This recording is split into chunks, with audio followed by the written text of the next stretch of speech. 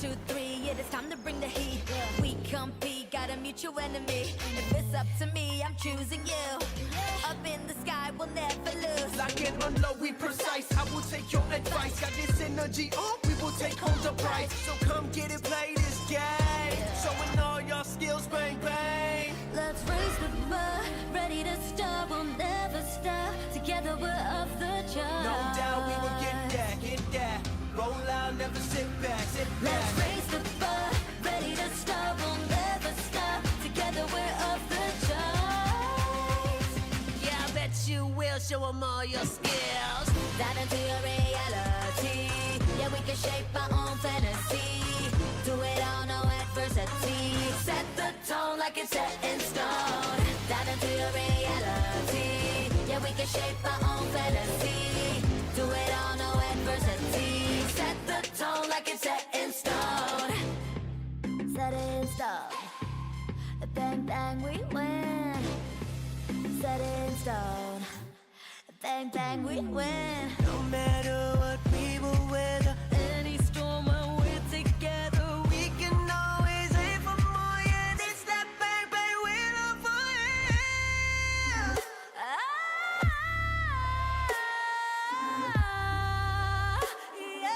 Set the tone like it's set in stone. Dive into your reality. Yeah, we can shape our own fantasy. Do it all, no adversity. We gon' set the tone like it's set in stone. Set in stone. Bang, bang, we win.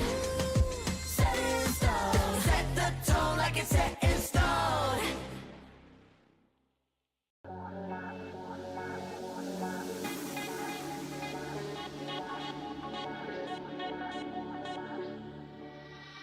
Feel the pressure, trap is coming, coming. You better watch out. I'm on fire, baby, burn it, burn it. Feel it hard. MVP like no one knows it, knows it. I'm too good for you, I'm too good for you.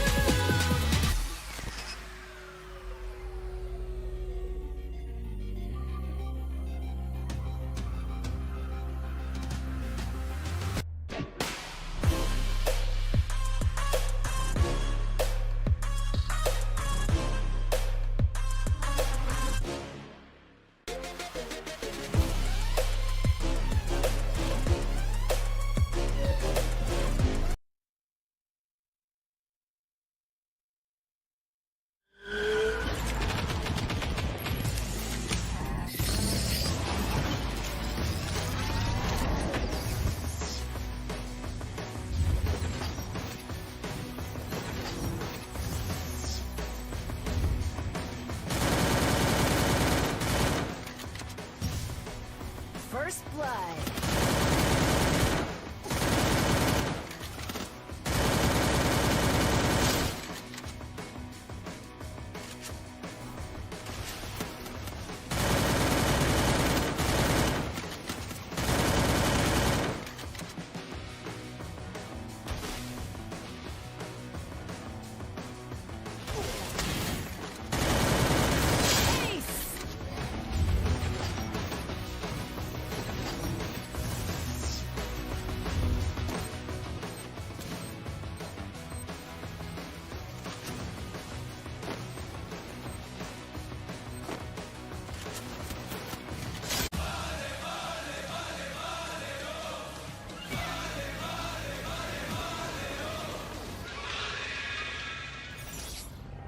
Let's go.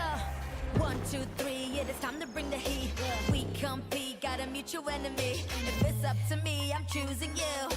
Up in the sky, we'll never lose. Like an unload, we precise. I will take your advice. Got this energy up, we will take home the prize. So come get it, play this game. Showing all your skills, bang, bang. Let's raise the bar, ready to start, we'll never stop. Together we're off the charts. No doubt we will get that. Roll out, never sit back, Let's raise the bar, ready to start, we'll never stop. Together we're off the charts. Yeah, I bet you will show them all your skills. Dive into your reality. Yeah, we can shape our own fantasy. Do it all, no adversity. Set the tone like it's set in stone. Dive into your reality. Yeah, we can shape our own fantasy. Do it all, no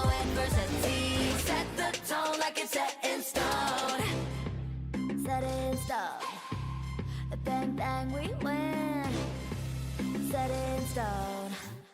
Bang bang we win. No matter what we will weather, Any storm when we're together, we can always aim for more. Yeah, it's that bang bang we love for real.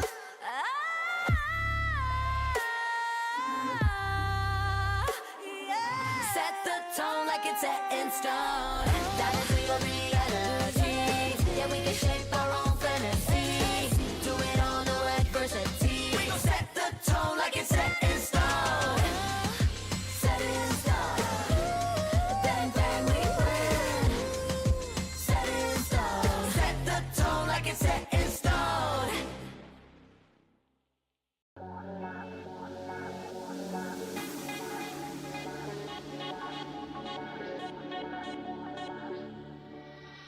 Feel the pressure, jump is coming, coming. You better watch out. I'm on fire, baby, burn it, burn it. Feel it hard. MVP like no one knows it, knows it. I'm too good for you, I'm too good for you.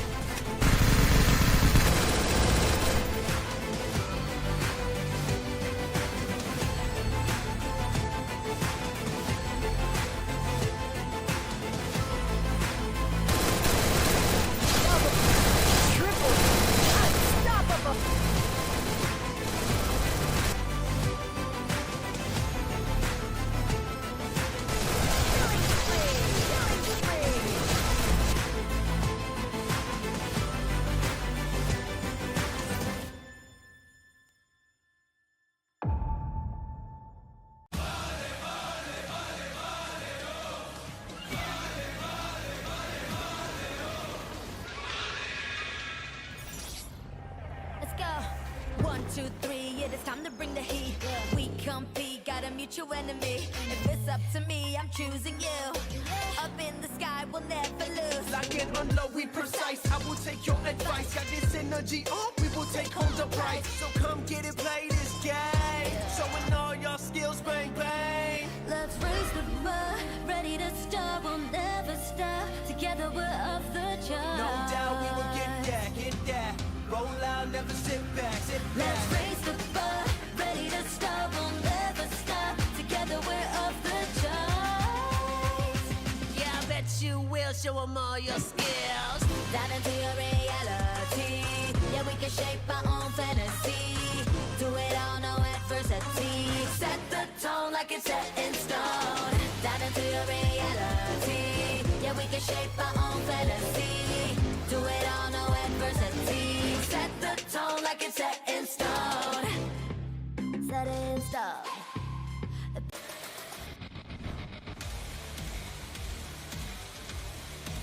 Hai không một yêu đi Yếu rồi. yêu 150 rồi. yêu không nghe thôi à Chú Linh, đặt keo ra kêu hiu hết keo rồi kêu hiu không ai hiu có lao bắn chị tao đang bị dính Orion.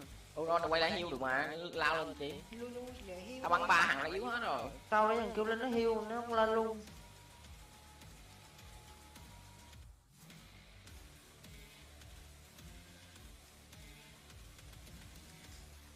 bắn cứ vội vội chi không Tao cho nên là có ấy nha.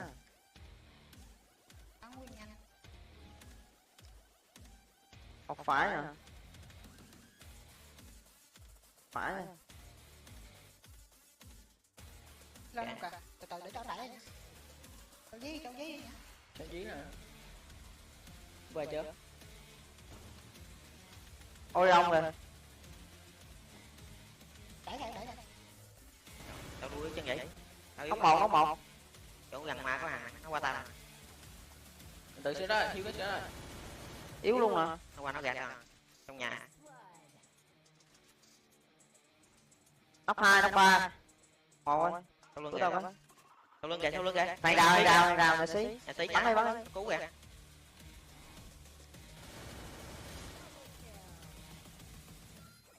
Lùng súng. Tao làm hết rồi đấy. Quân bi. Tao lui nhanh quá. Lui rồi mới lui Ở chơi. đó nó lên hết Có trơn. phải chiêu anh mà. Phải đất nè. Ê vậy cái này làm sao để lên nóc nhà này ta? Quân bi nè. Có rồi. Kìa, đất À, đâu. Ôm bị đâu. Đây. Tao đi phải á. Đừng nghĩ thế ta. Bắn đẩy dữ quá. Nó không cho tống bơm luôn nội. Một phải tao ra. Để tao qua chơi tao ra.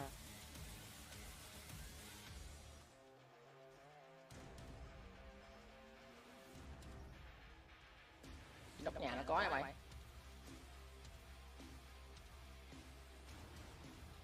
Mà lấy sai tí được nữa được không? Chơi. Ừ.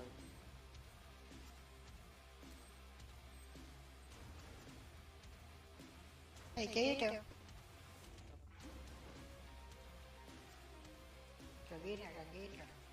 Dòng lũ ghi.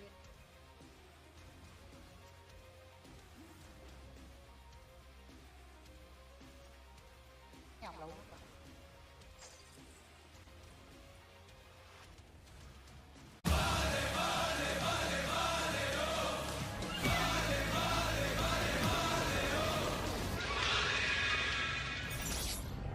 Let's go. 1, 2, 3, yeah, it's time to bring the heat. We compete, got a mutual enemy. If it's up to me, I'm choosing you.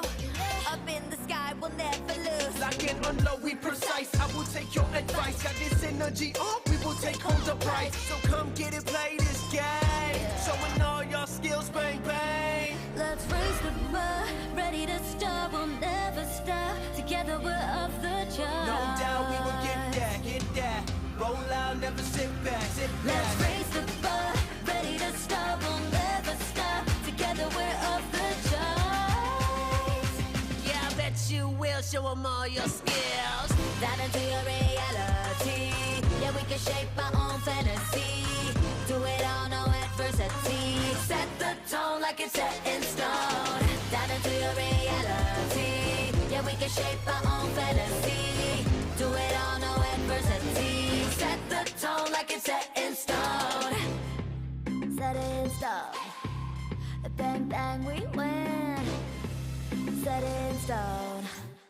Bang, bang, we win. No matter what we will weather. Any storm when we're together, we can always aim for more. Yeah, it's that bang, bang, we're on fire.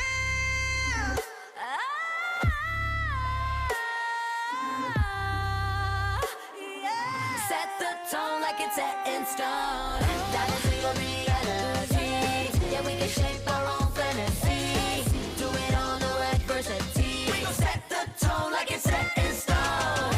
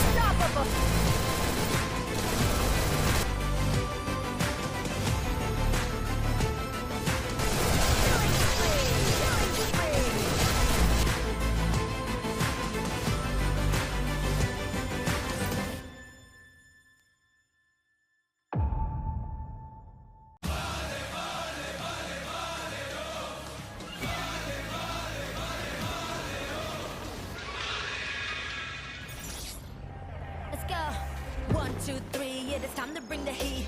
We compete, got a mutual enemy. If it's up to me, I'm choosing you. Up in the sky, we'll never lose. Lock it on low, we precise. I will take your advice. Got this energy on, we will take home the prize. So come get it, play this game. Showing all your skills, bang, bang. Let's raise the bar, ready to start, we'll never stop. Together we're off the charts. No doubt we will get that, get that. Roll out, never sit back, sit back. Let's raise the bar, ready to start, we'll never stop. Together we're off the charts. Yeah, I bet you will show them all your skills. Down into your reality. Yeah, we can shape our own fantasy. Do it all, no adversity. Set the tone like it's set in stone. Down into your reality. Yeah, we can shape our own fantasy. Do it all, no adversity. Set the tone like it's set in stone. Set it in stone. Bang, bang, we win. Set it in stone. Bang, bang, we win. No matter what, we will weather Any storm when we're together, we can always aim for more. Yeah, this that bang, bang, we're up for it.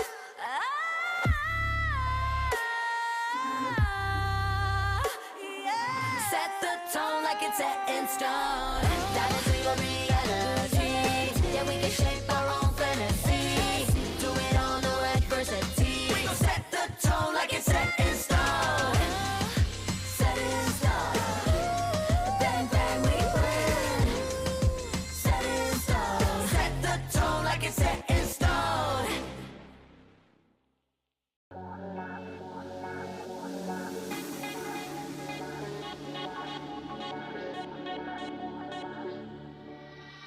Feel the pressure, trap is coming, coming. You better watch out. I'm on fire, baby, burn it, burn it. Feel it all. MVP like no one knows it, knows it. I'm too good for you, I'm too good for you.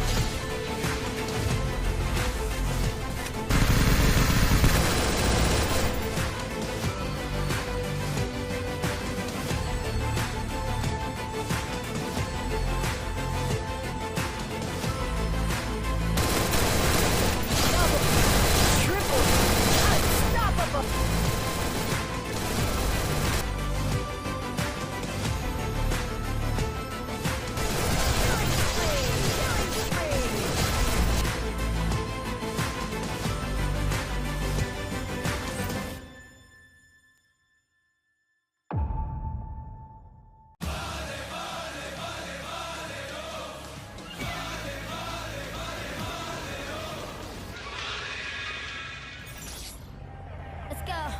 1, 2, 3, yeah, it's time to bring the heat. We compete, got a mutual enemy. If it's up to me, I'm choosing you. Up in the sky, we'll never lose. Lock it on low, we precise. I will take your advice. Got this energy on, we will take home the prize. So come get it, play this game. Showing all your skills, bang, bang. Let's raise the bar, ready to start, we'll never stop. Together we're off the charts. No doubt we will get that, get that. Roll out, never sit back, sit back. Let's raise the bar, ready to start, we'll never stop. Together we're off the charts. Yeah, I bet you will show them all your skills. Dive into your reality. Yeah, we can shape our own fantasy. Do it all, no adversity. Set the tone like it's set in stone. Dive into your reality. Yeah, we can shape our own fantasy. Do it all, no adversity. Set the tone like it's set in stone. Set in stone. Bang, bang, we win. Set in stone. Bang, bang, we win. No matter what we will weather, Any storm when we're together, we can always aim for more. Yeah, it's that bang, bang, we love for you.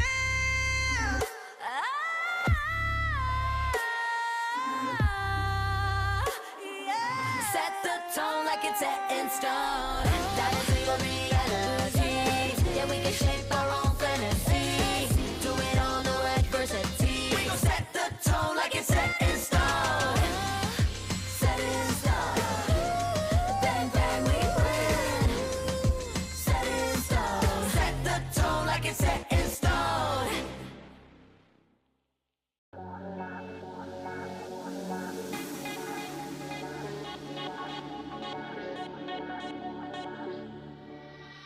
Feel the pressure, trap is coming, coming. you better watch out. I'm on fire, baby, burn it, burn it. Feel it, MVP like no one knows it, knows it. I'm too good for you, I'm too good for you.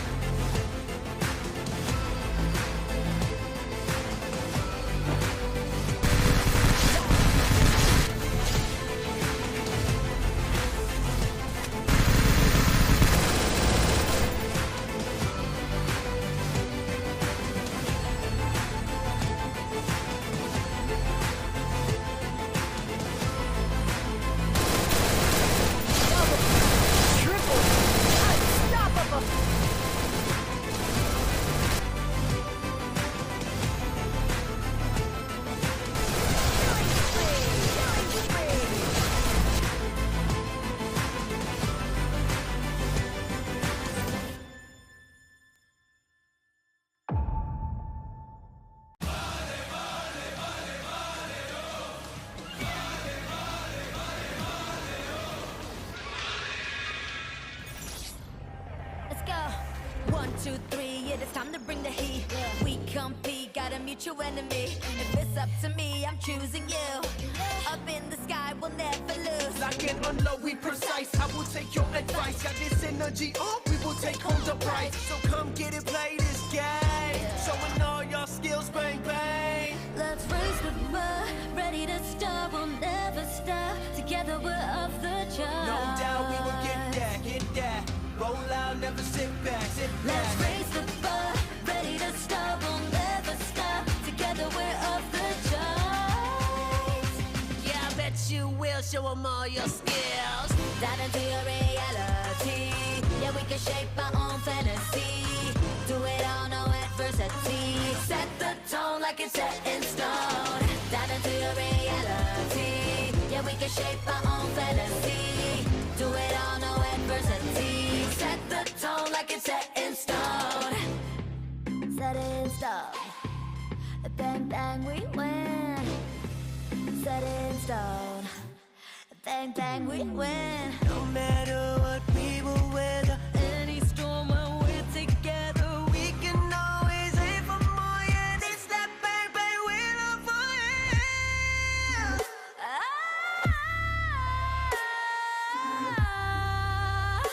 Yeah. Set the tone like it's set in stone.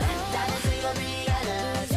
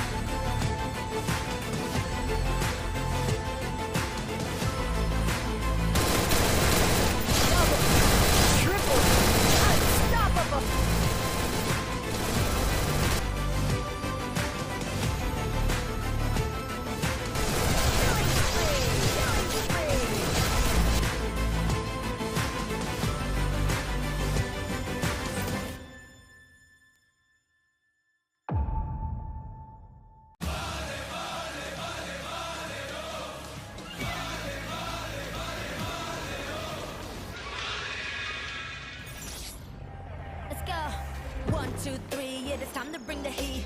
We compete, got a mutual enemy. If it's up to me, I'm choosing you. Up in the sky, we'll never lose. Lock and unload, we precise. I will take your advice. Got this energy up, we will take home the prize. So come get it, play this game. Showing all your skills, bang, bang. Let's raise the bar, ready to start, we'll never stop. Together we're off the charts. No doubt we will get that. Roll out, never sit back, sit back. Let's raise the bar, ready to start, we'll never stop. Together we're off the charts. Yeah, I bet you will show them all your skills. Dive into your reality. Yeah, we can shape our own fantasy. Do it all, no adversity.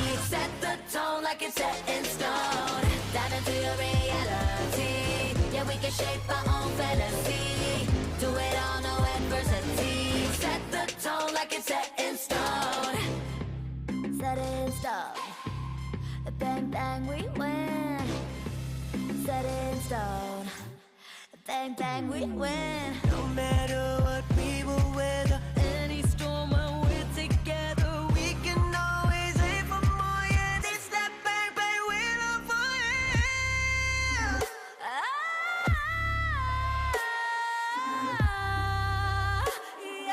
set the tone like it's set in stone. Dive into your reality. Yeah, we can shape our own fantasy. Do it all, no adversity. We gon' set the tone like it's set in stone. Set in stone. Bang, bang, we win. Set in stone. Set the tone like it's set in stone.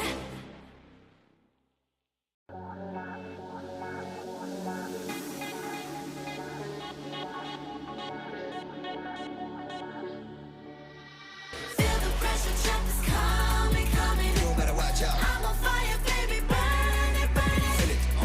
MVP like no one knows it, knows it. I'm too good for you, I'm too good for you.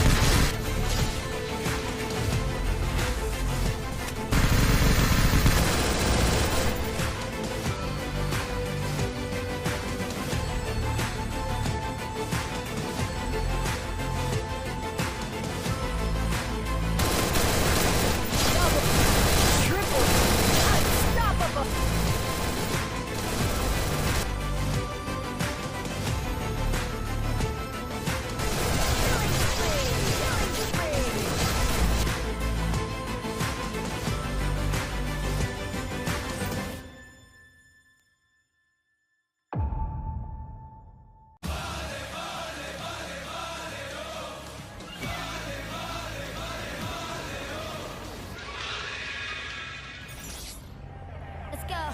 1, 2, 3, yeah, it's time to bring the heat. We compete, got a mutual enemy. If it's up to me, I'm choosing you.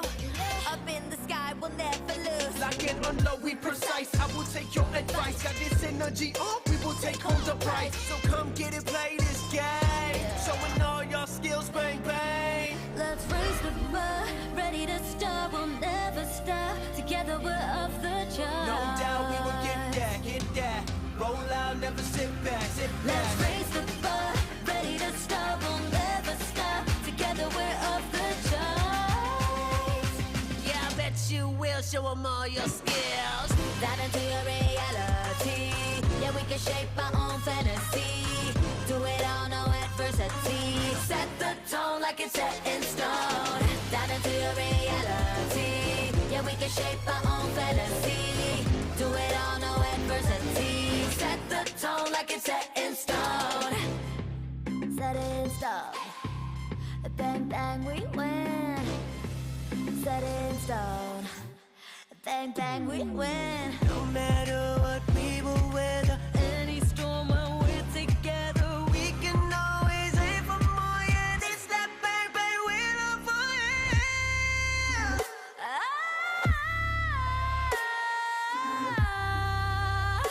Yeah. Set the tone like it's set in stone. Dive into your reality. Yeah, we can shape our own fantasy. Do it all, no adversity. We gon' set the tone like it's set in stone. Set in stone.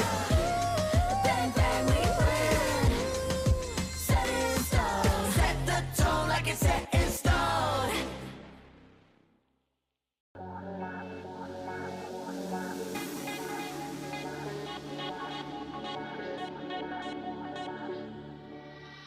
Feel the pressure, jump is coming, coming. you better watch out. I'm on fire, baby, burn it, burn it. Feel it all. MVP like no one knows it, knows it. I'm too good for you, I'm too good for you.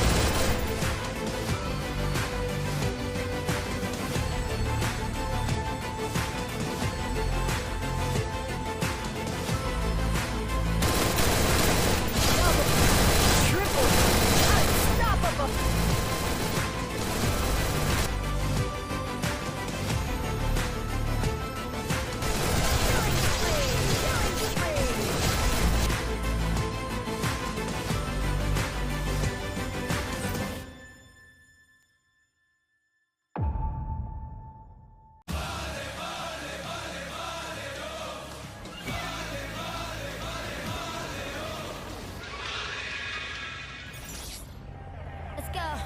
1, 2, 3, yeah, it's time to bring the heat. We compete, got a mutual enemy. If it's up to me, I'm choosing you. Up in the sky, we'll never lose. Lock and unload, we precise. I will take your advice. Got this energy on, we will take home the prize. So come get it, play this game. Showing all your skills, bang, bang. Let's raise the bar, ready to start, we'll never stop. Together we're off the charts. No doubt we will get that, get that. Roll out, never sit back, sit back. Let's raise the bar, ready to start, we'll never stop. Together we're off the charts. Yeah, I bet you will show them all your skills. Down into your reality. Yeah, we can shape our own fantasy. Do it all, no adversity. Set the tone like it's set in stone. Down into your reality. Yeah, we can shape our own fantasy. Do it all, no adversity. Set the tone like it's set in stone. Set in stone. Bang, bang, we win. Set in stone.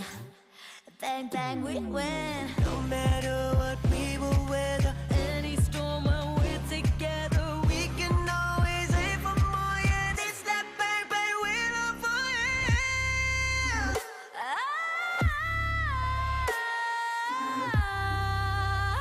Yeah. Set the tone like it's set in stone. Dive into your reality.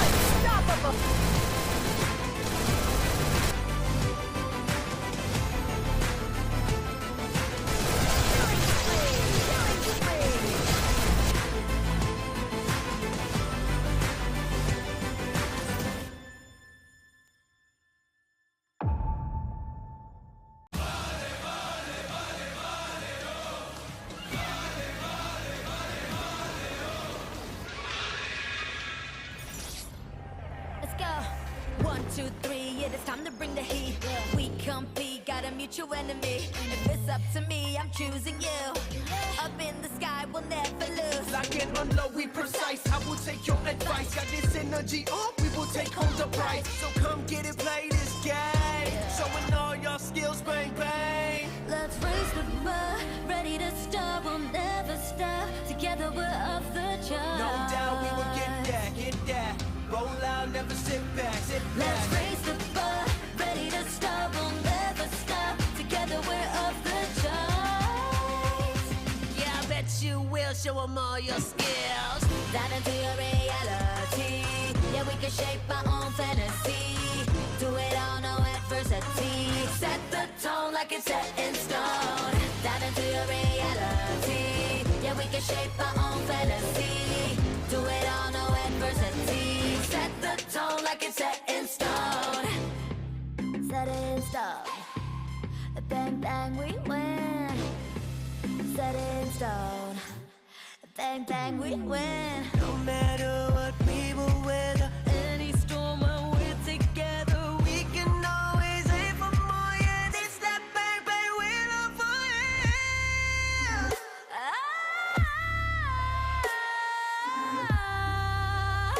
Yeah. Set the tone like it's set in stone. Dive into your reality. Yeah, we can shape our own fantasy. Do it all, no adversity. We gon' set the tone like it's set in stone. Set it in stone. Bang, bang, we win. Set it in stone. Set the tone like it's set in stone.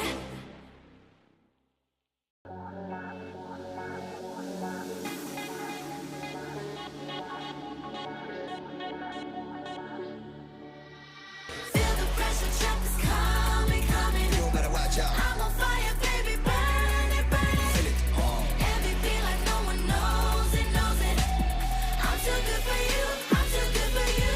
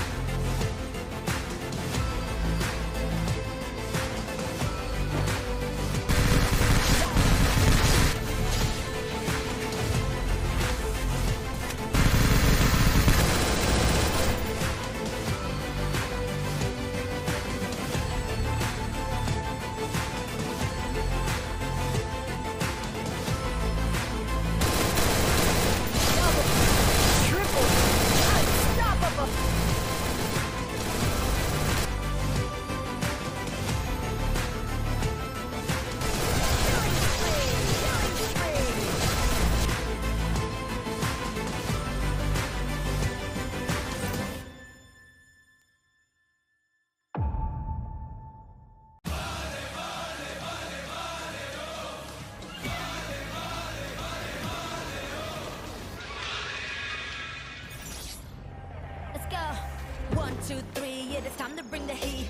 We compete, got a mutual enemy. If it's up to me, I'm choosing you.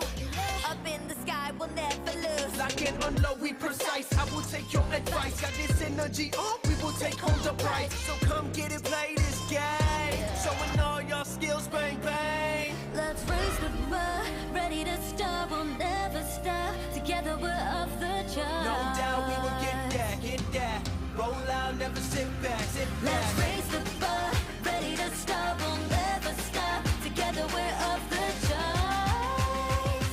Yeah, I bet you will show them all your skills. Dive into your reality. Yeah, we can shape our own fantasy.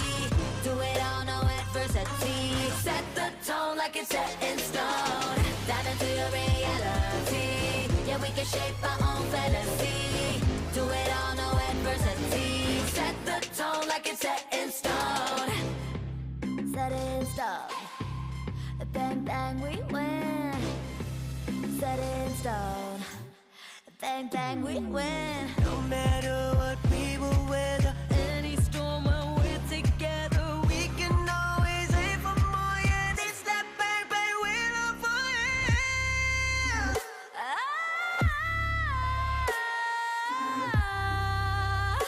Yeah. Set the tone like it's set in stone. Dive into your reality. Yeah, we can shape our own fantasy. Do it all, no adversity. We gon' set the tone like it's set in stone. Set in stone. Bang bang, we win. Set in stone. Set the tone like it's set in stone.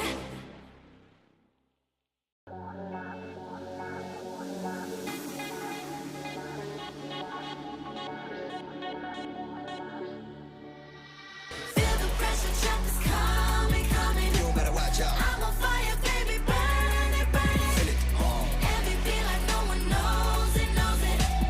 I'm too good for you, I'm too good for you.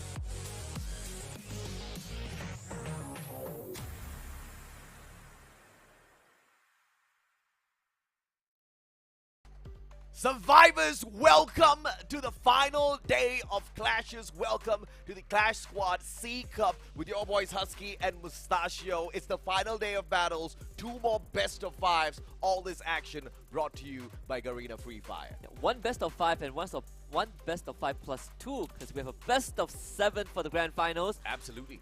All 4 teams looking for that one final goal. The Mother Lode, a prize pool, and also the Covenant title to call themselves champions of the first ever Clash Squad C Cup. Now, Husky, we changed the title yesterday. It is no longer known as the C Cup. This is the Thai Cup. I thought we have 3 more teams. 3 Our more last teams. Indonesian team got knocked out yesterday. Unfortunately. I mean, they're sitting by the bylines. I'm pretty sure they want to find out exactly who's going to win the final bout. If or not they fell to potentially the champions, at least they can say, hey, dude, you know, they took us down, man. It wasn't any one of the rest, right? We put up a good fight, which they technically did. And I gotta say, there is a good chance, well, out of the 3 remaining teams, one team has a chance to win a back-to-back championship title. Oh yeah. I know it's not Battle Royale. E-Arena won FFSI, but if Yep. they win this, they are one step closer to that holy trinity, because the last thing that they need to win will be FFWS by the end of this year. Oh my goodness. I mean, dude, if they could pull that off, I would be absolutely speechless. But let's see if they can pull the double before we even start thinking of the triple. FFSI and Clash Squad C Cup, not really an apple-to-apple comparison. Clearly, from what we have seen thus far, the competition is hot, and it's hot because of this. $50,000 US on the line. I think the craziest part is that Nigma Galaxy at this point of time has secured at least $9,000 in terms of prize pool. And the first team in the grand finals, and they will get to kick back, relax, and watch the other two teams duke it out, right? Attack All Around and E-Arena in their losers finals, which will be a best of 5, and then we have a grand finals, which will be a best of 7.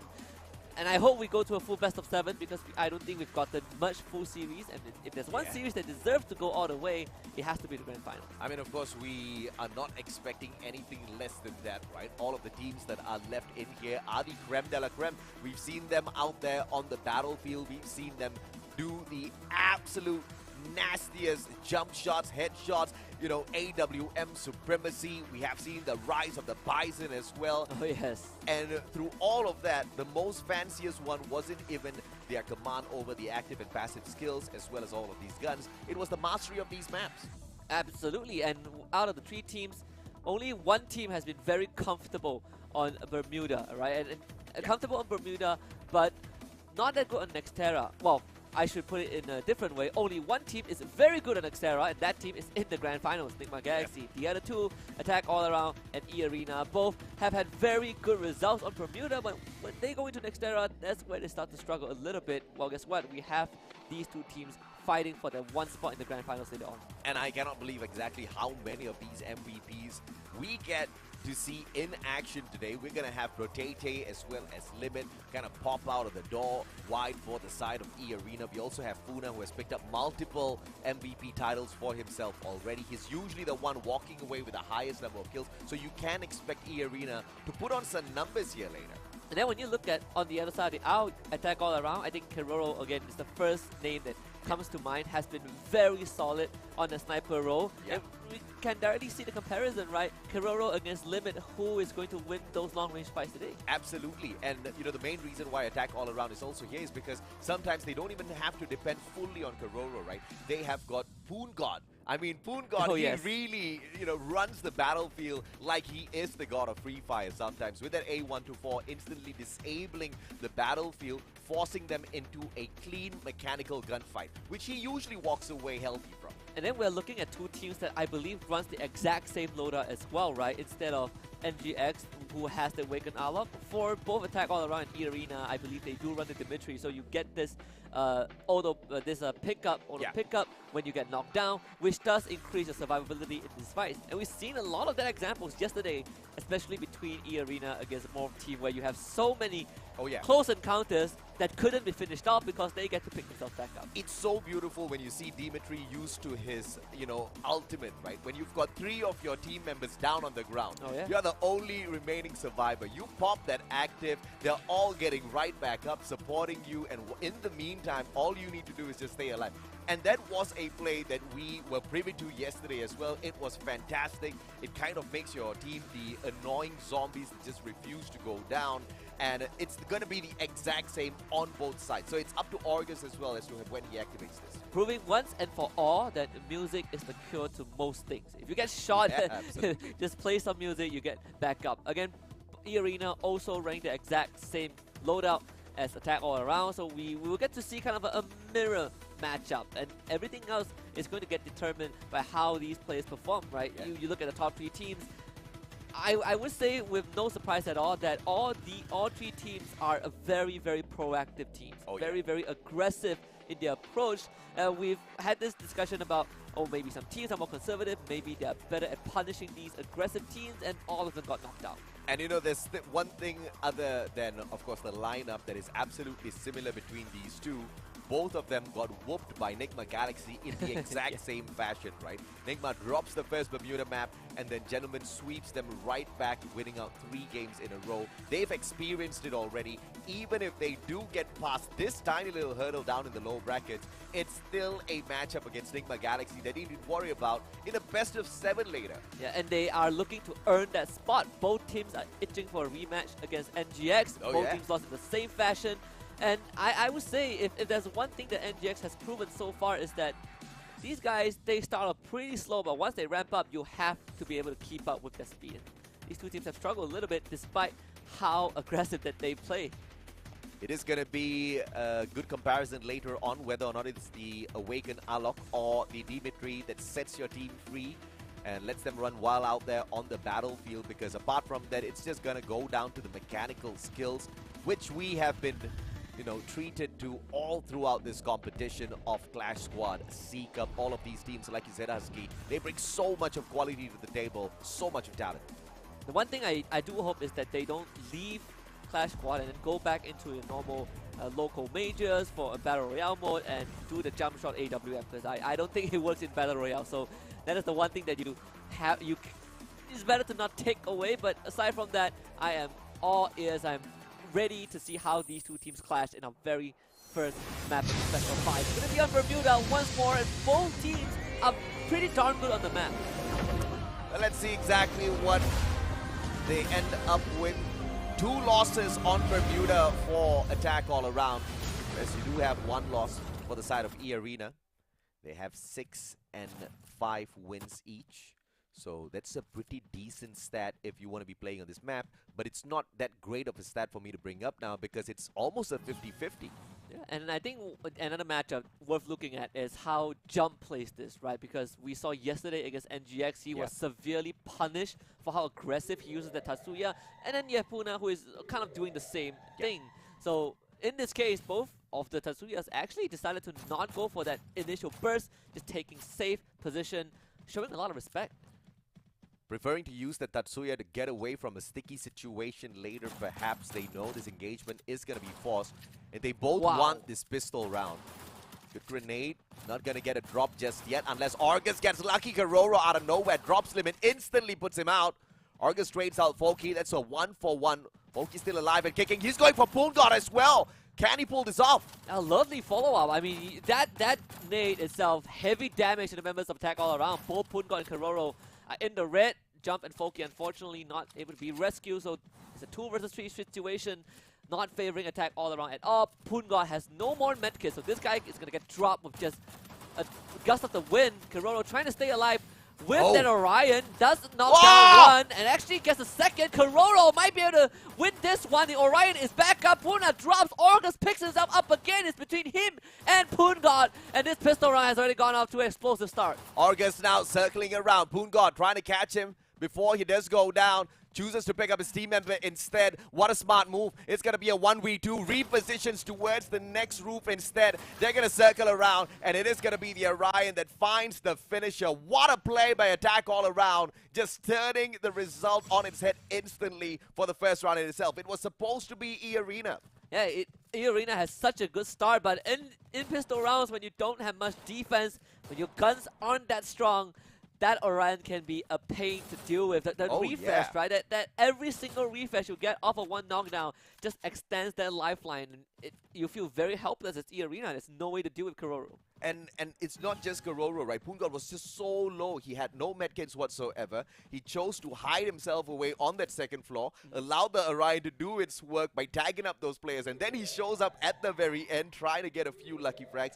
I think the timing as well as the teamwork from the side of Attack All Around, absolutely sublime for the first round. That is just getting me excited for the series all around. Let's see now what E-Arena has in terms of response. Interestingly enough, E-Arena only has Poongod, who is stacked out, whereas for, well, Attack All Around, excuse me, E-Arena has 2 members who have that armor and the helmet. Potato getting jumped down, just winning the pistol war, and again, that's First Blood going over to E-Arena already, as they are trying to overwhelm Attack All Around by going for the pincer, but Foki does get a kill, quickly traded by Orgus. Fantastic play thus far by Protene. He circles around once again, does get tagged up a tad bit. Needs to find the Slayer on Karoro. It's a 1v4. They don't have to worry about this all that too much. patching themselves up real quick as Kororo has no way to rescue Foki out of the open. This should be a done deal for E Arena. Very, very clean start. And attack all around. I thought that they would actually force by a bit more, but when you look at the money that they have, they actually saved a lot of it. And that explains why only Poongod has the greater weapon and armor. But now round 3, this is where things get serious. Attack all around, carrying forward some of that cash, and they'll be able to afford better weapons. In fact, the fact that they saved a little bit made sure that they were not absolutely broken round 3. And E Arena just won their first round, so we're pretty much on equal grounds here. But Attack All Around is going to keep themselves at a lower spot in terms of firepower just because they want to afford bigger guns in the next round. So they're going to be depending on their sharpshooter skills. Let's see if they can pull it off. Funa, long shot, does get tagged. Kororo finds August, and this is going the way of Attack All Around for sure. Funa should be looking to finish this off as quick as possible. Potato already getting dropped. Foki does get down. Kororo somehow able to squeeze his way back into the building, and Funa is struggling to get the final damage in, and does it after quite a while. And E Arena also down to just 2, so this is actually not too bad for Attack All Around. Can they pick Poongod right back up? Attack All Around needs to reach out. Poongod is hanging on. What a nade! Jump is going to get a tad bit nerf. Limit circles around. Can he find the swing? Foki shows up with the Bison, trying to bait out that sniper shot before they can ambush. Poongod will get taken out. 3v2, numbers on the side of E Arena, and Foki's trying to flank around. If he pulls this timing off, it's going to be on the side of Attack All Around. Or it's down to Jump to survive this as much as possible, but they realize that they need Foki to help, and again, good crossfire. Foki with 2 in a row, but they're low on health. If Foki goes down, Limit can just reset the Orion ability, but no, doesn't find it. Jump from behind wins it out, and another clutch for Attack All Around. It's a 2v3, positioning supremacy to make a comeback from what they did not have on their side at all. Attack All Around initially with Foki trying to pull off that backstab. Changes his mind as E Arena started on the attack. Doubles back to help his team member out instead of just purely focusing on finding some pure numbers out there. You got to respect the teamwork out of Attack All Around. Yeah, and they were on worse buys, right? They had 3 pistols and a Bison. They had to pick it off the crates of E Arena, and they were winning pistol fights against Bison, which is incredible. Poongod with 4 kills already. This guy is playing out of his mind right now, and E Arena strapped for cash a little bit. Puna to start off to get one of that knockdown. Potato losing this one against Jump, and Puna getting dropped very quickly by Foki. That's 2 for Attack All Around. Attack All Around, very aggressive. Can they find Jump? Argus pushes on, will be able to nail him with a pincer maneuver. Attack from the back as well. Foki does get dropped though. Kororo, the final savior, and he is going to stand a chance here. But Argus picked right back up. Grenade, does it connect? It doesn't. And it's going to be the Orion that positions himself right behind. Kororo really low on health. Bison from the side of Limit. Doesn't get it just yet. Finally does. Yeah, I guess the not able to reset that Orion. So gets away. So gets knocked down just in time for E Arena to win that. That could have been another Kororo clutch. Just needed to press the ability. Couldn't find it. Right now you see that AWM being picked up by Kororo. Limit doing the same. Will be falling back to a more conventional face-off between these 2 snipers. But again, the economy for both sides not doing too good. Losers is going to go broke after this round. I mean, it's free fire, man. After round 5, 6, everybody's got money already. So they just need to hang out for a little bit. Just make sure the opponents don't run away with the matchup. Both sides been able to do that absolutely fine. Thus far, Potato, Tatsuya's going to help him push away to a safer spot.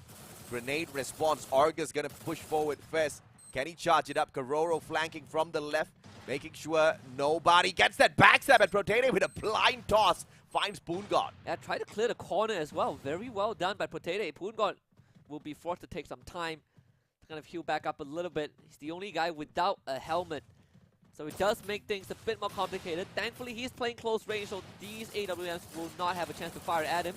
I say that Jump taking a heap of damage. Foki is going to try and stack up with him, not able to save him though. Jump brings brought back up, knocked down instantly again by August and taken out. Foki also getting sniped from afar.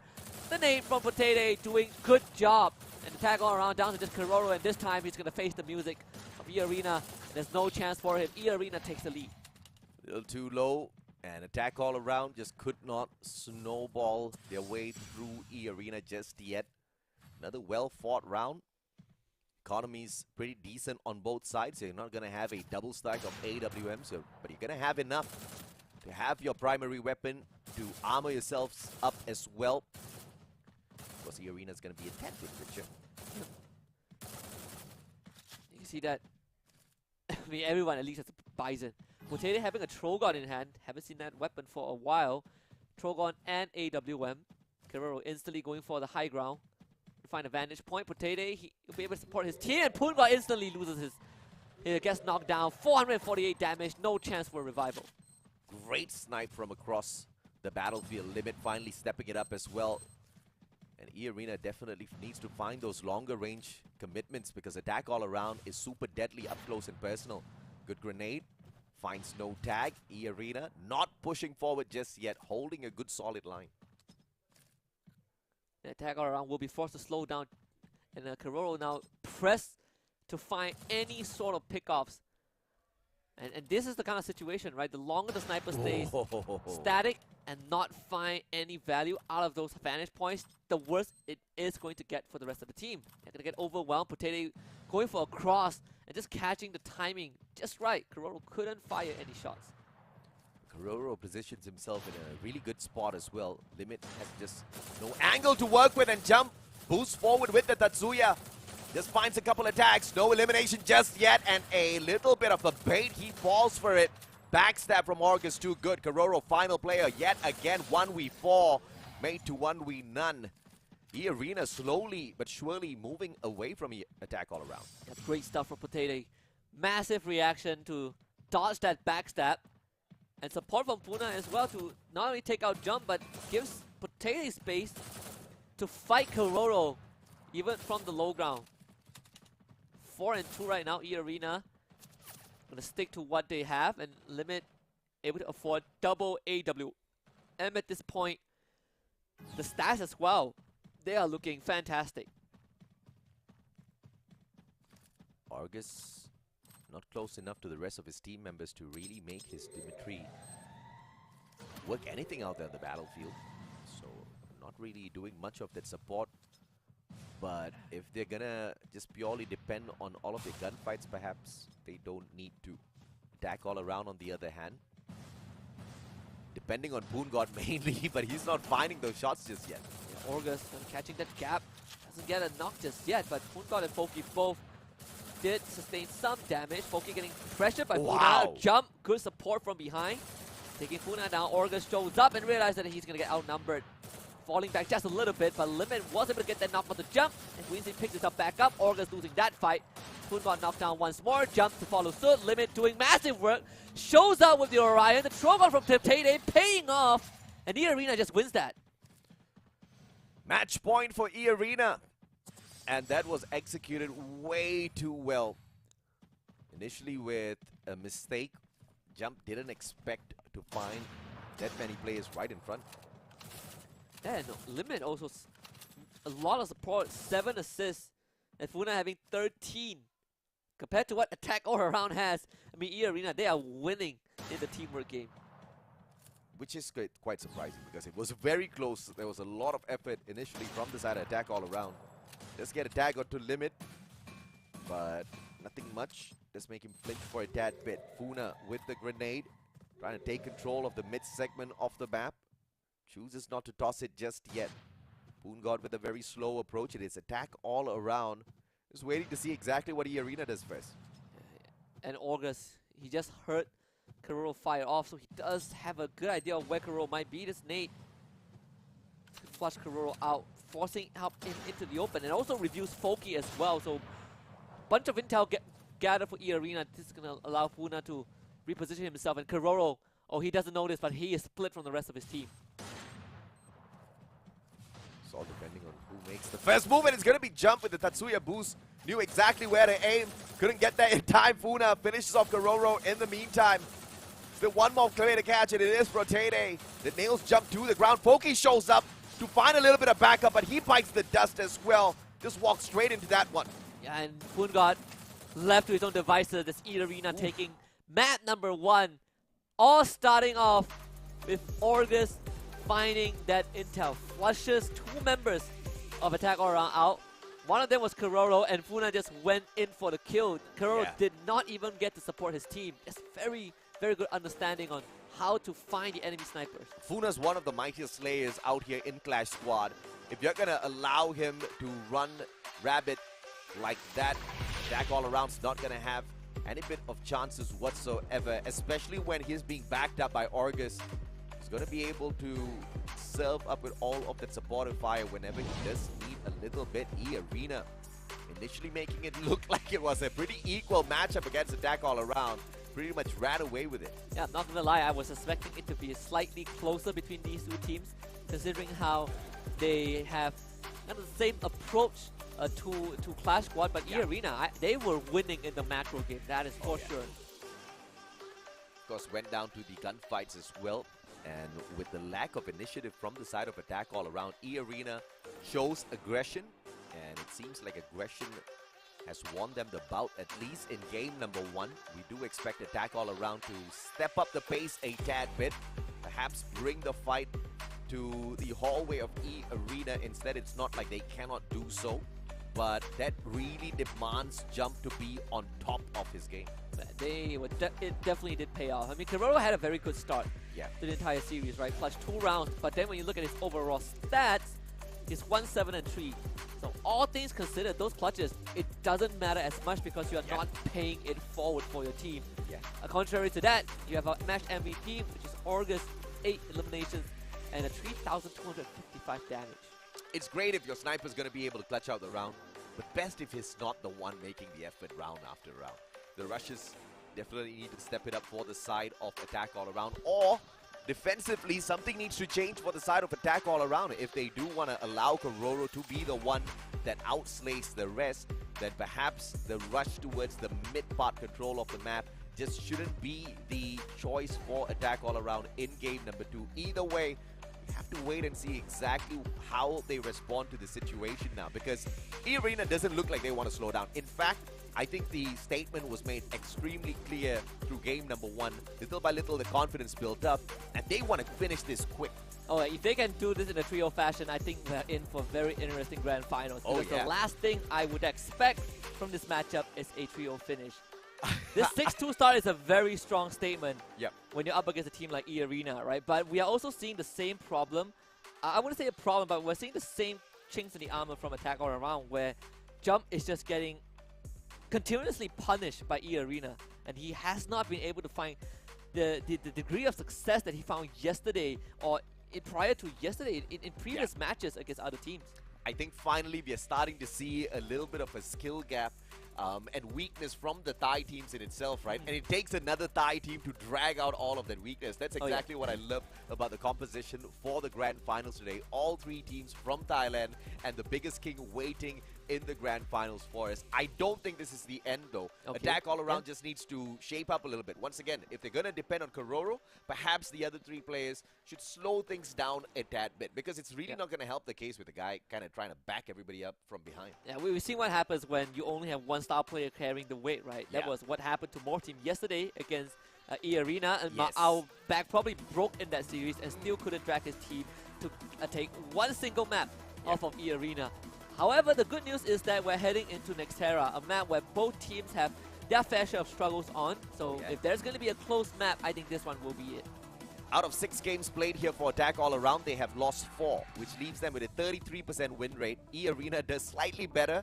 They've won 3 out of 5 games with a 60% win rate. If that number is going to be any sort of an indication, it means that Attack All Around better watch out, because Christmas is around the corner, and I don't think they've got a present. It might just be cold. That's a dangerous statement, AJ, for Attack All Around fans. I mean, it's definitely scary to hear that, because they have had a pretty good run, right? But I think you're starting to see a more telegraphed way of approaching Clash Squad for Attack All Around, at least, right? I think Kororo is getting punished by E-Arena. We focus a lot on how Nigma Galaxy was shutting down Jump, but E-Arena, they're looking for Kororo, because if you can shut down the enemy sniper and give Limit room to breathe, well, he's going to win the round for you. Is it gonna happen at Nextera though? This has been the bane of Attack All Around's existence thus far in Clash Squad C Cup. They lost both of the Nextera maps to Morph. They lost both of the Nextera maps yesterday to Nigma Galaxy. So it's not looking great statistically for the side of Attack All Around. They just do not prefer to play on this map. But if they can perhaps wake up the beast in Jump, things will surely change. Yeah, it's a graph lab for round 1 again. I love that. I love that. One of my favorite starts to Nextera in Clash Squad. Such a crazy game changer when you've got snipers and shotguns, etc. Bisons in the mix at Grab Labs. At least with the pistol, kind of keeps things a little bit equal. Puna actually already engaging. Kororo needs some help, but Pungod getting a double. Lovely, lovely start. Puna picked back up, instantly knocked down. But Dimitri will not do too much, and E-Arena suddenly have just lost the pistol attack all around with a very, very quick start. I love that. So a lot of aggression coming out through the players of Attack All Around this time round. We talked about Jump. We talked about Jump a lot, mainly because Pungod was already getting a lot of our voice, right? This guy, he has been delivering for the side of Attack All Around non-stop for sure. Yeah. Jump usually is that second guy who's just slaying out in front. He needs to be on full form against the arena.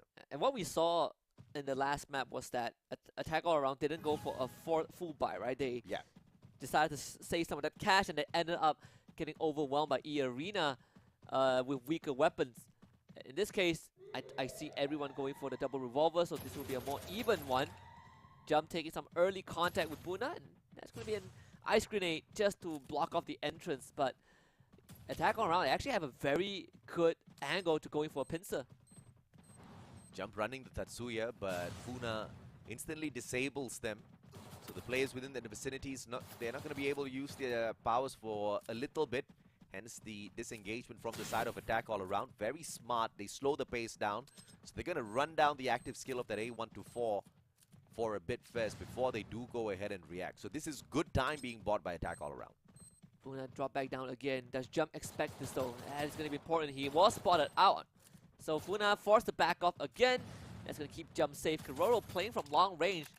And he's not going to get contested because there are no long range weapons to flush him out. But Puna does need some time to get his health back, and that gives some control over to Attack All Around. Funa and Argus in a lot of trouble without that helmet against the double revolvers. You are going to get punished, but Kororo just eating that ice grenade, pretending it doesn't hurt. About to step out, Funa spots his leg, waiting for the opportunity to just shoot him down. And the players on the side of Attack All Around just waiting for the circle to move instead. That's just going to fish out the players. Limit found. Protete dropped Funa. The only one still alive. It's a 1v3. But Attack All Around makes that very quickly end. Hey, E-Arena going for individual drops and just got completely shredded by all 4 members of Attack All Around. We saw August drop down. Lost the 1v1. Limit tried to follow, but there's too many people shooting at them. So it's a good attempt, but Attack All Around were very, very much prepared. Now, round number 3, you see that AWM picked up by Limit again. In the previous round, it was Limit basically just winning the snipe war. So we'll see if Attack All Around can do better on Xterra. So far, Attack All Around has been pretty decent, running the case out there. Here in Protete, see a couple of AC-80s on the other side, but Jump, what a reposition! Double revolvers, holds an off angle, gets a couple of tags, forces them to use that medkit early.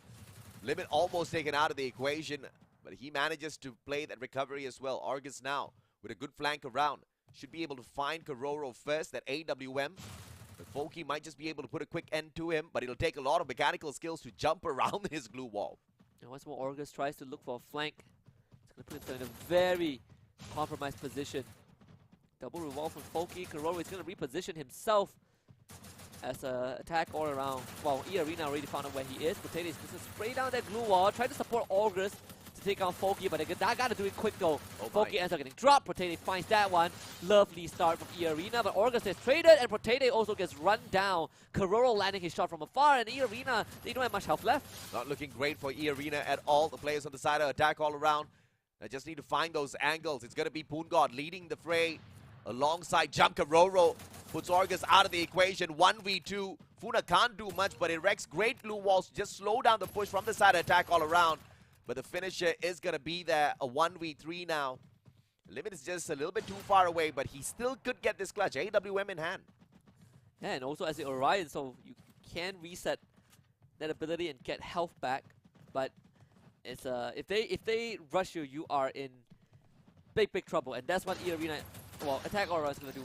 Just overwhelm him with numbers. AWM not really good when it comes to rapid fire. So 3-0 for Attack all around. You had one opportunity. You have to take an accurate shot in order for the Orion to be a tad bit useful against the game of numbers. 1v3, never an easy situation. No surprises there with the result of that engagement, but Attack all around now. Running away with game number 2. E-Arena has had no response for them whatsoever, but granted, they have been low on the economy. They've been low on the resources. As we approach round number 4, it's exactly where we're going to see a little bit more of an equal fight with gun. With the firepower! And Limit just shows up without even much of that. Takes the first shot. Yeah, very nice flank from Limit. Poongod taken out, that's what you need. Jump was able to win with the Mac 10 against Orgus. Funa also dropped low as well, so it's going to take some time to patch himself back up. Meanwhile, Foki playing Ring Around the Rosie with Limit, trying to find the sniper of E-Arena as Funa is going to go for one trade. Limit running circles around Foki. Karoro already dropped and Foki finds himself all alone. Limit still running. Couldn't land those point blank shots with the AWM, and Foki might have a chance with the double revolver, and he will drop Limit. Still in a 1 versus 2 though. Funa and Protede, they're gonna get the job done, and E-Arena finds that first. E-Arena, very well played. It all started off with Limit's unsuspecting shot. And when you've got your Mighty Slayer Poongod down and out for the count already, it immediately breaks down on the opposite side. Attack all around, didn't see that coming. Let's see if or not Limit can pull this off once again, because he's just backing the team up from afar. Oh yeah. That's what you need. I mean, so far Attack Aura has been basically winning the individual gunfights, but again, right, we're in round 5, so most of them have weapons already. You can see this double stack of E-Arena running straight into Attack all around. That's going to prompt a massive response, and you can see the Attack all around are doing just that, holding the perimeter of this building. And we can see one of the biggest difference here in this matchup where Attack all around's performing. Jump is back.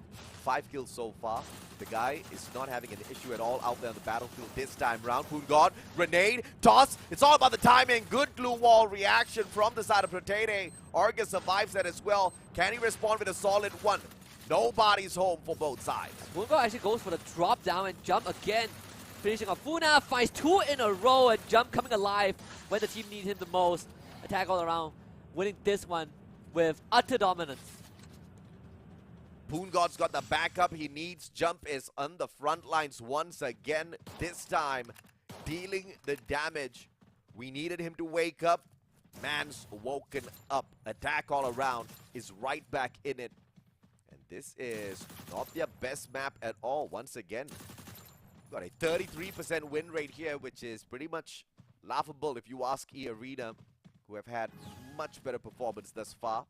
They're getting walked all over by Attack all around now. They run straight into each other. I thought it was Orgus trying to catch the timing. Ooh. Jump under some pressure. Orgus won't be able to get him though, trying to break down that glue wall as much as possible. Jump still surviving and actually wins that one. Doesn't really matter, does it? Orgus getting taken out. Funa on the ground. Jump is going to try to be rescued by the rest of his team. Foki shows up. Limit just siphoning all the life of Attack all around, but it's not enough. I think Attack all around are going to get their 5th round. Folky does manage to walk away with a triple, and Attack all around looking for that match point. Protete all alone. He's got the Charge Buster, but in 1v4, there's no way in hell the Charge Buster walks out with this one. You've got to get the perfect timings and zigzag around each and every single glue wall that you have. Protete does have a little bit on him. Manages to dodge Poongod first. He backs away. SMG, but Folky takes an easy one. Yeah, we got a series on our hands. You can see, and Nextera is still E-Arena's kryptonite. Jump is what? 7-1-7. Finally warmed up.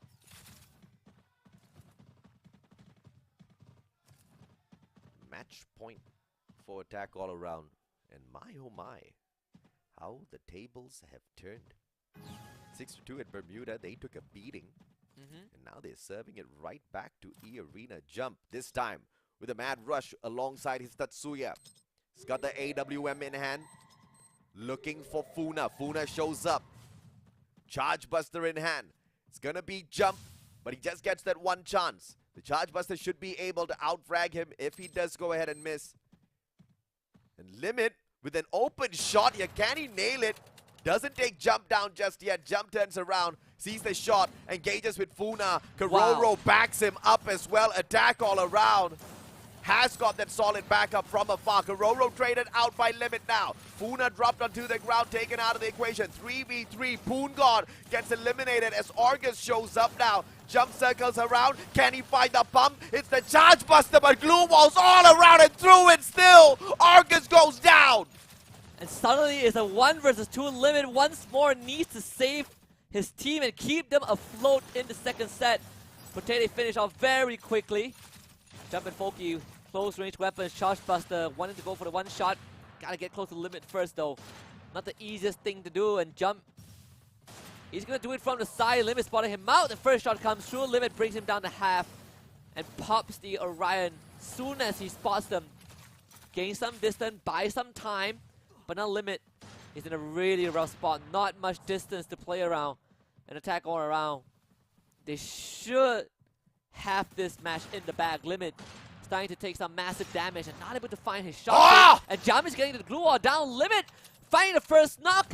Jump looking for finisher. Limit in his face. Orion again. Jump losing a lot of his health. But no! Jump catches the timing at the end.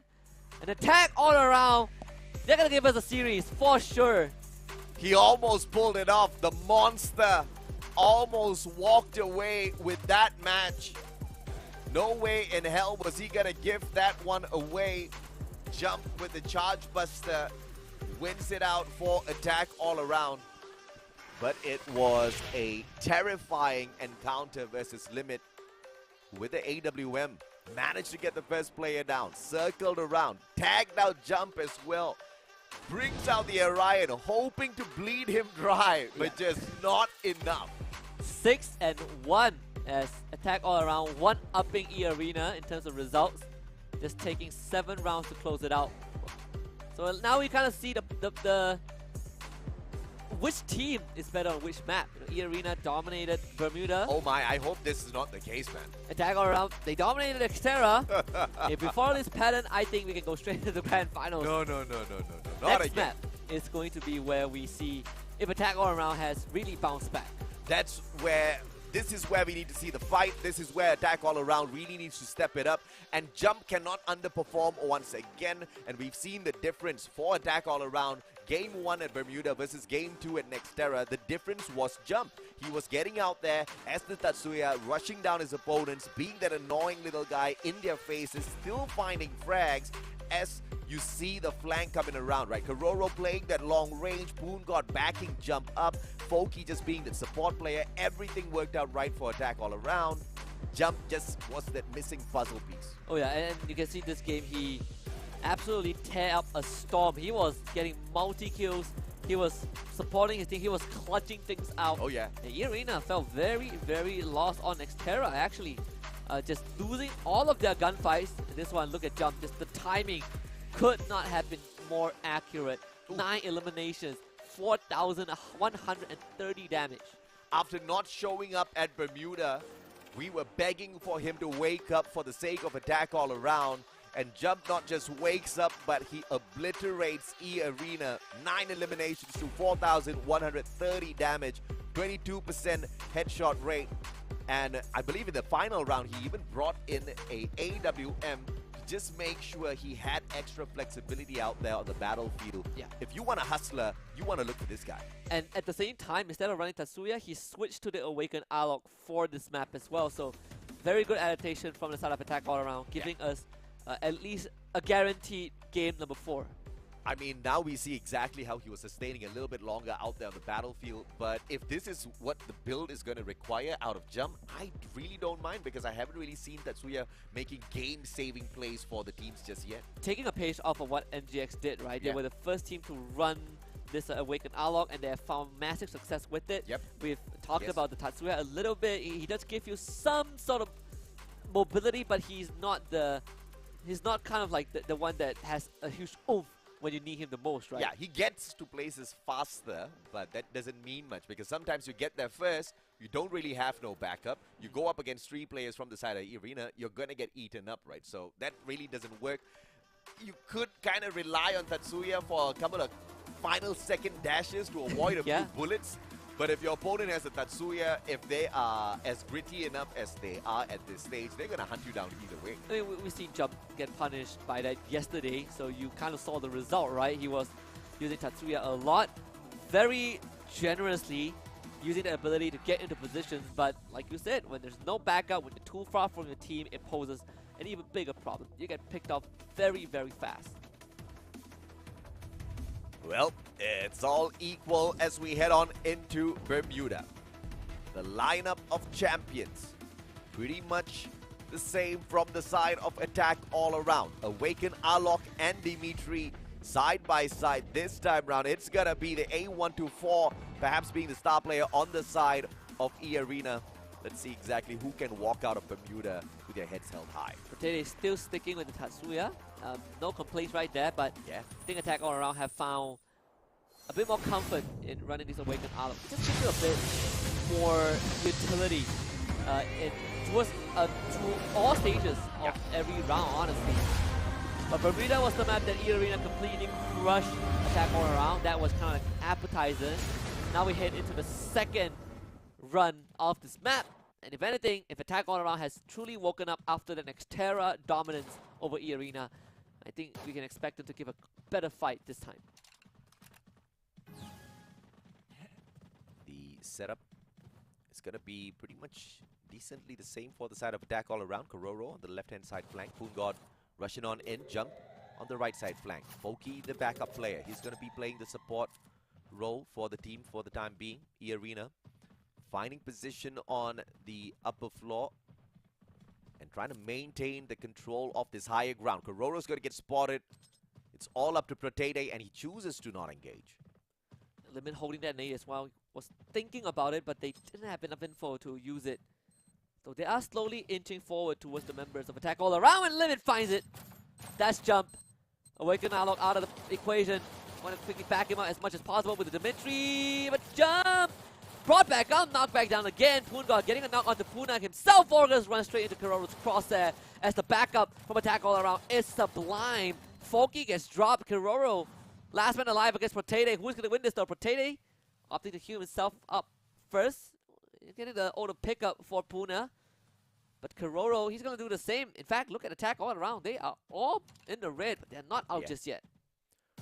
Unfortunately, attack all around is a little bit too far away from the rest of the team members. Kororo can't save anybody just yet. Can he at least get to Poongod? That's going to require a miracle 1v3.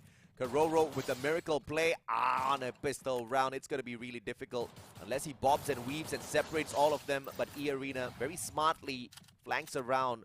Pincer gets him. E-Arena 1-0. Even with the Orion, it was not going to work this time.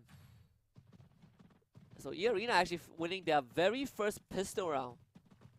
Instantly opting for the force buy. All of them decked out in armor, having better guns than Attack All Around. Looking to be a sure win for this round too.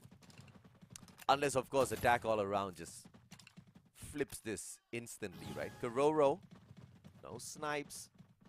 Does he still want to find those flanks? It is going to give them a little bit of a positional advantage, but not a lot of firepower in an all-out gunfight. Jump is going to get into the building first. Actually, he is still on the Tatsuya, so no Awaken Arlong. So Jump back to his roots. So we're going to get a mirror matchup again. Puna taking early damage because he couldn't get control of that building. Does give Attack All Around some sort of protection to work with, but Limit on the side. He's going to take contact instantly. Goes into the Orion form. Does Orion pop up? Yes, he does, and Limit instantly put down. Jump finds Potato's head, and E-Arena already biting the dust. Attack all around, actually getting this done with just a double revolver setup. 2 players out of the equation already, but Limit can be picked right back up. It's all up to Jump now to circle around and find the Punisher. Orgus and Funa, the 2 remaining players. They can steal the gun off of Potato and Limit. And Orgus and Funa need to take it slow. They Foki do have does it. control of the building. Yeah. It's trying to pressure the members of Attack all around just a little bit. Getting onto the second floor not going to be easy. No grenades, nothing. Only med kits available for Attack all around. Oh, so smart. They just wait them out.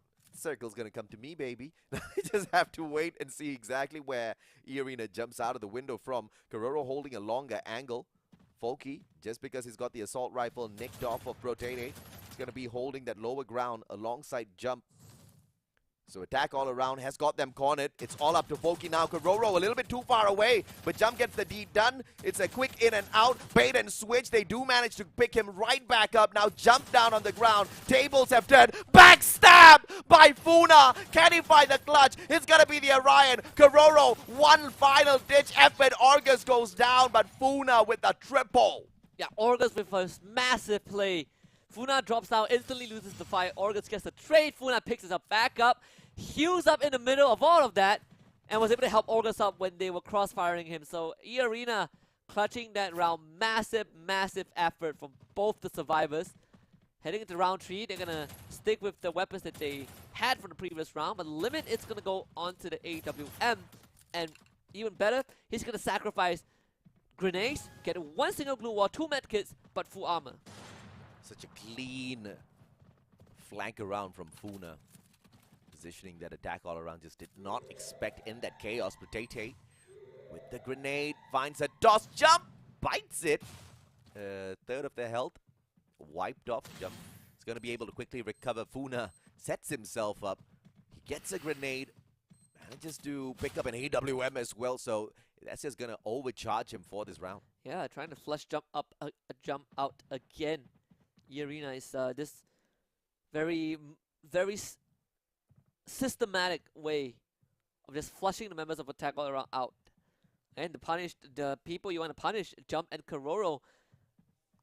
Not to say that Jump is the weaker link, but he's always in a position that puts him far away from his team. And you can see he's trying to rush towards Potato, who is also a Tatsuya, so it's not the easiest thing to do. And Jump now finds himself stuck out in the open. Cannot win this fight, doesn't have enough health to do so, and once more punished. Boongod can save the day, but he's just finding this to be a slightly slower round. Funa tagged up already. That's barely going to tickle him. Kororo from up top, but Funa knows exactly how to fish him out. What was that? Was that a glue wall melter? It was an ice grenade.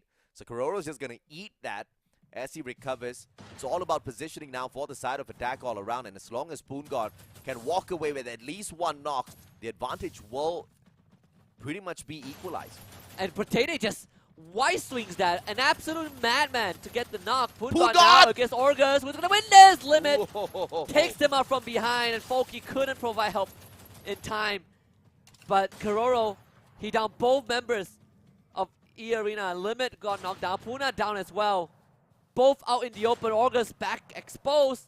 Oh, Circle. And Kororo, he has the Orion. There's no way he loses this. Orgus needs an absolute miracle to even win this one against Kororo. Queues up in time, right at the gate, and Kororo wins that. Kororo clutches it out just by making sure he's too scared to step out of his defenses, consistently putting on that pressure. Very well played. And this was a fantastic clutch out of him, avoiding that initial grenade. Kororo just saw every single step of the way. That play instantly denied. E-Arena had the numbers, just couldn't outplay it. Yeah, they had the numbers, but Kororo, you know, behind the scenes has been doing mad work. 4 and 2 so far. And that was the recovery that they need. If E-Arena goes 3 and 0, then Attack all around would be in a tighter spot. But thanks to Kororo now, they can afford a bit more. I say that, but Foki is still running a double revolver. They really understand the commerce of the game. They don't really want to force their way through. If they can get it done with a cheaper weapon, why in the world not? If I can nick one off of my opponent once I get the drop, that's the kind of confidence we want. But also, you don't really want to deplete your resources if you do not win this round. So smart play coming through from the side of attack all around, respecting the opponent's arena. And it's going to be all about Kororo now. If he finds his angle, Protede makes one tad bit of a mistake. Kororo's going to find the Punisher.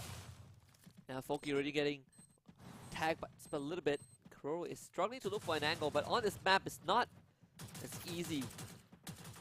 Arena having a high ground. Okay, Jump and Foki both getting knocked. Protede and Limit finding their shots. They've been traded back by Kororo. Foki picked back up, but you have Kororo right there. Protede going for the finisher. Kororo able to escape just in the nick of time. Protede trying to chase after him with a Tatsuya boost, but as he's doing that, his entire team is getting shredded by attack all around. Orgus stood back up, but instantly goes back down again. Protede left in a 1 versus 2. Protede was doing so much of heavy lifting behind there. He turns around, he's wondering what in the world just happened. He's lost the rest of his team members in a 1v2. Something he did not expect after pretty much aggressively storming down the front down mid here. Foki and Poongod both sticking together, not spreading wide enough to force Protede into a small little crossfire. Protede might just be able to pull this off if Foki makes a mistake. Yeah, he's going to use the Tatsuya boost again and trying to put himself in a safer position, but there's not much coverage to work with. And Protede has already ran out of glue wall, so this is going to be an open fight. As long as attack all around doubled up, I feel like there's no way that they lose it. But Protede, again, Tatsuya dash, and now it's going to be the crunch coming in from attack all around to finish the job. And it puts them in an even state again.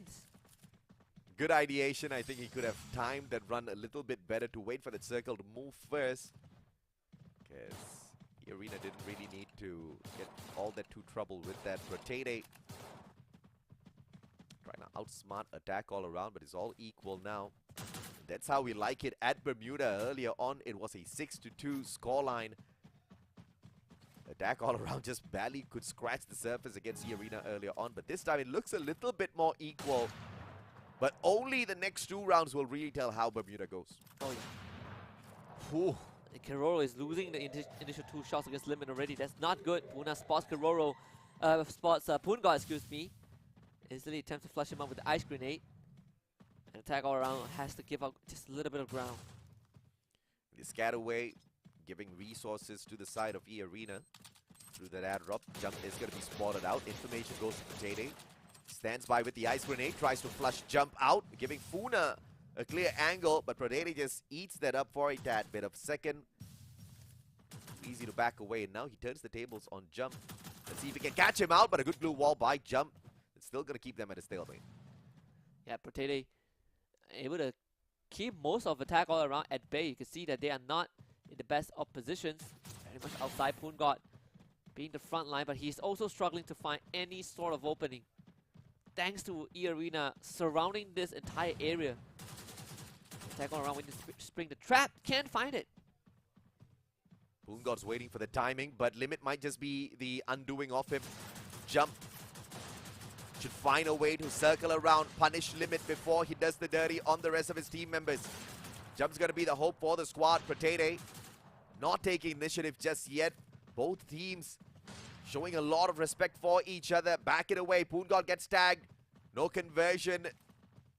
They got to slow things down again as the circle repositions. This is going to be the opener. Yeah, they're going to try to rush Limit, and the rest of attack E Arena will try to protect Limit. And they're doing a pretty good job, but attack all around are inching forwards. Slowly but surely. Jump on the other end. Limit goes for the swing. Jump! Oh my God! Drop shot by Puna. What a shot. Kororo, though, not able to win that one. And E Arena holding the fort and just scraping by with the win. What a jump shot by Funa.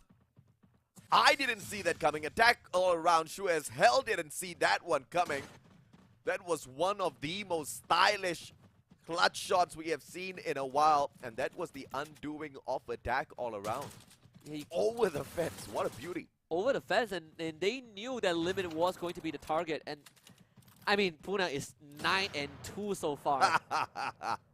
He's having a great monster, time. Man. I mean, E Arena truly has a Slayer on their side, which is the main reason why Jump needs to keep up his end of the bargain. You can't just be depending on Poongod.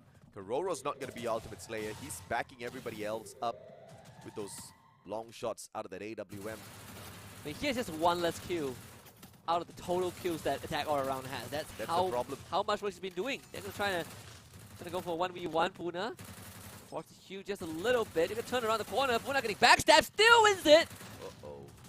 Absolute force in the battlefield. Pungod takes him down with a grenade, but it doesn't matter. Puna picks himself back up and finishes off Foki as a statement. An attack all around, falling apart at the scene for Tede going for the rush on top, on the roof, on the jump. And E-Arena finds their 4th round. A Team Ace E-Arena barely tickled in that round. It was such a clean one against attack all around, and Jump still cannot deliver on Bermuda for some weird reason. Everybody's depending on Kororo with those long angles, and most of them are not impactful eliminations at all. E-Arena, even as they get down in numbers, Funas and Monster, I mean, he spots them, he wipes them. Which is crazy. He was, what, he has less than half health. Foki shows up from behind and somehow loses the fight against Funa. 2 more rounds before attack all around will be put in the back seat, and once more the round starts and Foki lost half his health. It's not going to punish them just yet. Circle closing on in. UAV is going to be brought out as well. Might as well use it at this point. E-Arena looking for that match point for themselves. Funa with a good solid grenade. Pungod, yes, eats it up full. E-Arena has that advantage. Tatsuya Protene manages to save his health, repositions, backs the rest of his team members up. Spots Kororo, can he get another shot? Groza doesn't do it just yet, and now he's trapped outside. And Orga's got a double nade onto Pungod and Foki, so both of them stood no chance at all. Funa's gonna try and rush Kororo, but Kororo funnel into the barrel of Orgus. And this is it, attack all around. Wiped 3 rounds in a row, and E-Arena puts himself 1 point away from winning this map. I am shocked because I just think Attack All Around's losing this because they have a lack of confidence against E-Arena. You don't see them living up to their name. You don't see them attacking from all around. They're just pretty much rushing towards the mid, playing right into the hands of E-Arena. E-Arena, on the other hand, keeping a very disciplined formation. I mean, I kind of like them fanning out a little bit more. Attack All Around has got Kororo, but he's way too behind the lines to do much. You kind of, it works together. You have to work together, right? I mean, the sniper needs support from the front line. This was the map that Kororo did struggle a little bit. Oh my. I say struggle. He has already been knocked down, and there's no one that could save him. Limit might have just won the map for his team. Finds Foki also. Puna does get dropped, but it doesn't matter at this point. Pungod against the rest of the world. I mean, what can he do? Tries to go for the revive on the Foki, but Foki needs some time, and a point blank shot from August does it. Another 6-1 Bermuda, and E-Arena made it look like it was light work. 6-2 yet again. E-Arena, I mean, once again, it started off looking pretty equal, but we can say the exact same thing for Bermuda game number 1. The first 4 rounds pretty much went back and forth. The moment economy started building on the side of E-Arena, they just outfought their opponents. They had the better guns, and they worked those better guns way much finer than Attack All Around, who I think is struggling a tad bit to find not just their positions, but their confidence to face up against E-Arena. On Bermuda, at least, right? Attack All Around has lost both Bermuda rounds. And Jump, man, I mean, he was asleep in Bermuda, woke up in Nextera, went right back to sleep in Bermuda. It's the map. It's the map. It is. There's a high chance we get a game 5 at this point, and E-Arena most likely could win it. So now the ball is in E-Arena's court. They just need to overcome Nextera, which they lost 1-6 to Attack All Around. Unless the graphics is not really wrong, or I mean, one of the graphics is wrong, you know, maybe he's having a different lineup. Maybe he's bringing in the Awakened Alok into Nextera, and he's bringing the Tatsuya into Bermuda. That's what he did. And that's maybe the problem with this guy. Maybe he should stop bringing in that Tatsuya. Just depend on the Awakened Alok. Have that extra bit of health to survive against the onslaught of E-Arena, and try to play your shots, man, because clearly he can frag. You can say the same for Kororo, right? On Nextera, he was landing insane shots. I mean, Bermuda performance not too bad as well. I mean, he's the only one that performed for the side of Attack All Around. You are right about that. So, it gives you a bit of flashback of from more team, right? Yeah. Like, he was lifting weights on his own. But in this case, I mean, Limit just outdid him in every single situation. Puna with 12 eliminations by the end of this. Almost 5,000 damage. a staggering 58% hit shot rate. You could not have asked for more from this man. At the start of the day, Funa was most definitely the most amazing tuner, and he continues to be. I tell you, this guy, MVP after MVP titles, and he is not done and dusted just yet. The moment he steps into that center circle, the timing with the A1 to 4 obliterates the capabilities of his opponents to answer him, and he turns it into an all-out slugfest where you have to maintain just purely your mechanical skills. And guess what? Funa out-mechanics them every time. And this guy has definitely filled in the shoes that E-Arena requires, right? They are renowned for all these close quarter combats. They are renowned for running at your face and just beating you with raw strength. And this guy came into Clash Squad and does this in a top 3 match. He is out of this world. But I'm a little worried for E-Arena as well, because what's up with Nextera, right? They stepped on in there. They are clearly showing that they are not giving attack all around any bit of room, any bit of chance whatsoever. But at Nextera, it's a no-show. It's a no-show. And I've got no problems with that being the case. It's just that if going by the numbers, if they continue winning out Bermuda, they're going to go to the grand finals. That's not going to fly against Nigma Galaxy. They're going to sweep them off of this competition. Yeah, but if they can dominate Nigma Galaxy on Bermuda, I mean, then they just we saw won how that went. You kind of saw how that went. Not too well. They tried though. They had a great game, number one.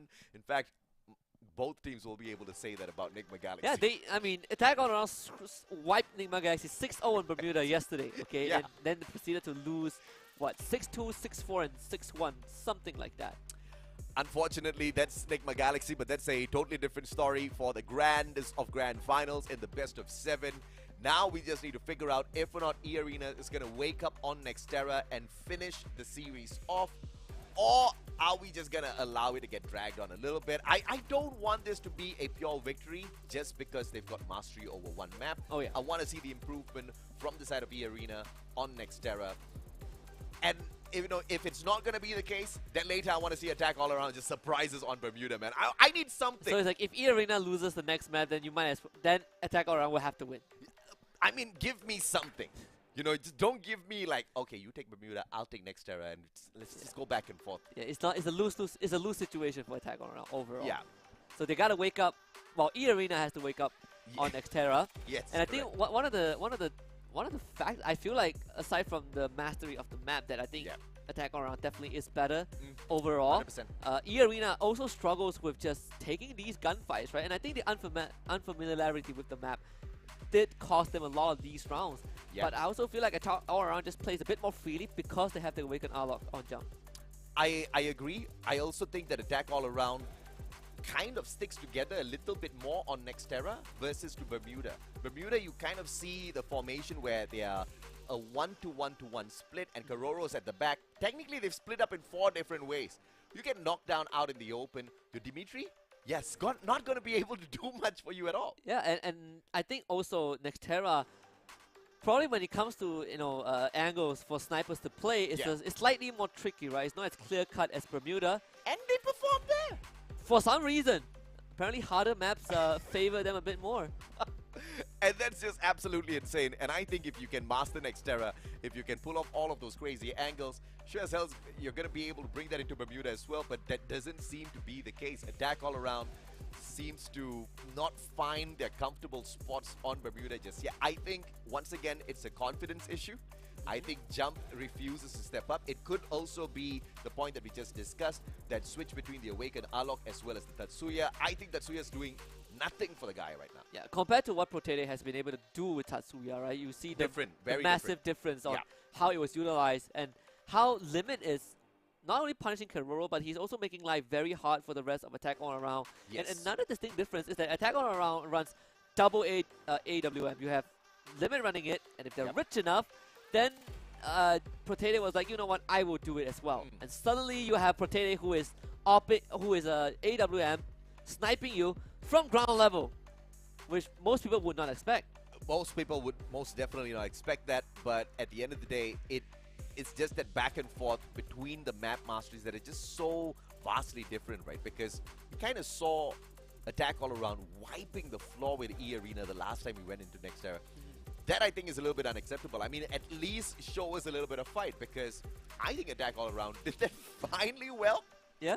Albeit just the first 4 rounds. It was really close the first 4 rounds. I mean, you look at the past 3 rounds, right? 6-1, 6-2, 6-1, 6-2. Yeah. So we can say it's a close series, but in the bigger picture, it's actually not that close.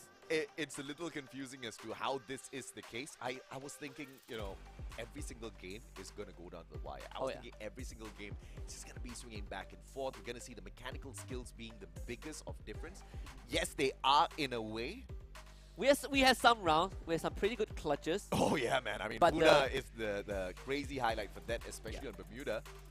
But you're not seeing the trade back on the maps that we are kind of thinking they're a little bit weak on. Oh yeah. I think like there's very less fight back, right? Yeah. Like when they fall flat, they just sleep. Which is it's crazy. By the way, the night is still pretty young for these teams, because after this, there's another best of 7 waiting for them. Yeah. If this is how it is going to be, I'm sorry to say, I'm not surprised if we get a 4-0 later. Because NGX is watching this.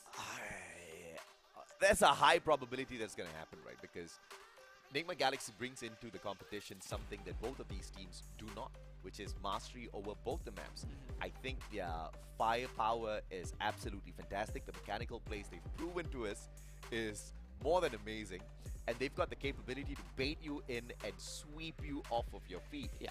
They're very good at adapting also, right? You compare, they are. You compare both Bermuda maps that they lost and the Bermuda map that they played afterwards. It feels like they were just messing around in map 1.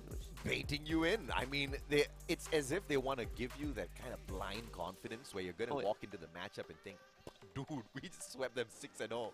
This is a walk in the park. And then boom, you get hit in the face. And that's kind of a little bit more painful than expecting a tough fight and then getting defeated. Yeah, you need to remember, right? This was a team that finished 3rd last year in Bangkok. That is true, yes. And we're currently witnessing a team that was a world champion a year ago. Arena is actually the only team that has not only not make it to a World Series, but they haven't made it, so they obviously haven't won any World Series. So theoretically, they should be the team that is the underdog. I think Arena clearly is a... we are going to be hopping onto the game in a little bit, and it looks like the final matchup is going to be delayed a little bit because Attack All Around. They've shown us they can whip up some good fights at Nexterra. They do so again, then it becomes a boring series for me. Yeah, I want to who see wins Arena. Pistol wins like at least 2 rounds, okay? Yeah. I want to see Arena step things up here at Nexterra and show us they can dance a couple of circles around Attack All Around, but it's of course going to go down to positioning. Limit is in a good spot already. Yeah, and again, right, with the weapon he has, is an instant knock if it's a headshot. Yep. You see the formation of Attack All Around on Nexterra? It's so different. They move together as a squad. They rotate together. They keep a tight grouping. Jump eats a grenade, though the tight grouping could have worked against them at that one point. But this is where it works well. That pickup is instant. Yeah. Limit instantly using the Orion form already. Jump is going to be back up on his feet. Foki though, and a heavy fire is going to be a 2-for-1 trade. 2 for 2 right now. Poongod clapping back a little bit. Does get rid of Limit, but Foki will be traded back. Sacrifice to the Raven. Travis Keroro, backstab. Potato and Puna pincer him, and Poongod left again alone to his own devices. The Arena starting things off hot this time round. Remember, they got dominated by Attack All Around earlier on this map, so it's a good fight right back.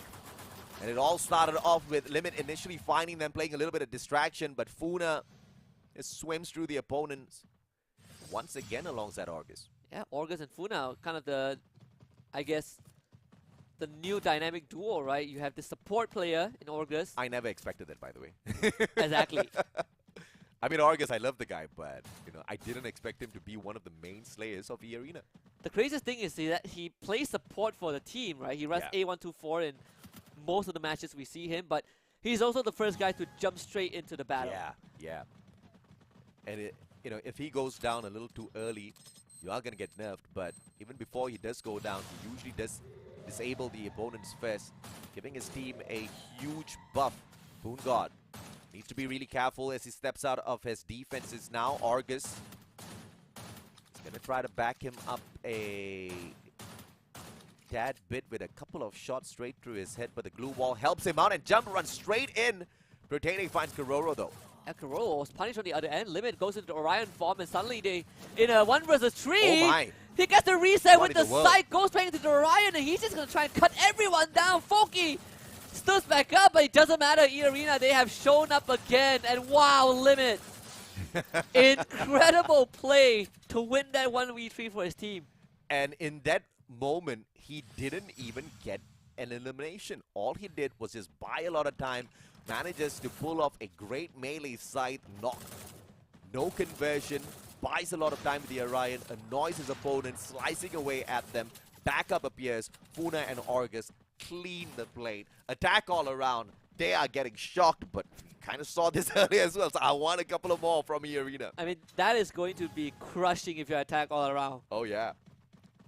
To go out like that. This might just be the finishing matchup. Jump very quickly, taking control of the mid segment of the map. Kororo from down bottom needs to hit the shot. He misses. Ice grenade, well pushed. Protene right in front. He's going to be boosting up with Tatsuya. Does he find a frag though? He just bites the bullet. Poongod hits him on the head. That Limit also getting dropped by Kororo. Patience paying off, but it does it matter too much? Yes, it does. Potato and Limit both bleeding out. And finally, Attack All Around finds an absolute clean round. Kororo once more able to provide those snipes. Protene just a little bit too excited in that engagement. Too far away from the rest of his team members. That's one of the weaknesses of the Tatsuya. If you're going to rush on in to a 4-man counter rush on the other side, you're not going to do your team a lot of favor, but it is a chicken and egg situation. Sometimes it's rock, paper, scissors. You make a guess if you want to get that high ground advantage. Oh yeah. I mean, Attack All Around, winning that round means that they're going to have decent money because they didn't lose anyone. Una starts off the round and loses a big chunk of his health. Limit trying to do the same. Unfortunately, barely just grazes Poongod. So Attack All Around once more, right? When you look at Nextera and how they play out the early rounds, and the early and mid rounds, they are doing it so much better. Poongod and Kororo forcing their way through their purchases this time. A double AWM setup. Foki and Jump gonna depend on their secondary. Poongod! Illegal shots! Funa down on the ground. Protene! And he finds something out of this. Attack all around. Poongod finds the tag. Kororo finishes off from the other end. Norgus goes in for the save. Yeah, they did not expect a double AWM from the side of Attack All Around. Kororo knocking Protene down again, and that's going to force the Arena to instantly drop down. Protene back up on his feet for the second time. Jump intercepting this. What was that reaction from Funa winning that fight? Funa instantly turning the tables. Initially, you thought the double AWM setup was going to give them the advantage. Protene getting closer and closer. Up close and personal. Protene is going to be absolutely dangerous. Foki does have the Bison as well to turn things around. Orion's going to get popped. Limit goes face to face with him, but Foki sprays him down with the SMG. And Foki even missing the nade as well. And doesn't even matter towards the end. Orgus getting knocked down by Foki again in the Arena now. Left with Funa and Clutch God of the Arena. No health left in the tank. Attack All Around equalize the score. This is exactly what I was talking about. I mean, E-Arena couldn't get a little bit too excited after the 2 rounds of win because Attack All Around knows how to get the job done. What a purchase. These 2 players forcing their way through, still finding their way around. It was just unbelievable. Hit double AWM. First time for Attack All Around. It definitely was a very crucial buy to catch E-Arena off guard. Oh yeah, they didn't see that one They're coming. going to do it again. Double AWM. They're doing exactly what E-Arena did to them. An AWM in front, AWM behind. Limit is going to struggle finding any shots from his angle. Foki doesn't make the mistake. Chooses to remain on that lower ground.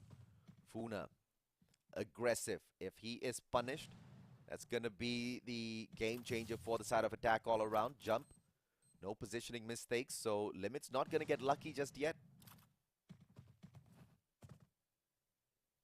And they've been forced to reposition. Again, that angle is not going to get anything for him. Attack All Around, they're taking control of majority of the area. Foki.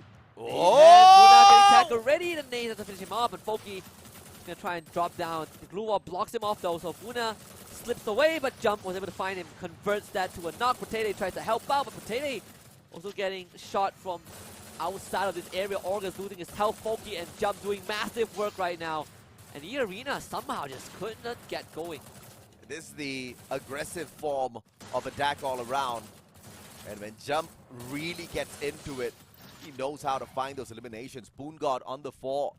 Jump with a 2, Karoro on the 3. Everybody's working hard for the side of attack all around. Dude, the only problem here on Bermuda is the team just seems so nerve. Attack all around is the outlier. Oh yeah, and I mean, E-Arena again starting to face some problems with Nextera. They're just not able to win fights. For some reason, Nextera just does not allow them to hit the shots. Sir, I should be saying that for attack all around on Bermuda, they are not hitting the shots on Bermuda. It's a map problem, AJ. It's insane because when you look at the players here, on the flip side of things, they play this like, I mean, they are absolute pros, but they played so cleanly, no mistakes whatsoever. And you've got crazy talent on both sides. It's going to be a heartbreak seeing either one of this not move on to the grand finals. Yeah, the stock difference though between both maps is crazy. Limit again, not able to find an angle, and Karoro just makes quick work of him. This is not the first time this has happened. Karoro just so much better on Xterra when it comes to finding those angles. Potato take him down, but it's a blue one in between. Karoro slips into the building. Wow, wow. And able to make a good escape as Funa loses the fight against Poongot. I do not understand how is this happening on Xterra. Same thing, man. Couldn't understand what in the world was happening to attack all around on Bermuda. But it just seems to be a formational issue overall for both teams. I think E-Arena sticks together very well on Bermuda. We always see that. Attack all around very crazily splits apart, way too far away from each other. You see that being the exact opposite on the side of Nextera. Attack all around's always there to pick each other up. Jump, big engagement. And Boongod finishes with a double. There was never a chance for E-Arena to win that, and now problem is starting to brew. It's not going to get any better. Attack all around, stocking up on cash. And E-Arena, I mean, Limit is 0-5 so far. That's Limit! That, oh my goodness, I am in disbelief looking at the screen right now, because you're looking at, and that's why I was in such disbelief when I just could not see Jump hitting those shots, right? It's just so insane because these players are really, really crazy when it comes to the mechanical skills. Jump's gonna come across 2 players at the same time. That's a free hit. The ice grenade is gonna connect. Jump with a grenade, good blue wall, bounces that right off. They respond. Jump with a fantastic blue wall to negate all damage. And Funa getting knocked again. Karoro finding the crucial shot. Jump. He's just going to try and rush down Orcus. No resistance from E-Arena. What is this? They're all clumped out in the area. And then nade's going to come through. Karoro. One nade, one shot, one snipe. Limit, left alive, all alone. Potato knocked down again. It's a no-show for E-Arena. What in the world is going on here? E-Arena did not bother to fight back. They backed away. Everybody clumped up together. Grenades chipping away at them, making it such easy shots, and then not putting up any bit of effort whatsoever to take this match back away from attack all around. Limit's gonna sneak away, try to find a miraculous play perhaps, but I don't know how he's gonna pull this off. And they're gonna try to pincer and Limit. Low gravity situation, doesn't matter. Jumps across the gloom wall, gets sprayed down by Jump. And attack all around, looking for another quick finish and bring us to game 5. Match point, baby! And this is what leads us into game number 5. If E-Arena wants to prevent this, they need to win 4 rounds in a row. But the way they have been engaging out there on the battlefield thus far just doesn't seem to give any one of us that confidence. No, not at all. I mean, E-Arena has been very, very sloppy on this map. Look at Karoro. Now he's doing fine. But it's not standing out because everybody else is finally doing their jobs. Yeah, back to Graph Labs again. That's unexpected. The map will sure likes this area. So Potato around the corner. Cash some of the members of E-Arena. Oh, from attack all around, excuse me. Boongod drop though, Jump as well. Still surviving. E-Arena right in front of them. Good name from Funa at the starting. Potato finally gets the drop on the Jump as he stands back up instantly. Gonna jump over the groove wall right into the firing range of attack all around. They were waiting to spring the trap, and E-Arena losing spot rotated and Funa just like that. Where's the rest of the team? August loses the fight, and I think we're going to a game 5 at this point. Jump went down, he baited out the rest of E Arena, rushed on in looking for kills, but they get absolutely slain. The flaws of Nextera squeaky clean, wiped with the faces of E Arena. Could say the same thing for Attack All Around on Bermuda. I cannot believe it's coming down to game number 5 because of this. And if E Arena walks away with a serious victory, I'm gonna be like, what?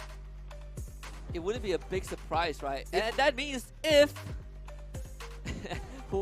if E Arena walks into if E Arena walks, actually it doesn't matter at this point. Dude, Whoever walks into the grand final, yeah. if you lose Bermuda, you lose the whole thing. Alright? If E Arena can't beat NGX on Bermuda, that's it, right? Because Yeah. Nextera, no show at all. I could not for the life of me figure out what was the primary reason. It felt so sloppy, all the fights that they were taking.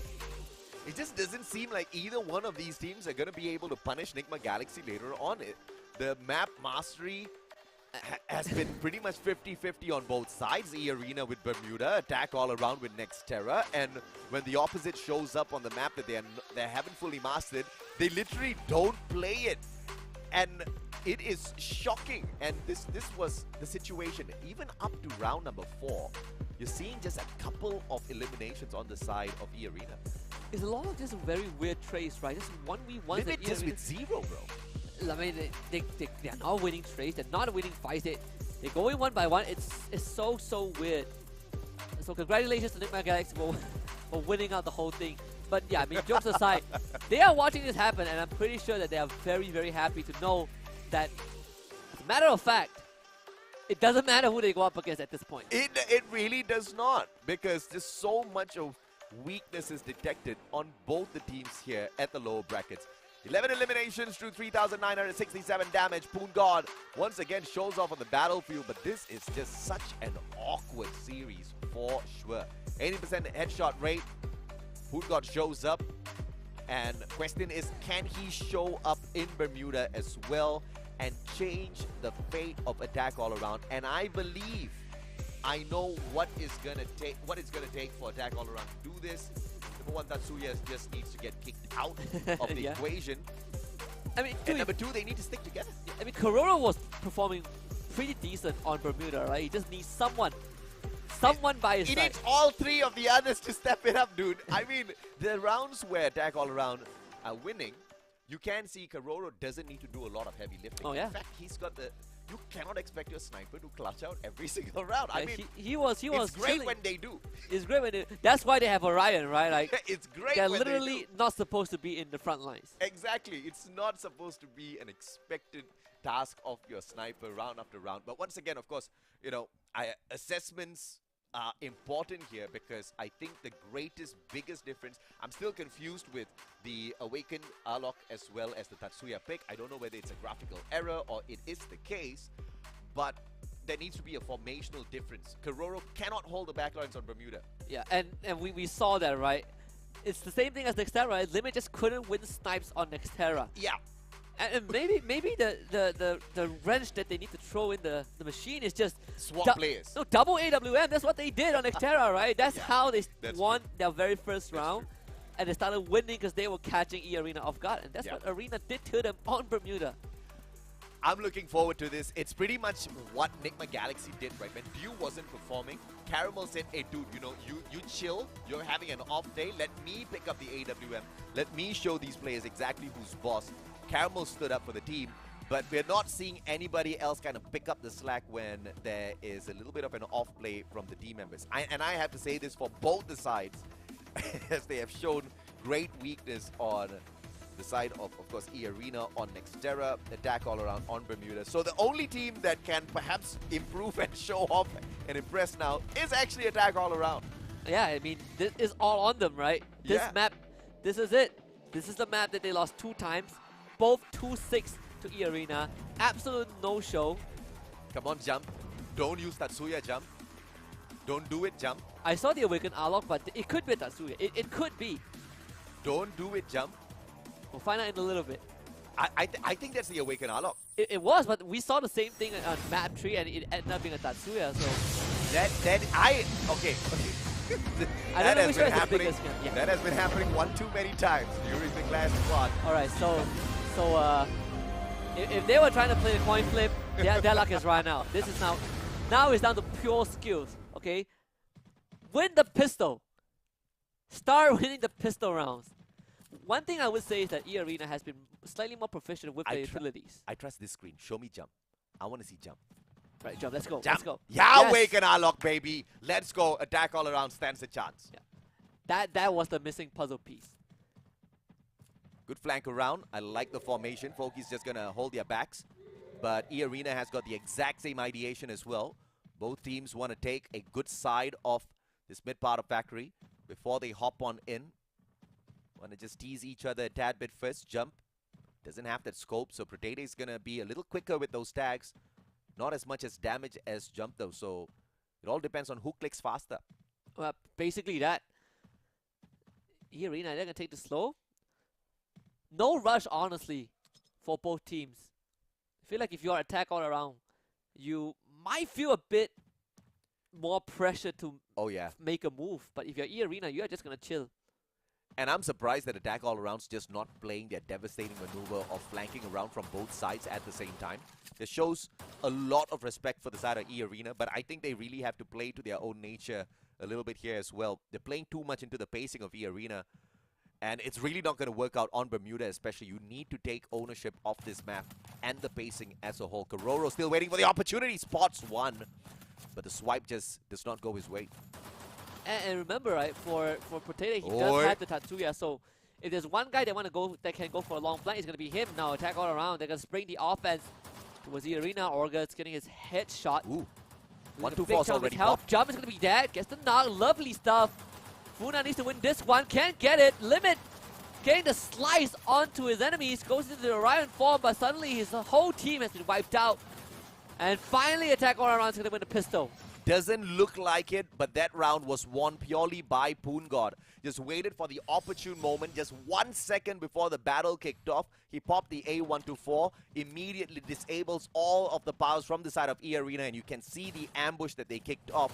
The timing was perfect. Poongod did get taken down, but without that A124 skill, E-Arena would have been able to put up a good fight. Oh yeah, and now Attack all around. We've seen them win the pistol in Bermuda just now, and they did end up going for half buys and losing it out to E-Arena, but now they have, I believe, triple bisons. So it's I mean, you need to bet on everything, man. You desperately want these rounds. It's kind of those rounds where, like, if there's no way you lose, right? And you would be surprised. Early Attack all around kind of changed the storyline as well. They had a double AWM buy and unbelievably won that round. Man, Jump has taken so much damage purely just from the standard pistols of E-Arena. But he is performing this time round. 2 eliminations thus far already. That's what Attack all around needs on Bermuda. Protete is going to get tagged up. No elimination. Poongod flanking. Timing's really crucial here, but he will miss Limit out in the open. Protete crosses safely as well. Tagged up though. Foki almost getting the drop. Does exactly that. Orgus down on the ground, and he will get the double alongside Jump. And just that is what you want to see from Attack all around. Clean round. And with better weapons, it's almost impossible to lose a round when you have three bisons against 4 pistols. It is just not physically possible. That AWM purchase could not be executed on this round for the side of Attack all around, which is absolutely fine. But look at E-Arena. They have gone in for a forced buy, and on this map, on this particular compound at Rimnam, that long-range snipe can be absolutely lethal if Attack all around splits up. Oh yes, and that's what Limit did to them on Bermuda as well. Uh-oh. We've seen Foki do this plenty of times when we go to Rimnam Village and Limit catching him off guard. See if he can do it again. Limit trying to find a comfortable spot to get the snipes off. Foki has already crossed. Does hear a shot from Kororo. Let's give them some decent info. Attack all around, squeezed back in together. Limit missing a bit of a window. No pun, because he did miss that through the window.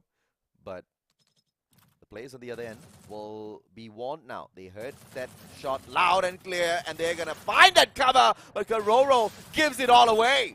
A lovely catch with the cross. And Jump is trying to go in for the challenge. Puna knocked back down again. Just stood back up. Numbers in the favor of attack all around. Potato drops. Limit again. Oh Left my. alone. Orion's going to be there. Oh. The members of the side of attack all around are pretty low. Limit might have a chance. But Pungod gets the job done. And this guy has come alive. 3 rounds in a row for attack all around. 3-0. Jump is hitting the shots. Pungod finding those connections. Limit and his force by snipe could not undo attack all around. And that puts E-Arena at a disadvantage for sure. Limit goes ahead and whips out that AWM once again. Kororo, if he can find him early, that's going to be a game changer. Attack all around. If they can push this to 4-0, Husky, there's a huge probability they make this through into the grand finals. Yeah, fine. Right, we want to see this.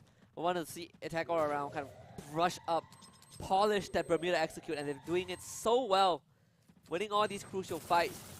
Puna getting run down, getting rushed by Pungod. Foki, in the meantime, taking hit damage himself, and yeah, Pungod wins that one. Potato ends up getting dropped, and all of them starts to fall. Attack all around, just springs an ambush. This is the attack all around you've been waiting for. All 4 dead from an E-Arena, and attack all around 4-0. 2 rounds away from a grand finals rematch. The OG attack all around is back, baby. That's what I was missing. That was my gripe. That's why Santa was about to send them a lump of coal for Christmas. Attack all around has negated that. They're going to get a huge present. Santa Claus is not going to be happy. That's extra bit of budget that attack all around is taking from his presents now. And I mean, right now, attack all around are feeling so good. And for yeah. E-Arena, they are not getting anything done. And that's a shocker, man. They're relying on the AWM, right? Triple biceps again. Potato getting spotted out, so no flank opportunities for him. They're going to try and run up Pungod, try to overwhelm him with numbers, and that's what you want to do. But Kororo is behind. You can see the AWM. Those shots are coming through. Organs and Puna are not standing a chance, and Foki lands a decent nade to get Puna out of the way. Limit also taking heavy damage, and attack all around. They can take this slow. Limit's going to get rushed. Pungod looking for the finisher. If Limit drops, this is going to be round 5 for attack all around, and it seems to be it. Pungod outplays Limit by hopping on top of the generator, giving himself that extra bit of height. The flick just wasn't possible for Pungod, for the sniper Limit. And Kororo down on the ground, but that's not going to be much of a consequence at all. A 1v3 Protede has to save the game, but I'm expecting a lot. Manages to get the first one. That was way too much. Match point. No, I take that back. Series point for attack all around as they finally show up on Bermuda. Holy, 5-0. I mean, in what a fashion that they might be able to end this series, right? After getting crushed 2 times in a row on Bermuda, they come back and do this in the same series, in the most important one as well. Giving me exactly what I wanted, making me wait for the final game. They surely know how to tease an audience. Jump, pushing to the far right alongside Kororo. Pungod gonna go in and find that rush alongside Jump, who's got the woodpecker in hand. Jump is feeling a little lucky today. Pungod with the AWM. Needs to find a swipe towards the left. Puna shows up aggressively, trying to take one for E-Arena. Does he get punished? Limit just finished rotating as well, so the team did well to buy some time for Limit to get into an opportune position. Attack all around this time won't be able to do too much. The grenades being thrown out very sparingly. Ice grenades here and there. Potato inching forward. Jump is going to be the first point of contact. They also see Foki from behind as well. Jump will not stand a chance as he gets overwhelmed by E-Arena. Limit drops low, but still staying alive. And they also have Foki pinned down in the shack, and Foki gets sprayed down. Kororo drops, and E-Arena mounting a clapback for the first round of this map. No consequence this far. Pungod with the Bison. Puna dropped, but a pickup is not going to be possible. They do lose him. Orges gets caught out, but it is an easy finisher for the side of Protede to at least salvage 1 round. But can they do that 5 more times to stay alive and move forward with the competition? I mean, it could be a Cinderella story or a miraculous comeback. Either way, this series has been set up to as exciting as it could be. This was the location, the dam Yeah. that E-Arena won on their very first Bermuda map just by having a good flank. See if attack all around, falls in that trap again. Both jump and limit, taking massive damage. Snipers landing their shot. Poon got right in front. Puna under pressure already. Not even having enough time to set up, and limit is forced way back by attack all around. The initial engagements to the side of attack all around. The Arena will be able to patch themselves back up. If this continues to be a slow engagement, the Arena might just bite the dust here. Roro tagged up. Sorry, Poon got tagged up.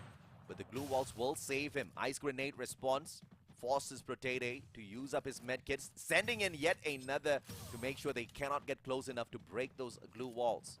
Smart play, but that's just going to extend the time a little bit more. Yeah, Protete also forced back as well. Puna has massive info, but gonna try and go for the peak. And Blue Wall's gonna drop Kiroro. And Poon got needs some help. Jump goes down. Poon got dropped as well. Foki only getting one. Jump will be traded back as a consequence, but Kiroro is not doing too fine. He's an Orion Fawn trying to siphon some help back. Needs help from Foki right now. Kiroro point blank shot. Foki shows up from behind and limit. Left all alone. The MVP of FFSI trying to save his team right now. Against Kiroro and Foki, both having AWM. Limit missed an isolated fight, but he cannot find it. An attack all around. What a comeback from the brink. And they earned their rematch against Nigma Galaxy. Amen, and they show us that Bermuda is not gonna be too difficult. Santa Claus, they owe attack all around a tad bit of bonus this Christmas for sure. That was one heck of a fight. And the instant improvement, I swear to God, I don't know if they were baiting them in with the first two Bermudas just so that they could take this easy wipe. Because this looks so different. I feel like if they're baiting, then it's not the wisest move because you gotta play another best of 7, right? So don't really want to tire yourself out. It's Clash Squad. Yeah, but you know, it's been 2.5 hours, AJ. It's, for a pro player, that's like, you know, just another day of grind. No, it's I'm gonna get too tired. It is tiring, my God. Try playing for 2.5 hours. Dude, I stream for 8 hours in a row. I know. It gets a little... Okay, love. At this level, perhaps, it is a little bit torturous. It is. To continuously play. Well, at least they locked it. But clearly you see a huge difference between the formation, between the approach, as well as, I believe, the skill. Even at the final part, he switched out that annoying Tatsuya that just wasn't working for him. We're talking about jump here, that Awaken Alok just making the world of difference for him, finally at Bermuda. There's a high chance we see mirror matchups in the finals, right? That was the comp that Nigma Galaxy ran, and it worked out perfect. I wouldn't be surprised if Attack All Around just sticks with it until the very end. Foki woke up as well this time around, and he was probably just, you know, motivated beyond anything else, thinking that he could not depend on the rest of his team members on Bermuda this time around. He has to be that ultimate support, rushes on in there, and he didn't just support, he carried them in a lot of those fights. 10 eliminations through a very concise 3,745 damage, and the Bison most definitely doing him a lot of justice in this match. And like what? They, for Foki, not only getting 10 eliminations, but at the same time, really winning these crucial fights for his team, right? It really felt like, you know, E-Arena stood no chance at all, which is pretty weird considering how they dominated Attack All Around in the other two Bermuda maps. I mean, it was insane, right? Let's take a look at some of his skills here as well. He brings in the Kelly. He's got Andrew for that extra bit of buff. He brings in Diva. This guy was supposed to be supporting the team members from the background, but he's like, no, do not worry. I support by killing. Clearly, I gave you guys 2 opportunities at Bermuda to carry me, and I wanted to support, but since that wasn't working out, that little bit of change in formation, forcing Foki to kind of go out there and find those extra engagements, serve the team really, really well. As a support player for not only Free Fire, but for all the other games that I play, I can guarantee you when you get fed up with the main players in your team, you're going to do it yourself. Oh, yeah. As the Joker said, right? If you want something done right, you have to do it yourself. 3-2 is the score, Attack All Around, winning it out at the very end. But look at all the scores. It's 2-6 6-2, 6-1, 6-2, 6-2, 6-1. At least we get 5 games. Both of them sure as hell deserved the limelight for that long. And now we find the grand finals on the setup. But E-Arena, of course, manages to pick up the 3rd spot for themselves. And now to determine your grand champions and who is the runner-up. Attack All Around meets Nigma Galaxy in a rematch within the grand finals. This is your upper bracket finals rematch on top of everything else, which is crazy. We kind of saw the preview. And the best part is that now the stakes are really high. Winner gets 20,000. Oh yeah. Loser gets less than half of that, only 9,000. And that's a good way to motivate a little bit more effort from whoever who's going to be able to reach that winning spot, right? Oh yeah. I mean, if you give me exactly half of what the other guy's going to get, thank you very much. I'll take the half. But the good news is that there's not going to be a back-to-back, right? Yeah. E-Arena will finish 3rd. Unfortunately. So no back-to-back for them. Yeah. Which means that now we're looking at 2 teams who have been to the world stage before. Yep. Fizzle out, well, Attack All Around fizzle out after Sentosa. Yes. Nigma Galaxy kind of fizzle out after Bangkok. Yeah. Now both of them are fighting for a title.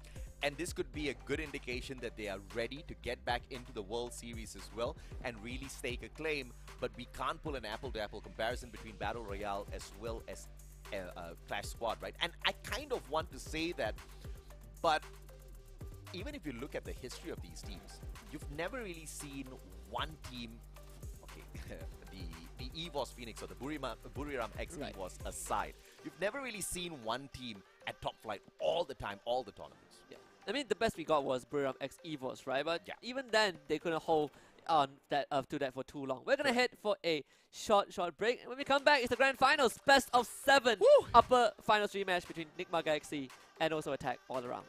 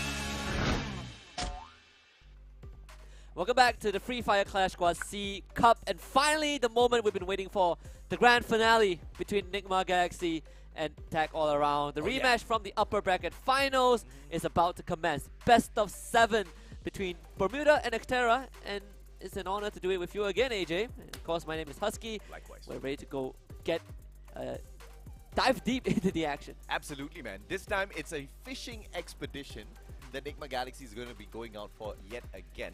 They baited in both Attack All Around as well as E-Arena in the series against them. They let go of Bermuda in the most sloppiest of fashion, not even taking a single round, and then in the exact similar fashion smashed both the teams 3-1 on gentlemen sweeps each. Today, of course, for the grand finals, we want to see if or not Nigma Galaxy would be doing the exact same thing once again, or if they're cheeky enough to do it, can they be punished by Attack All Around, who clearly punished E-Arena earlier? Oh yeah, they absolutely dominated E-Arena in the last map. On Bermuda, right? A map that we thought that they would stood almost no chance, and they were able to adapt to it. It did take them quite a while, but now Attack All Around are all warmed up. I call BS on them though. I absolutely doubt that a top flight team like Attack All Around would have not figured that out sooner, you know, because it was a very clear difference for that final game.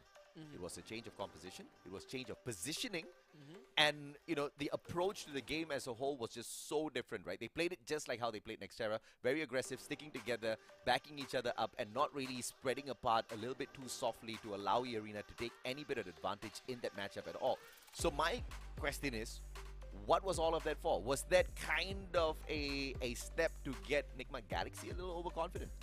It could be. Maybe they took a page out of Nigma Galaxy's book and we'll give 2 rounds, right? Yeah. We'll give 2 rounds and then we'll sweep you at the end. Risky, but it sure as hell got the job done, because I think just like us, just like anybody else at home, at that point in time, E-Arena would have been under the assumption that there is no way in hell we lose this series now. There's no way in hell they're going to take Bermuda from us. Yeah, we just beat them 6-2 twice.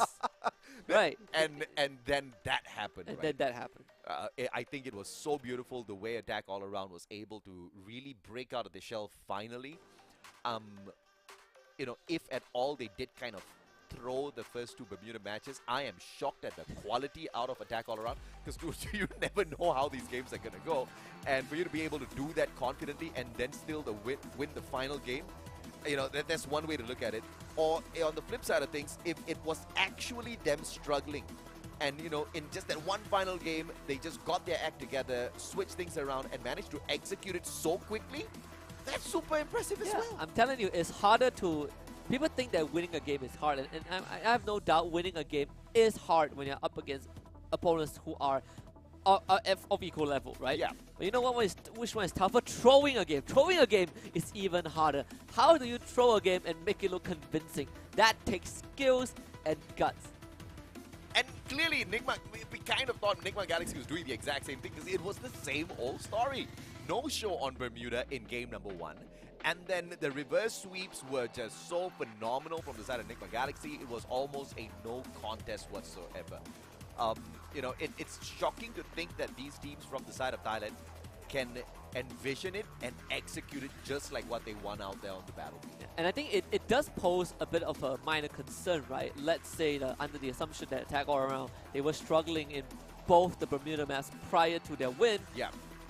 That does show some inconsistency, something that I think Nigma Galaxy has figured out long ago. Yeah. And if they're playing against a team that is inconsistent, you're hot and cold, and you take quite a while to figure out what the enemy wants to do, I think NGX might just shut it down before Attack All Around has a chance to come online.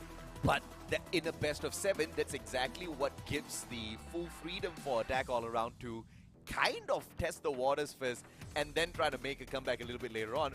Yeah. Because they've got the series as a whole. I mean, this was a team that destroyed E-Arena on Nextera and still got crushed by Nigma Galaxy on the same map that they're good on. Right, so we are seeing a bit of that discrepancy just based off of yesterday's result.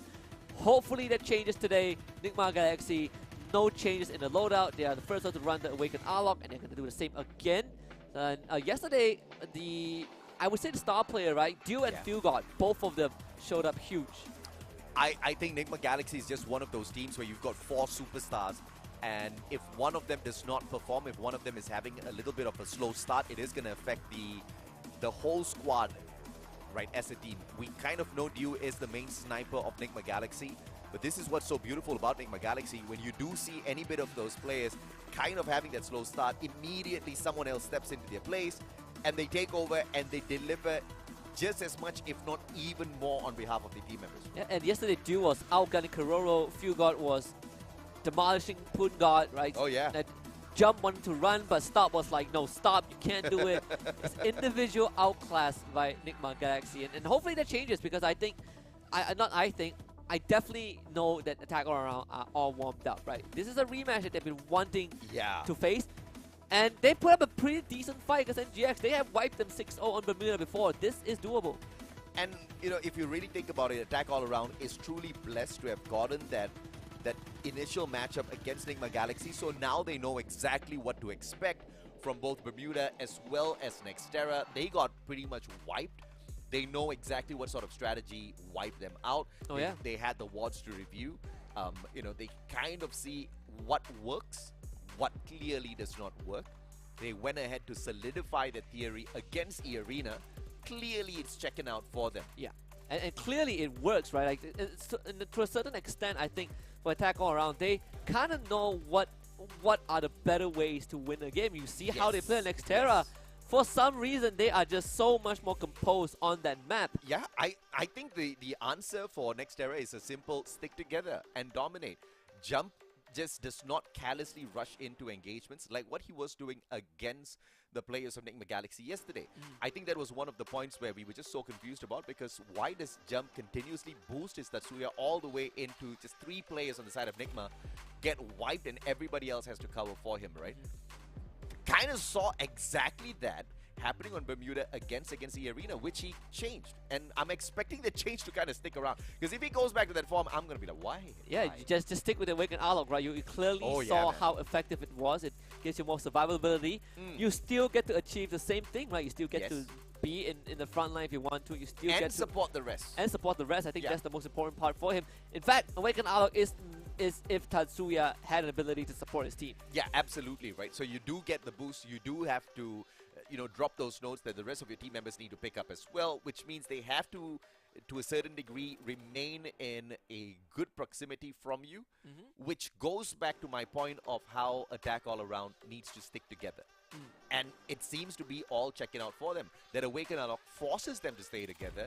It instantly gives you that extra bit of firepower that clearly E-Arena could not deal with. Oh, yes. When they were doing absolutely fine dealing with the players from the side of Attack All Around, one at a time. Yeah, and I think, you know, Nigma Galaxy has had that figured out long ago, right? Yeah. They've been playing together as a unit, and Dew is one of those few snipers that you are always finding opportunities. And I think what distinguishes a good and a great sniper is if that player knows how to knows when to find opportunities, right? More often than not, we see someone just plant himself in an area and just keep waiting. And you know, I say a lot, I say this very often, patience does pay off, but there is going to be a point in time where you need to move, and I think that's what kind of separates a good and a great sniper. I think what also makes the side of Nigma Galaxy so dangerous is they've got a very clean double snipe setup, which we saw towards the very end for Attack All Around kind of being executed as well. I really like that, because if Attack All Around wants to be able to take the fight up against Nigma Galaxy, you have to counter the double snipe setup with your own double snipe setup, or whichever sniper you're having. If he's a single guy, he's going to have a tough time dealing with just purely the map control from that long range that Nigma Galaxy can enforce. Orion, A124, Dimitri, as well as the Awakened Arlok. Attack All Around is going all out this time. It's going for the same lineup as Nigma Galaxy. It worked out against them. It worked out, and they were able to do it and make it work out when they went up against E-Arena. So clearly, Nigma Galaxy has had it figured out from the very start of this tournament. And I love the fact that Poon God is running the auto. So you get that extra information, but one of Otto's abilities, which he slows down the rest of the opponent within the vicinity whenever he gets a knock. Poon God knows how to get a couple of knocks, and he's going to be very effective up close and personal against the players of Nigma Galaxy. And NGX, well, they've been able to witness how Attack All Around played all 5 rounds. You know, we joked about this yesterday. Attack All Around are more united. They definitely sit very close. They do. Now they just got to play like it. I mean, they were phenomenal in that previous matchup. We just can't see any sloppy moves from them. All right, boys, stop yawning. It's only 8 p.m. Come on, guys. Night has just begun. You know, I'm very proud of myself. This last time, dude, the yawns were contagious, man. I can see anybody yawning through the screen, and I'll start yawning off as well. It is a very contagious thing. I It don't know is. why. I've tried to read up on it. What about the yawn? I just don't understand. No, I have no idea as well. It's the same as the laugh, I guess. If someone laughs, you laugh as well. That's why you gotta have a strong personality, because you usually see others and you kind of start following in their footsteps, which I think if there are any bad plays out there, shouldn't be the case for the rest of the players out here on both sides. They have to kind of take charge and show them how it's done right. I make them play bad by playing bad myself. It is contagious. If I do it enough times, people would It follow. only works on your team members. Shit, that's true. It was team members and people watching the game. Oh yeah, oh yeah. Like one guy's not hitting the shots, then his team member's not hitting the shots as well. He's looking at him, it's like, okay, I guess today's just not the way we connect. And you're not hitting your shot, so you can't complain about me, but in the same boat. Alright? Becomes an ego challenge. Alright, here we go. Game 1 of the grand finals, a best of 7. It all starts here on Bermuda. Attack All Around did it once. That was against E-Arena. Now, you gotta do it again against Nigma Galaxy. I'm so tempted to say if Attack All Around gets the first match at Bermuda, you know, I'm gonna get a little excited, but we all know how that one goes. Nigma Galaxy with their usual bait, giving away the first map and then just making that massive comeback. If they execute that once again today, I was gonna be in an utter shock as to how they can be so consistent with those plays. Stop now, very aggressive. Pushed up fourth already. And Poongod's trying to catch him from the left-hand side, but it's a stalemate for the time being. Dew instantly heads towards the roof as well. Not the best gun to play long range. I mean, it's a pistol anyways, but you can still get some pretty nasty damage in if you land those shots. Let's take a lot of precision though. Jump around the corner. Fugot's going to be there now. There's going to be the crunch jump. Needs an ambush. Keroro wins it against Fugot. Finds two, in fact. And Attack All Around off to a fantastic start.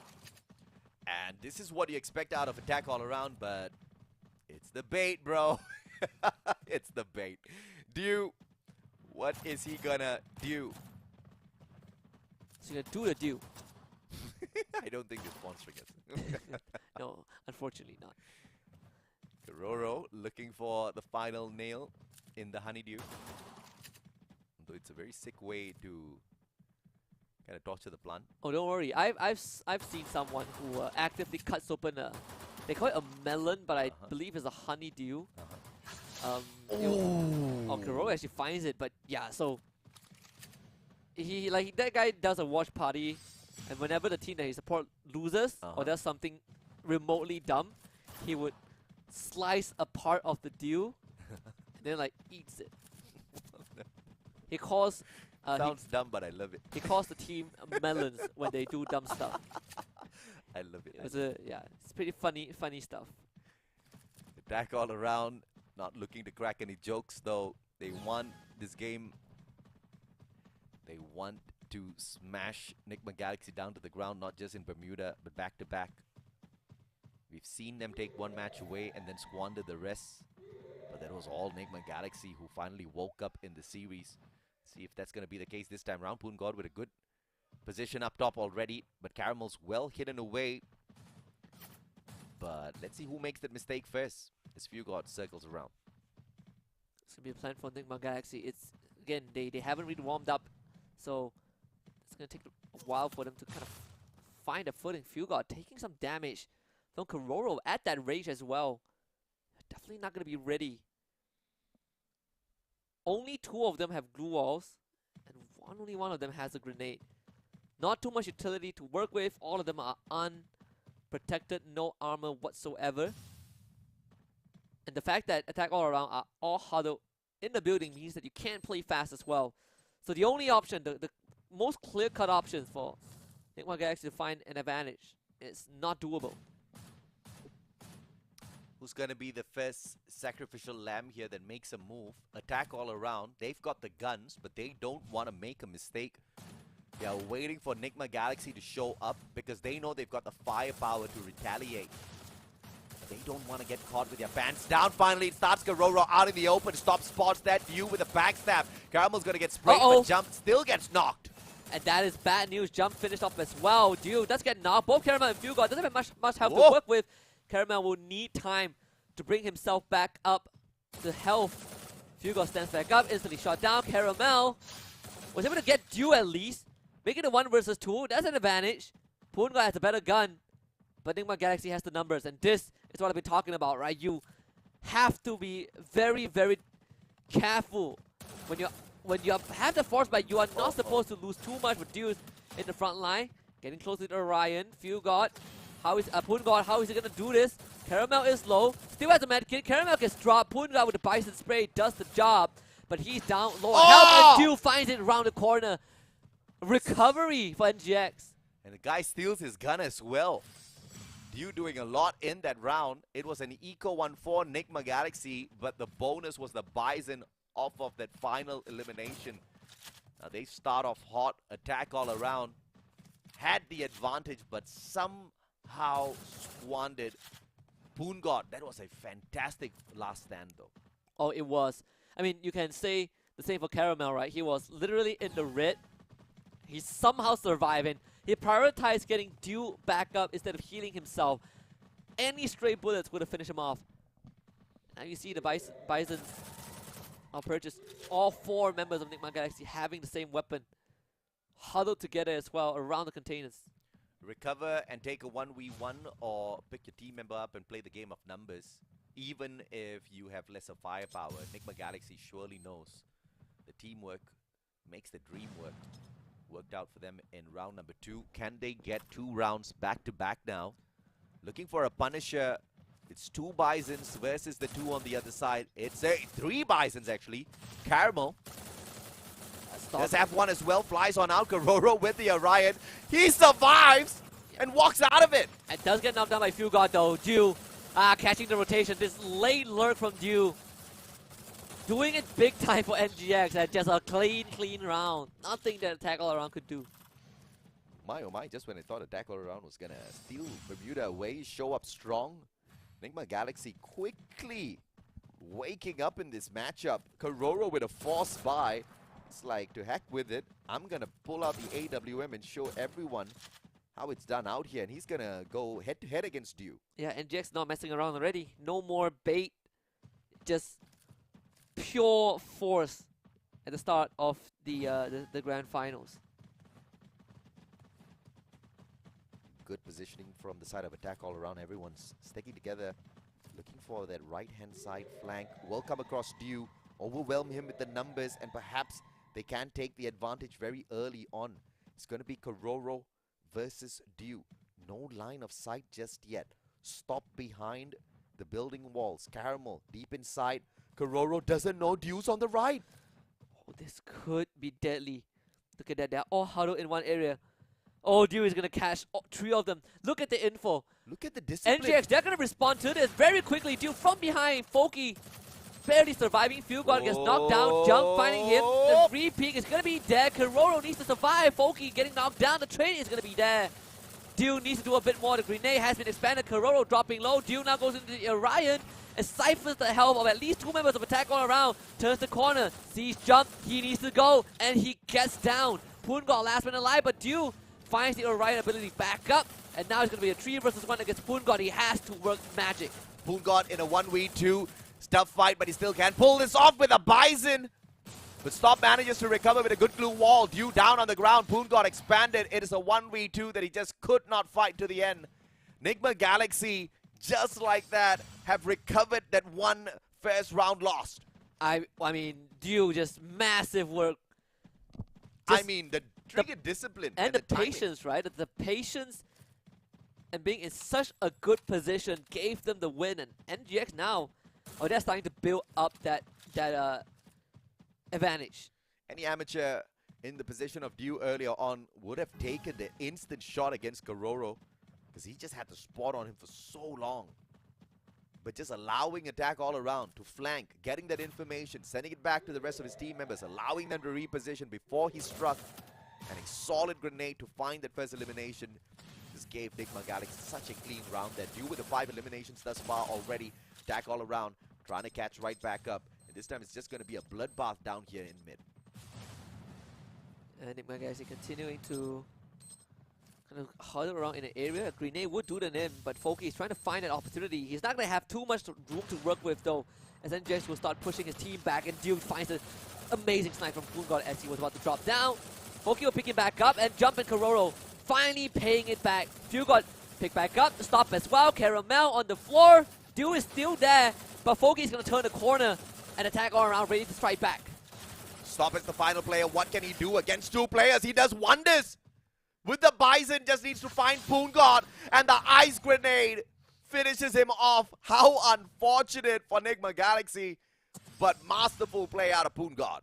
NGX, it was a very, very strong start as well. Attack all around, able to respond just in time with all of the with all the crossfires to catch Nigma Galaxy off guard when they went for the rush. That was what saved the round for them. It's going to be a rush towards the middle building. Containers on the right, the advantage for attack all around. And they use the bridge. Jump pushing on fourth. Dew might just disable him a little early here. That AWM versus the Bison. Poongod down mid already, looking for the crate very early on. Perhaps for a couple of extra utilities. It's all about the timing of this flank. Stop already at the door of his opponents, and he misses an opening. It does push attack all around back though, but look at this. Nigma Galaxy might find themselves in the 4 versus 3 as the main force of attack all around are all huddled on closer to the dam. NGX stop looking for an opening, can't find it, forced to barricade himself off because he does need some time to bring his health back up to a healthy state. Stalemate again. Here comes the rush. Fugod holds his ground. What a headshot. Kororo trades up stop. Poongod finds Fugod. And just like that, the defenses of Nigma Galaxy crumbling down. Dew backs away.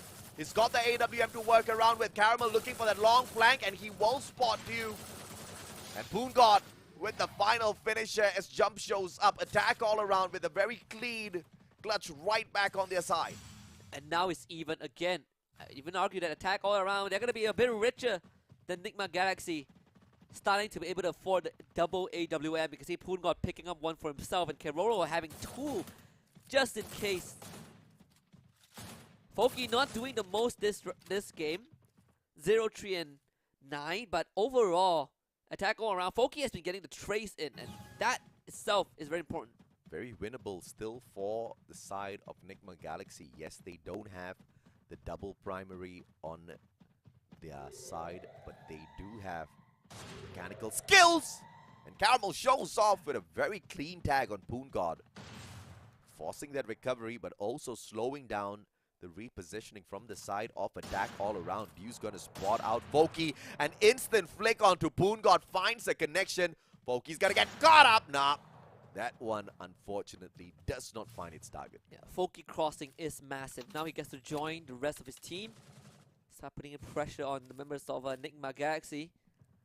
Kororo having a very good angle to support his team as well as they continue to rush in. That UAV not standing a chance at all. Foki's gaining so much ground as well. Does he find the backstab though? As Nigma Galaxy has rotated around very cleanly, stops just being pressured by the circle a tad bit. Jump's gonna start the initiation. Question is, does he get caught in a pincer? Fugod arriving in the nick of time, taking those shots up against him. Foki's gonna get caught out by the circle as he's just a tad bit too distracted with all the noises. Kororo with that high ground advantage. Dew right behind him. Who takes that first shot between the two? Dew as he falls down to that lower ground. Gonna see the tag onto Foki. Recovery still possible, but out of nowhere, Poongod and Jump, they find those shots. And that, I think, would be enough to win this round. There's no chance for Nigma God. Galaxy to do anything. The patience again from attack all around. They just found a better angle this time. Interesting perspective of that fight. And that was...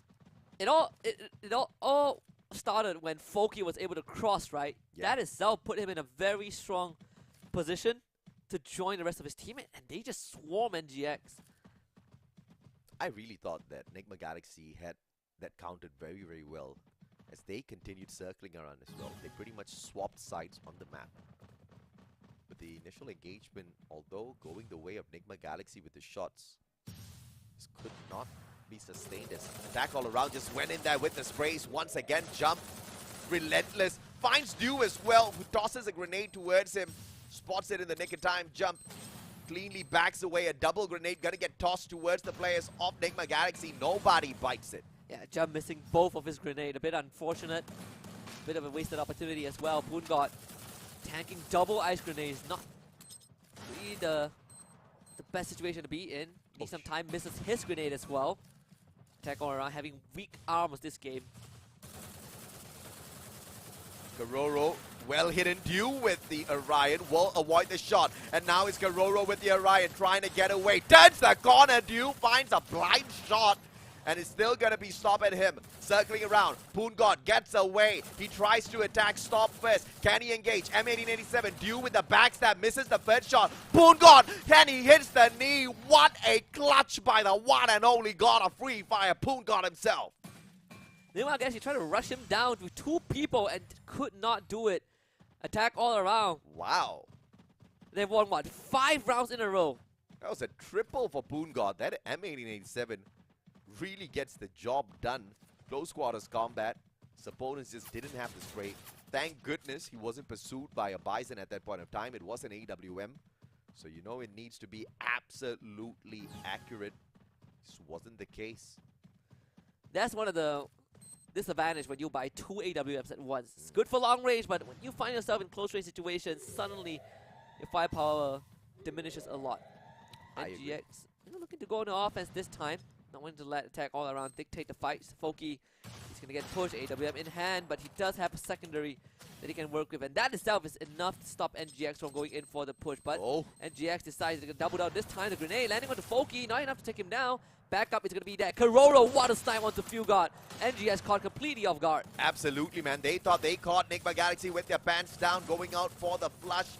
And they most definitely did, but stopped now. Getting stopped halfway through his track as Foki shows up. Dew trades one back out. Poongod once again stepping up for attack all around. Can he find the 11th elimination? And even the 12th. Foki takes the last one, but Poongod clearly your MVP. Wow. What a first game from attack all around. They won pistol, lost 3 in a row, and came back 5 rounds in a row. Wow. Almost uncontested. Heroics from Poongod. 12 eliminations. Oh, he was a hard carry. He was switched on this time. Poongod barely missed. And it wasn't like the rest of the players were not doing anything at all. Karoro, this time, very effective with his positioning, and the snipes were hitting anytime they were able to bait out Enigma Galaxy. And all those times, Enigma Galaxy actually thought that they had the drop on attack all around. Yeah, it was a bait on top of bait, right? Yeah. If you remember, there's this meme in the church. This guy is getting aimed on by a sniper rifle. The guy holding a sniper rifle has someone aiming at him with a sniper rifle. You know, that one. I still don't know what show that meme is from, but it's pretty funny. I forgot, but I somehow remember that scene. Just don't remember where I saw it. Either way, attack all around. They started off on the wrong foot here after winning that pistol round. It was just Enigma Galaxy showing up strong, and attack all around still managed to fight their way right back, and Poongod was the key player in all of those battles for them to sustain. Oh yes. Even in this one. He was massive. I mean, Poongod, a lot of times when attack all around are put in a bad spot, Poongod just steps up his game. He is absolutely tearing through Enigma Galaxy right now. Look at that. All the big clutches came from this one man. Oh yeah, and you know, the jump shot at the very end with the M1887, avoiding the AWM target, letting it clip his knee, and then him taking the shot from an elevated position. He knows how to play Free Fire to its finest, man. 12 eliminations, A1 to 4, lethal in those CQCs towards the end, through 4,484 damage. Nobody cares about the headshot rate because he was super effective. He was way too effective. I mean, this is a great start for attack all around. Oh, Right, we were very worried about Bermuda. Yep. They were able to win it. It's 6-3. I would say it's still quite close. NGX did put up a decent fight. Now we're heading into Nextera. That is the map that NGX has not dropped a single time. But again, it's Nigma Galaxy, and I'm worried because we've seen this before. We have. In fact, we've seen it twice, and we've seen it done once against Attack All Around themselves. And back then, it looked so one-sided. It does. And if Attack All Around can overcome Nextera, then I think we're gonna have a decent series on our hands. Oh yeah. But if they don't, we might go back to the same, 50-50 scenario. Nah. I think Attack All Around has already broken the curse of the 50-50 based on maps. I think the way they switched things up against E-Arena was testament that they deserve this spot in the grand finals. And the way they were taking that fight up against Nigma Galaxy, the way they turned it around, even when resources and finances just weren't all that too great. That is phenomenal. And I would be genuinely disappointed if they were forced to drop the ball now. I would be very, very shocked if they end up, if it was a blowout on Nextera. Yeah. Right? I mean, I know NGX, they have not lost a single time on Nextera. 100% win rate, sure. But if they end up winning Nextera again and keep the 100% win rate, then we're going to have a long series ahead, but it's not going to be a fun one. Absolutely undefeated on Nextera thus far, and Enigma Galaxy is also one of the most concise teams in the competition. They have played the least number of maps. They have played 7 maps lesser than Attack All Around has thus far in the competition. Hasn't really been pushed the distance by all that too many. They have gone into game number 4 in their best of 5s. But that's only because they usually bait their opponents in with the first game. Now, this is where we truly see if or not Attack All Around has a one-up on Nigma Galaxy. If they walk away with the strongest map of Nigma Galaxy, if they walk away and they ruin that 100% record of Nigma Galaxy, one might say Attack All Around can be your champions, but dude, what is there to say that that's not another bait? I mean, I'm telling you that it's the war paint. The war paint didn't work yesterday, alright? Attack All Around tried it, didn't work out. So, without it, and by using the same comp at NGX, they have found a way to win. That was the secret. Learn from your opponents. Learn from your enemies. I think Attack All Around did that really well. You gotta keep up with the times. You gotta keep up with the meta. Suya just is not gonna hang at this current level, unfortunately. It's not as good as you think it is. Yeah. All things considered, we're gonna head to Nextera for game number 2. All eyes are on Attack All Around. Can they win NGX on this map? Attack All Around using up their full amount of pocket money. Enigma Galaxy pretty much doing the same towards the very end. It's an all-out buy, and I believe the resources towards the armor is what's going to be making the difference in this game, but neither one goes for it. What did they buy?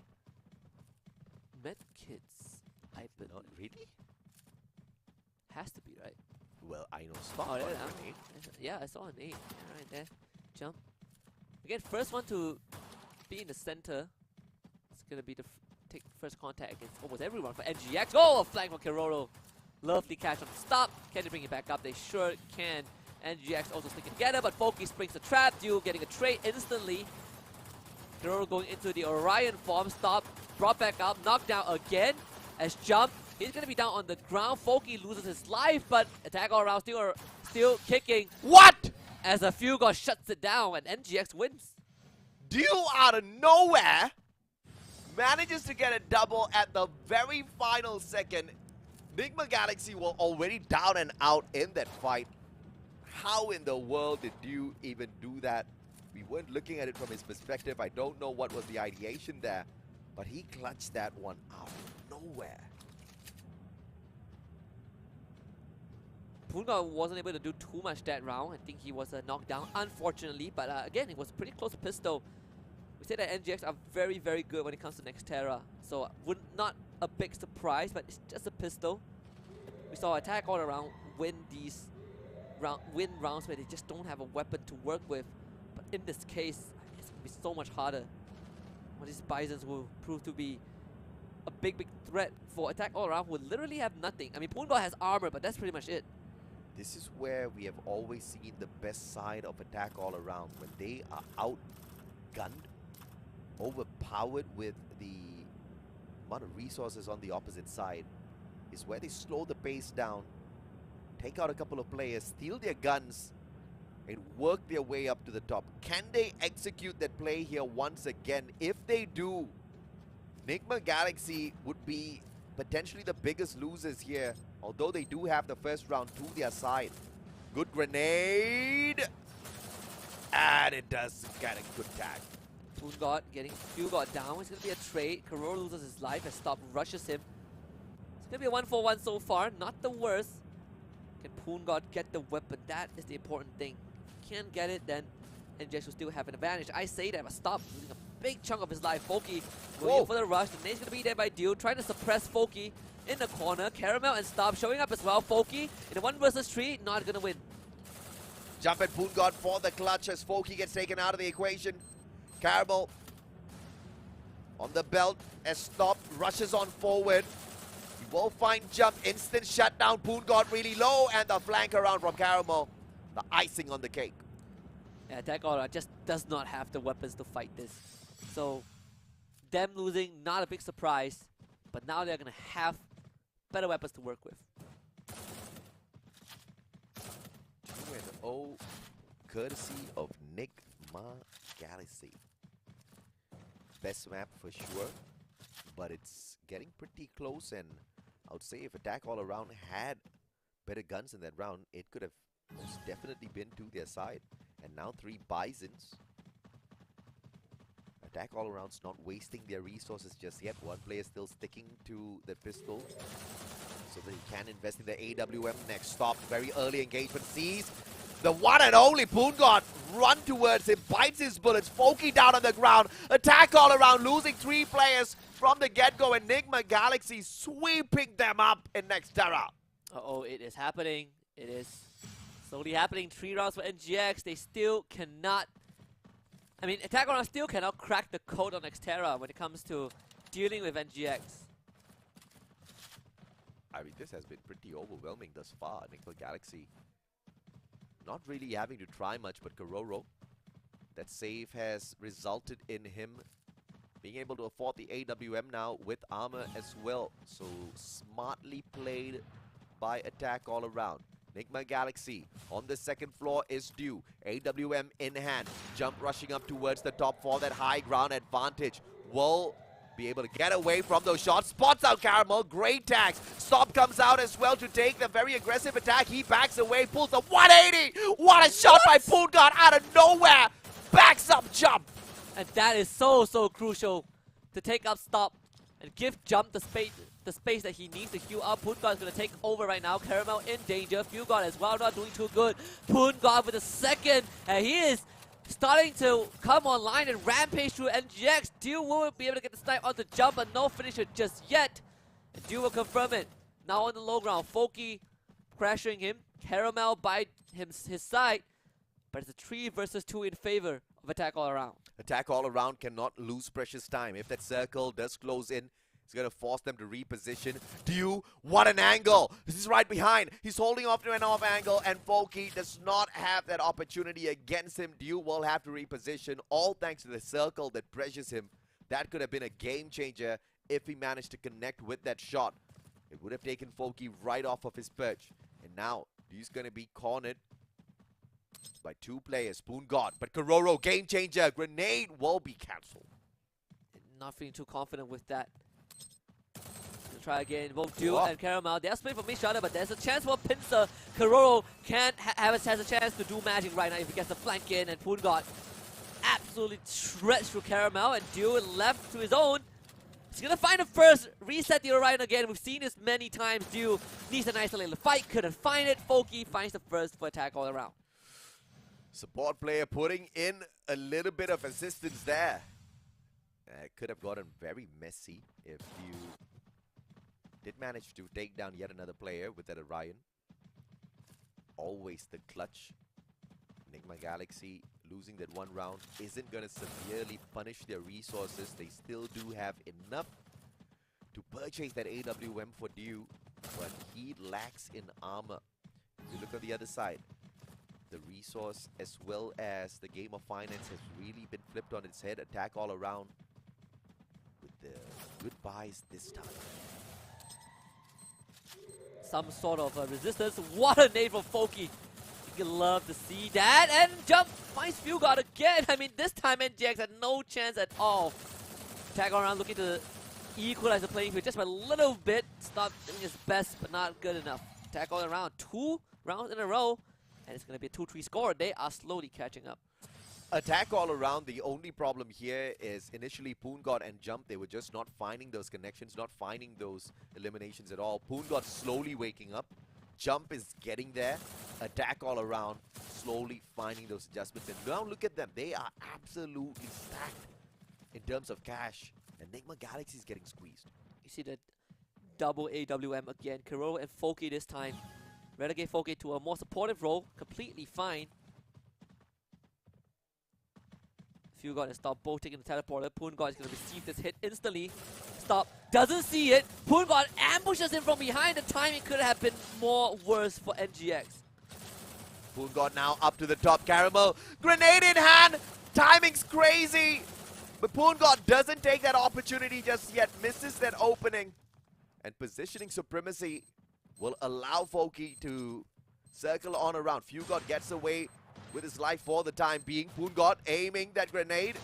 Doesn't find the timing. Backs up his team member instead, and Foki finds Fugard with a CQC. Foki is running a Fugard with an AWM in hand. This guy is a madman. He had the Bison, but he was like, oops, I forgot to switch it up. Kirura snipe on the duel, and I think this round is done and dusted. Caramel, what do you have yeah. left in the tank? Attack all around, looking to stabilize and equalize the score. Double AWM, triple Bison set up on the side of Attack all around. And they say money can't buy you everything.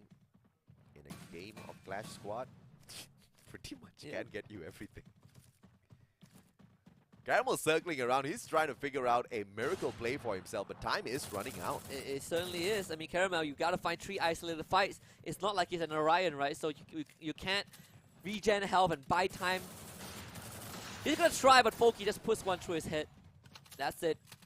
The score is even now, 3-3.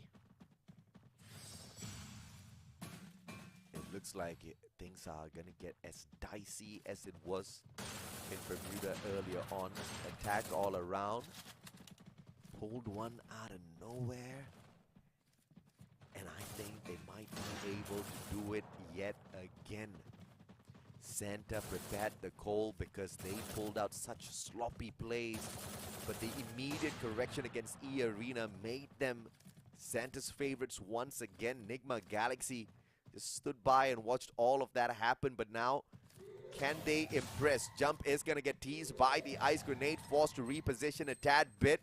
But that does not change the formation of the team at all. Stop in a great position. All he needs to do is just push up, but he needs to wait for backup. So he definitely does. Poongod getting rushed already. Deal a good snipe with the Kiroro. Poongod, what is this? Trying to just gonna ADS and switch in and out. Couldn't get Fugard down. And that is a big, big loss for Attack all around. Fugard slips away into the shadows. Kiroro's dead body on the ground. Can Stop, find that revenge answer. Is unfortunately no. I mean, Jump and Kiroro, Jump and Foki both get a good knock. Jump finishes off Stop, 3 versus 3. A labyrinth of glue wall right in front of the teams. Poongod being very patient. He has decent info to work with. Jump looking around the corner. Dew is going to be right there. There will be a cross.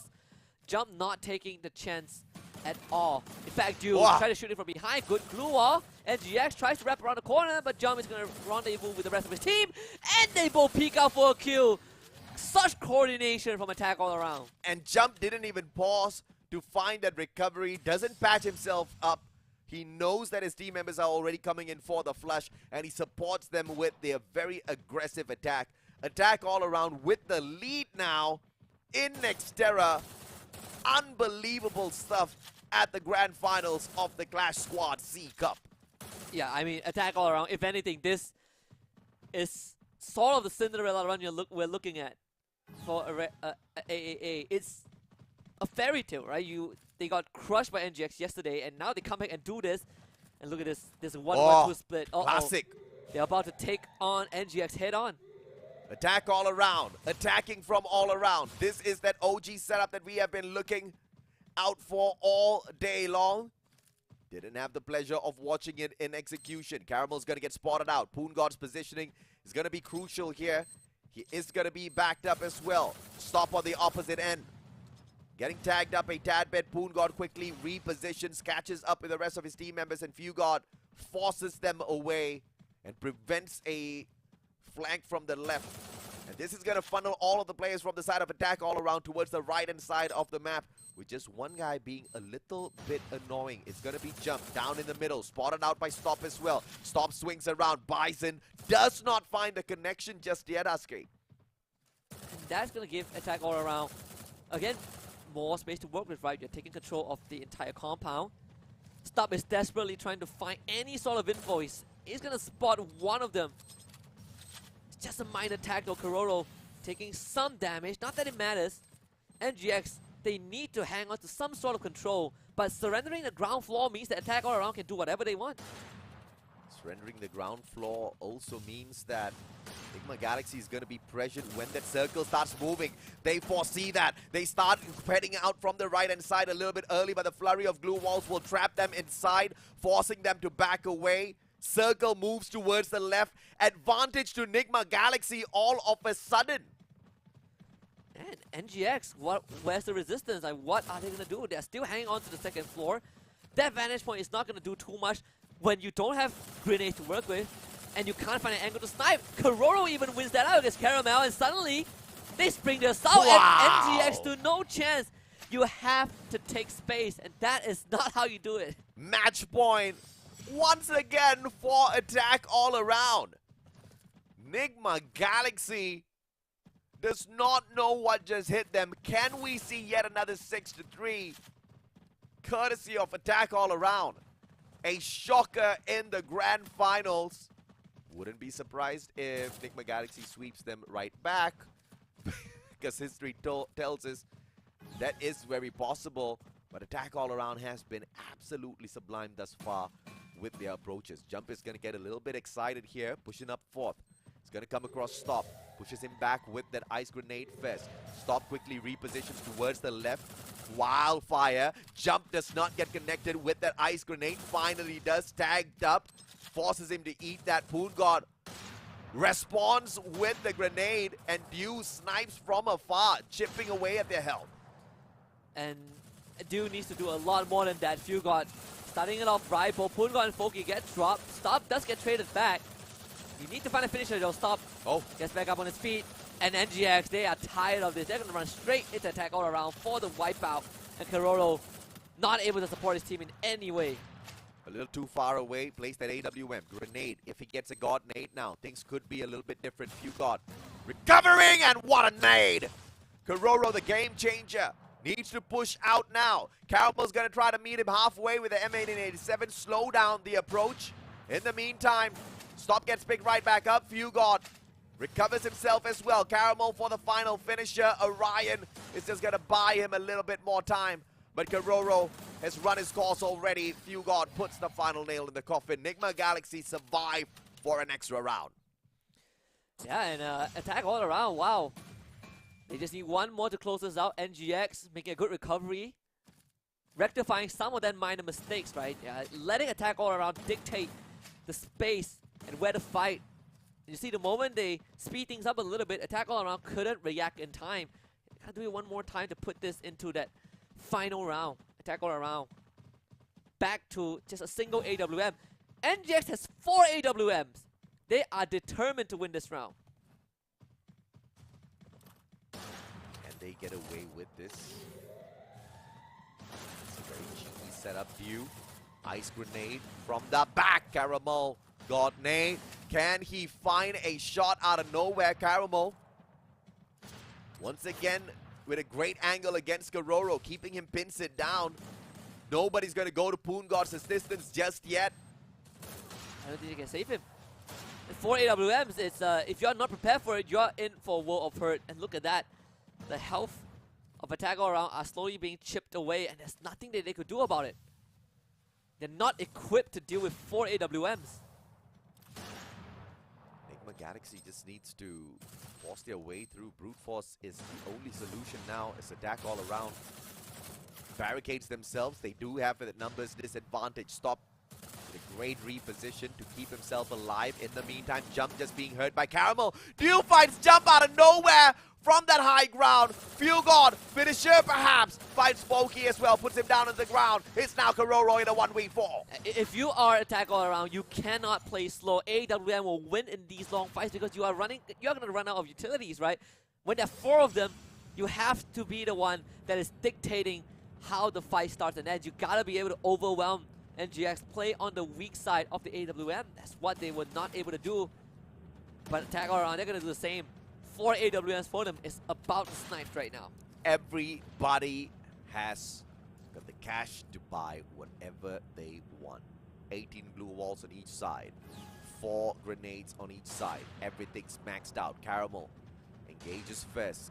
Shots will not connect as Fugard and Stop push on in for a very early flank around that left-hand side. You gonna be backing them up from the back. It's gonna be Foki and Jump getting tagged up initially. Enigma Galaxy with the advantage now. But if they mess up their positioning, attack all around could very easily take over. And that's gonna be thanks to Kororo, who has positioned himself really well so far. This, I believe, was the map that Enigma Galaxy did win. At least this area. Caramel on the low ground. Jump again. Dew is the one that needs to be taken out. That is the important target. Kororo left alone against 2 members of NGX. If he gets pincer right now, it might be over. Kororo, okay, getting few guard, alright. Ducks into a corner, Orion right there. Dew's nice Foki in front of Kororo. Oh! Was not able to respond in time, and it's not good enough from attack all around. Dew trying to stay alive, and yet another goes down. What a beautiful snipe. Jump was the next victim. Poon got so low on HP, goes in for the save instead, and Dew with the triple. He'll secure that for the side of the one and only Enigma Galaxy. I'm not gonna What a lie, AJ. comeback. Attack all around made this really, really close. Almost leading this series by 2-0, but Oh, NGX yeah. strike back at the very end. We got a series in our hands for sure. I cannot believe the effort from both sides in this game. No mistakes shown. I think it was cleanly played on both sides, down to every single round, every single maneuver executed out there. Beat by attack all around on Enigma Galaxy. They were connecting, and it was all about those microsecond response times that they were given to deal with each other's chaos, dragging us into a round number 11. And with Enigma Galaxy finally clutching it out, not allowing attack all around to take the 2-0 versus them. And that, I think, is going to put NGX at ease. But if you attack all around, you know that there's a good chance you can beat Enigma Galaxy, right? Like, you know, you beaten them on Bermuda, and that wasn't them messing around. They were definitely putting in the 100%. And you know that you brought them very damn close to winning on Nextera.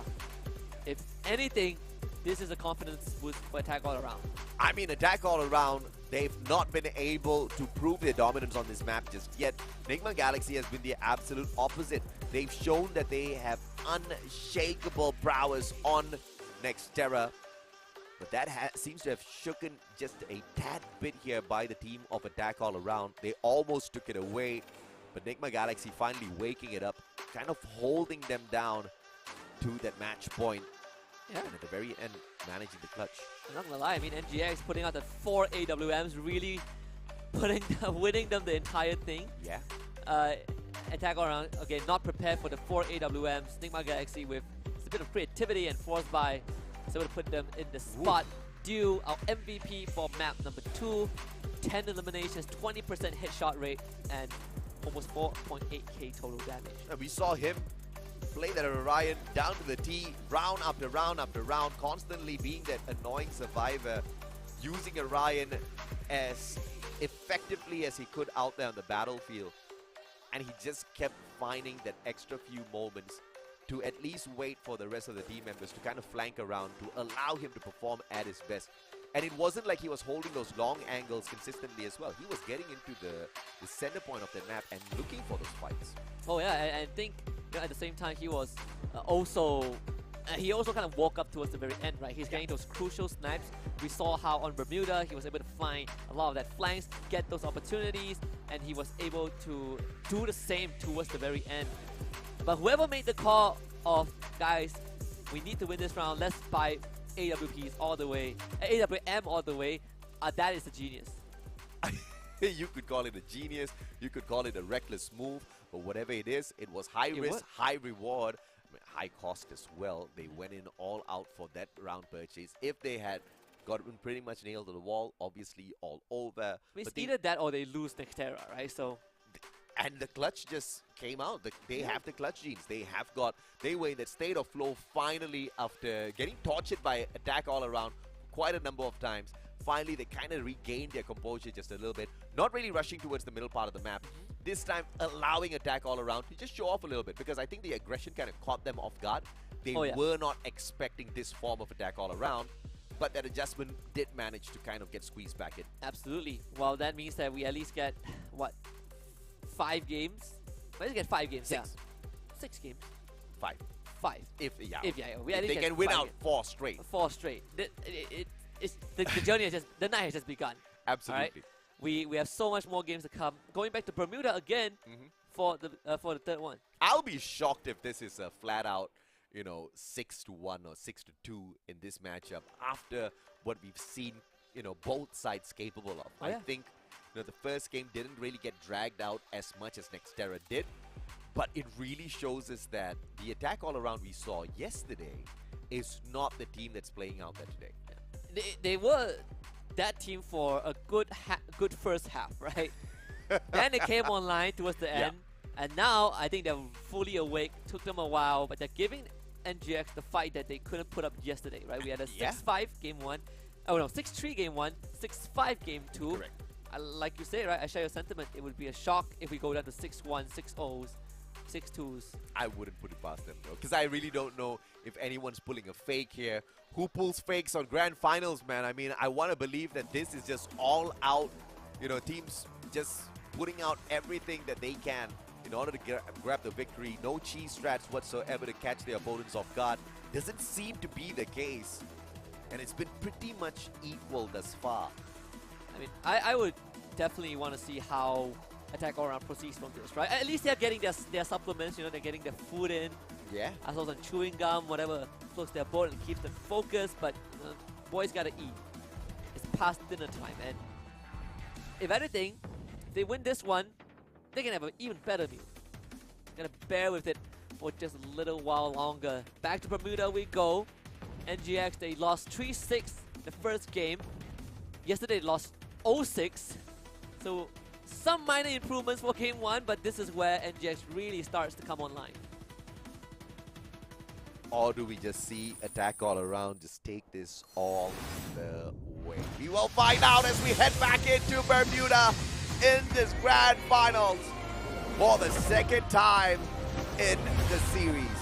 Score at the moment, 1-all. Winner moves forward just a single step, but in this best of 7, anything can happen. Back to the pistol rounds for sure. I mean, for attack all around, they have shown a lot of the cards that we didn't see yesterday, and the adaptation has been perfect. Yeah. But can they do it consistently, right? The inconsistency was what I brought up earlier on. If they kind of play like a coin flip, then NGX, I think, will have a better chance of winning the whole thing. So attack all around needs to keep that consistency, that performance that they've shown us to even have a chance to beat NGX. I'm so curious how this game is going to go, man. Were they already at full effort? Or was that half-baked? Do we get a proper matchup now? It's all going to be pretty much answered in this one game. No more room for fakes. You don't get the opportunity to get cheeky. If you got, and I get some information, quickly backs away. Poki's not going to show up, just across the map just yet. Great positioning, but the circle's going to force him out though. Fugod needs to maintain that position. And he gets into a very sticky corner as well. Fugod really taking a big risk with that maneuver. Roro going in 1v1, wins that one against Stop. Attack all around, having a great start. Foki now is going to be there as well. Attack all around, sticking together like a platoon. GX is going to be planned. Fugod is going to be outside, having a flank alongside Caramel. The nade is going to be there as well, but Dew is under immense pressure and he needs help. Stop charged in there without a lot of backup at all, which is a little bit disappointing to see from the side of Enigma Galaxy. Here comes Karoro with the boost. Orion catches Caramel's back. Fugod tries to get away, gets dropped by Jump. It's a 1v3. They can't do much. Dew shows up, and he's just got to run away towards the very bitter end as Attack all around pulls out a clean round against Enigma Galaxy. Absolute clinic from Attack all around. What a pistol. I mean, the fact that Karoro is running straight into Enigma Galaxy's member and winning that fight is straight up insane. 3 mini Uzis. 4 mini Uzis for NGX. What is this? Goodness. What happened to the Bisons? Let's go, man. Enigma Galaxy losing out, but they are going in here with a force buy of the mini Uzi. If they get this, it's going to be hilarious. Enigma Galaxy on an eco. I mean, that one mini Uzi more than Attack all around, so there's a chance they win this. Jump has just gotten rid of one of them. Poon God finds a second. Oh my. Caramel is going to get dropped very soon. Only 40 health to work with. There it is. The difference in this equation is armor versus no armor. Dew, final player, 1v4. No miracle for you, sir. 2-0, attack all around, stomping the field of dominance. And Enigma Galaxy's force buy does not work out. I mean, NGX tried to pull the we're gonna surprise you with weapons, Uh-oh. and it didn't work out this time. And now, Attack all around's got to stick with their purchase of the mini Uzi to go up against Dew's AWM and Fugod's Charge Buster. This is an interesting turn of events. They still forced 2 mini Uzis on the side of NGX, Caramel and Stop. Still no armor, not much armor on the side of Enigma Galaxy, so advantage to Attack all around. Rate of Fire is going to keep them sustained in a long battle. Poon God, can he find one?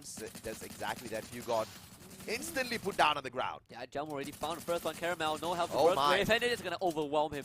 Swarm from all angles. He drops, Stop is going to be there. Runs one full circle. Dew does shoot Jump in the back, and Stop is going to take advantage of that to get the first knock. The finish is going to be there, but unfortunately not enough. And Dew left wondering what just happened as Karoro has already found him. And the mini Uzi against AWM. He pulls out the pistols right there. Dew gonna slowly get run down. The blue wall drops, and Attack all around will find that third. A trade Very for quick trade. Foki takes down Dew, Dew takes down Foki, but of course, Dew on the losing side because none of the rest of the team members are alive and kicking. Attack all around with a very clean approach at Bermuda thus far. And NGX just doing mad work, honestly. Well, not NGX, Attack all around doing mad work. So what's going to be the plan for NGX right now? All of them have armor this time. 2 Charge Busters, a mini Uzi, and an AWM. Weapons are slightly getting better, that's for sure. Oh yeah, Attack all around now has got enough cash to purchase a gun on top of that mini Uzi.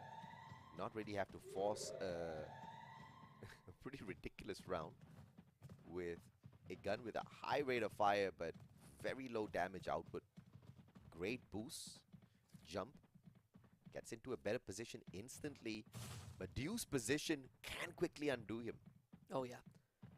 Oh, he sees Dew for sure. Oh, And Dew has no Does Dew idea. see him? Jump. This ambush. Absolutely huge. But Dew is going to go into the Orion form, barricades himself with the glue wall. He's now going to start calling for backup. Jump. If he gets Dew out of the way, this is going to be a big round for Attack all around. You can see Fugod. He's already there trying to provide support. Karoro. What a shot! Fugod drops without being able to do anything. And Attack all around. They're going to continue to launch an assault. As Fugod is going to stand back up. Foki is going to be in the mix. Stop. Gets dropped. Fugod. Dew. They all go down. Attack all around, just doing this too clean. Attack all around, stomping down Nigma Galaxy. 4-0 on Bermuda. Unheard of. And now we see exactly who had an ace up their sleeves all along. Attack all around, so clean with the execution this time around. And now a double snipe setup from the side of Kororo. Foki bringing in an AWM as well. Jump with the charge buster. This just seems to be the dream setup for Attack all around to secure this match. Oh yeah, and look at that. They're gonna run straight into one another. The GX, they've had enough. 4 rounds in, no eliminations at all from anybody on the side of Nigma. We were very close of seeing just a clean slate where the enemy team, where one team has no eliminations before. We'll see if that's going to be the case. Hugon already down. Jump! He is running them now with mini Uzis. Who needs AWMs or Bisons when the mini Uzi does it? 3 dead. Duel. Alright, the first one onto Foki. It doesn't matter. Jump. I guess the mini Uzi is the new thing. And dude, when Jump wakes up, Attack all around is not gonna go down, because we all know what Poon God's capable of. We all know how Kororo's one of the best snipers out there. We all know the backup from Foki, and even when you send Foki out onto the front lines of battle, he's gonna deliver for Attack all around. Jump was that game changer.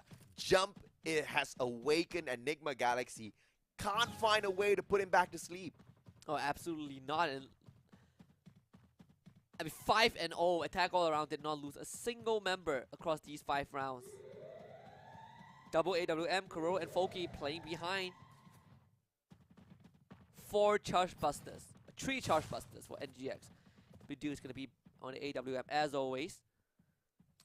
In this close range fight, charge buster, you can outgun the mini Uzi if you land a shot. Poon God already making it a bit tough with that one. Ooh, Caramel. Does he get picked right back up? He does have a little bit of support. Stop! CQC! Badu does manage to trade out Foki right after Stop gets dropped. It's going to be Fugod in a 1v4 to save the world, to save Nigma Galaxy. Can he hold it back? Jump with a mini Uzi. Says no, sir. 0 kills for NGX in a 6-0 wipeout. Of all the things, of all the scenarios that happen, this is the unthinkable one. But in a best of 7, it ain't over till it's really over. And Nigma Galaxy have to bite the bullet.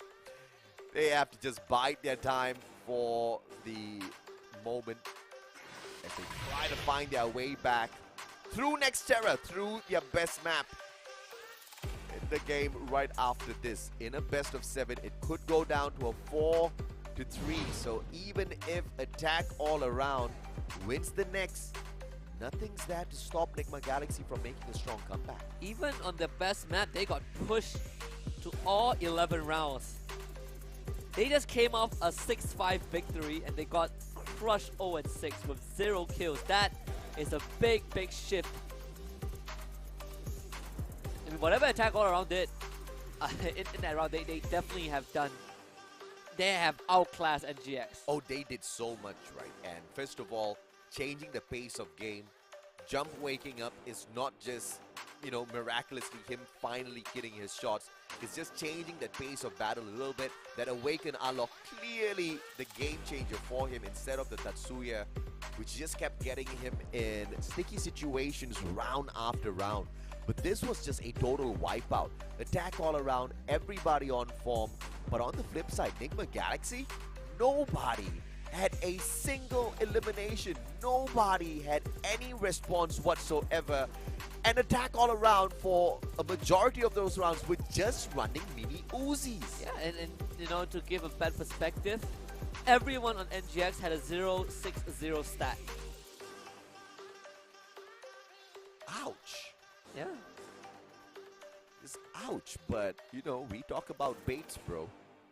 We talk about baits, and Galaxy, I has feel like thrown out many a baits in the past, and this just seems to be the most sneakiest bait of them. I don't think you want to bait when you just came off 6-5. Okay, Dude, you don't know, man. In a best of 7, like I said, attack all around can win another, and they can still lose the series. But you gotta respect the headshot rate out of this monster. Jump with the 67%. He got the jump all right. Such a concise match with 2,605 damage, but 9 eliminations in total. we say that NGX, you know, kind of outclassed attack all around yesterday, but for map 3 at least, for game 3, it was attack all around, just winning on all fronts. They were winning on first blood, they were winning on all 1v1s, they were winning on rotations, they were winning everything. What? I'm not buying this. I am not buying this. Not a single elimination, Husky. Yeah, no, zero, nada. Not buying it. Nope. Nuh-uh. We'll wait for game 5. Bermuda again. Maybe we'll get a better idea. I think we are pretty much geared up for a hell of a ride in this best of 7. 100%. Thailand's putting on a show. Oh yes, they definitely are. I mean, it's a Thai finals, right? Yep. Just fact that it's always going to be a close one. Or maybe they just want to make it look like a close one so that they can intimidate all of the other regions even further. I mean, it's Clash Squad, okay? It's Don't look down upon Clash Squad. No, I'm not looking it's down tough, upon okay? I'm just saying you don't play Clash Squad for FFWS, alright? The engagements make a huge difference, man. And I mean, clearly, you know, we've seen some ups, we've seen some downs, and, you know, a lot of those engagements can be a clear indicator as to what we can expect from them in the near future. That is true, but I still feel like if you want to intimidate someone, this isn't the best platform, alright? Right, we have a single elimination qualifiers, and then we have an expected Thai finals. There's nothing much that we can brag about. We can't go out to, you know, to other regions and be like, hey, we want Clash Squad. Respect us. They're gonna laugh at us because you don't play Clash Squad in Battle Royale. I am of the opposite opinion. I think this is just the all-out Thailand flex on the other regions to show that look at what sort of quality we bring to the table. Not only are we the only surviving region in Clash Squad, our teams are the only ones that can pose a proper challenge to ourselves. Like nobody else can push us this far except if we ourselves get it done. The literal definition of your true enemy is yourself. Only I can beat myself. And your true motivator is yourself as well in this particular case for Thailand. Thailand can run their own World Series, okay? They're good enough. They sure as hell are. And it'll just be as equally as entertaining because of all of the talent that we have within just this one region. Once again, this is the Grand Finals. Nigma Galaxy take it on. Attack all around. Game number 4, baby. As we hop on right back into Nextera. The onus now is upon the team who made it through the Grand Finals first. One and only Nigma Galaxy. This is the 9th game for Attack all around. Yes. Yeah, it's a taxing one. I mean, lower bracket disadvantage, right? It's not easy to stay focused for, what, 3 hours already for them. Still got a long journey to go. Pistol rounds. Once more, Dew instantly just splits off to the side. Punga is going to make first contact. Stop has a good do it, and Stop have a good chance of ambushing him. Punga will need to rely on jump to provide the support. Very long flank from Dew. The timing needs to be sublime now as he makes his approach. But the players on the side of Attack all around have repositioned as well. No one is going to catch them out. Few got on the other hand. Back wide open. Dew shuts down. Punga Caramel out of nowhere. Finds the jump on the jump. Kororo goes down. Nigma Galaxy off to a fantastic start. Yeah, Caramel getting dropped. Foki finds all 3 of them. Few got. It's going to be there as well. Kororo needs to win this. Gonna go into the Orion form. Gets the knock. Gets the reset. Siphoning back some health. Gotta break the link. And Nigma Galaxy does it just in the nick of time. That was way too close, man. Every single player from the side of Nigma Galaxy managing to find a good frag in this opening round at Nextera. Can they do the same? Can they embarrass attack all around just to break that spirit just a tad bit? Or are we gonna see attack all around just snowball through this competition by picking up yet another victory here? It's a little too early to tell, even up to that 4th round. Double revolvers all the way. Run straight into each other again. Kororo. Nade in hand. Gonna let it rip. No, hold on to it. Kororo. Wow! Instantly catches Fugod off guard. Fugod not ready to receive that hit at all. Caramel also spotted out by Poongod. Attack all around once more, getting the drop onto NGX. As they try to go for a sneaky swing, stop instantly. Stop dead in his tracks. Caramel and Dew trying to save the day in a 2v4. Double revolver in the hands of Caramel. Looking for a desperate drop and attack all around, just not giving him a clean opening. Kororo with the flank. Caramel plays the head glitch, but it's going to be pinched from both sides. Poongod finds the knock. And Dew, as the final player with one final stand, has got a good gun, but not the numbers on his side. Lovely stuff from attack all around. Once more, just catching NGX on the flank. And on top of that, winning with slightly weaker buys as well. So now they're going to be able to upgrade their weapons a little bit. Whereas for NGX, they are going to be stuck with significantly, not significantly, but slightly weaker weapons overall. Well, I'm getting nervous watching this matchup. But nervous for whom? I mean, at the end of the day, it said buy flex. Can Nigma Galaxy turn the tables here, or will attack all around pull off the biggest shocker in Clash Squad C Cup? Stop holding on to a decent angle, waiting for Jump to show up. Does not make that mistake. But Dew well positioned from up top. Can collect this information, attack all around with the discipline. Has been able to hide themselves pretty decently at this point of time. The one pros about NGX is that they are very good at gathering intel. I say that, but attack all around has definitely been improving on that front. They have been outgunning Nigma Galaxy. I say if you put them in a full-on 4v4, attack all around is just slightly better in DCQCs, which is a pretty scary idea. Dew is inching forward slowly though, looking to find that advantage for his team.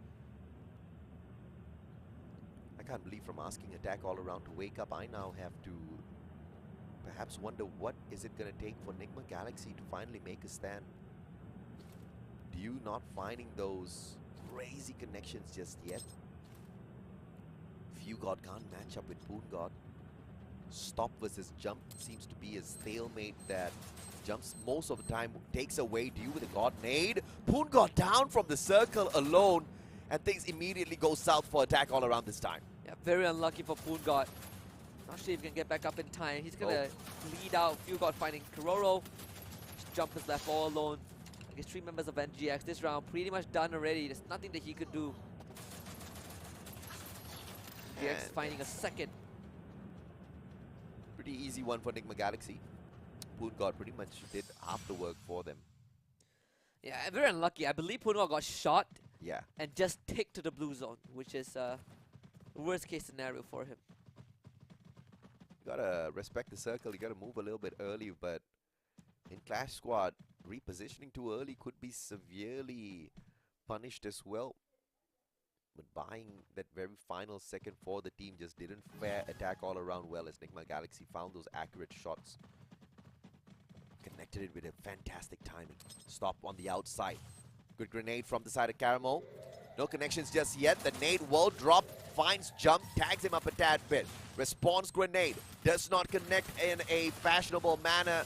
And NGX will be able to reposition. And Fugod finds one in with a guy's grenade. I don't understand. I mean, Kororo was all up in the front. I mean, they need to have backup at least. If they do that, 3 members of attack all around down. Stop is bleeding out. It's all up to Foki. Such a weird interaction, and they just get the round to NGX. critical mistake from attack all around. I don't understand why Kuro just runs in like that. I think he was expecting a grenade from, I believe, Jump or Folky, but there was just no connection there. Enigma Galaxy used a very awkward opening to just find some sloppy shots between. Surprisingly, they connected, and now they're 3-1 up. See if they can continue to push this, as they have always been able to convert on Nextera. This is just a free opportunity handed on a silver platter by Attack All Around. Oh, absolutely. Now that's going to cripple their money a little bit. Looking for attack all around. Need some recovery. Jump spotted out already. Only has a Mach 10. Not the best of weapons. Kuro firing off his first shot. Doesn't find anything. Dude doesn't find a position that can catch anybody off guard just yet. Attack All Around has been punished by him because he has held those off angles in the past. But now can he buy a lot of time more for himself as the circle forces everybody a little bit closer together? Stop with the reposition. Dew on the outside flanking from the right. Enigma Galaxy want to find a right-hand side takeover, but nobody else is on the left to find that distraction. Gonna jump, catching the back of Dew just by a little bit. Need a bit more damage, so stops can be there. A lot of gun barrels pointing at that entrance. Gotta be a bit more systematic. Hugo losing a lot of his health thanks to the Orion from Kuro as well, but Kuro ends up going down first. Stop getting that one. Pokey trading back with the UMP. They need a bit more from the side of attack all around. These close range fight is working out for them. Hugo getting dropped as well. Kuro stands back up. It's down to Stop and Deal to try and win this. Pokey the first to go. Punga second to follow, but Stop couldn't do enough as backup comes in time from the rest of attack all around, and Dew is left all of his own. Dew couldn't go back in there for the save. Orion, Dew, Sniper can still get the clutch though. 1v3 as the players stand right back up. They're trying to recover. Any bit of opening will be an advantage to them. No lethals to play as well from the side of Dew. UMP, not enough. And Jump wins that one for his team. Attack all around. Needed that round. It's a bit scary, but the composure was there from attack all around. They didn't kind of just jump straight into the frying pan and got overwhelmed by NGX. She waited a bit more for backup. That's the play that I want to see from attack all around. They just need to win one more round to put the economy back in a better state. Double charge buster and then UMP from NGX, and they also have an AWM for Dew. We haven't seen the big game changes out of those character skills in the past few rounds. All out just mechanical plays. Jump, trades a good grenade. Dew avoids it with the Orion. Very decent play. A good glue wall will block out those shots as Spoon God eliminates Stop from this round. That's going to be a clear opener now for attack all around to get a little bit more aggressive. Dew will have to back away, gets tagged up as well, and put on the ground. What a shot. An execution by Jump. Yeah, and that was the last of his glue wall as well, so he knew that he's going to be dead. And this is going to be a quick work for attack all around. Again, we're back in the even state. It's 3-3. Even Stevens, as attack all around, scratches and claws their way back into this match. A 3-1 is not the way we expected it to go. Especially not in favor of attack all around, that's for sure. Oh yeah, and Enigma Galaxy might have just gotten caught with their pants down here this time around. Caramel's not dealing the kind of damage that we saw from him back on Friday when Dew wasn't really showing up. And you need everybody to be on their top form as you engage with such an aggressive team in the form of attack all around. Jump, good blue wall, ice grenade's not going to tease him. Stop does not find that grenade connection. And what in the world? Tosses that ice grenade, takes himself out. Jump finds Fugod, too easy. This one has to be attack all around. Yeah, that's an absolute disaster. Jump is holding the fort all of his own. Caramel finally drops him, but it doesn't really matter. I wonder what happened to NGX. That was the worst case scenario. Sometimes you just make a boo-boo of a play. It just happened to be that round for Enigma Galaxy. A free one for attack all around. They might argue with that because they did get 3 out of the 4 kills. But you know, advantage to their side for sure. Double AWM just for Kororo himself. Poon God whips out the AWM as well. AC-80 in the hands of Jump. This is a very clear-cut strategy by Attack All Around to keep the distance this time round between themselves as well as Nigma Galaxy. And this is one of the best compounds to play these long-range attacks. This needs to be the sublime aim for the team of Attack All Around. Poon God now. Kororo with a snipe out of nowhere. Few God drop. Poon God needs to take advantage at the same time. Tosses in a grenade. Does it connect? He eats up a grenade off his ult. Hero and Poon God need some time to queue up, but stop. He's getting pressured from underneath by Jump as well, so needs to fall back to the first floor. Attack All Around, surrounding the entire building this time. Nigma Galaxy struggling to find some space. Attack All Around, they're going to slow down a little bit. Stalemate between the two. Trying to find a couple of advantageous spots and hoping and praying for their ice grenades to change the course of this matchup. Few God, great position. It's all about the timing. Jump shows up. Few God, blind shots. Kororo holding the off angle on the right hand side, opposite of Few God. And Foki's gonna find Few God. Close range combat, but Kororo would have gotten that even if he didn't. Oh yeah. This is just great positioning by Attack All Around. And now they have a members advantage. The UMP from Jump, what? Over the wall. Again. To take out stop. I mean, NGX, they are just not catching a break at all. They will have to circle with them though. It's going to shift towards them. Attack All Around have to go into them, but Attack All Around have double the members that they have. They can attack from both sides. Good blue wall, slow jump down. And Deuce is going to run straight at Jump, hoping to achieve what? I'm not too sure. But that just served up the match point to Attack All Around.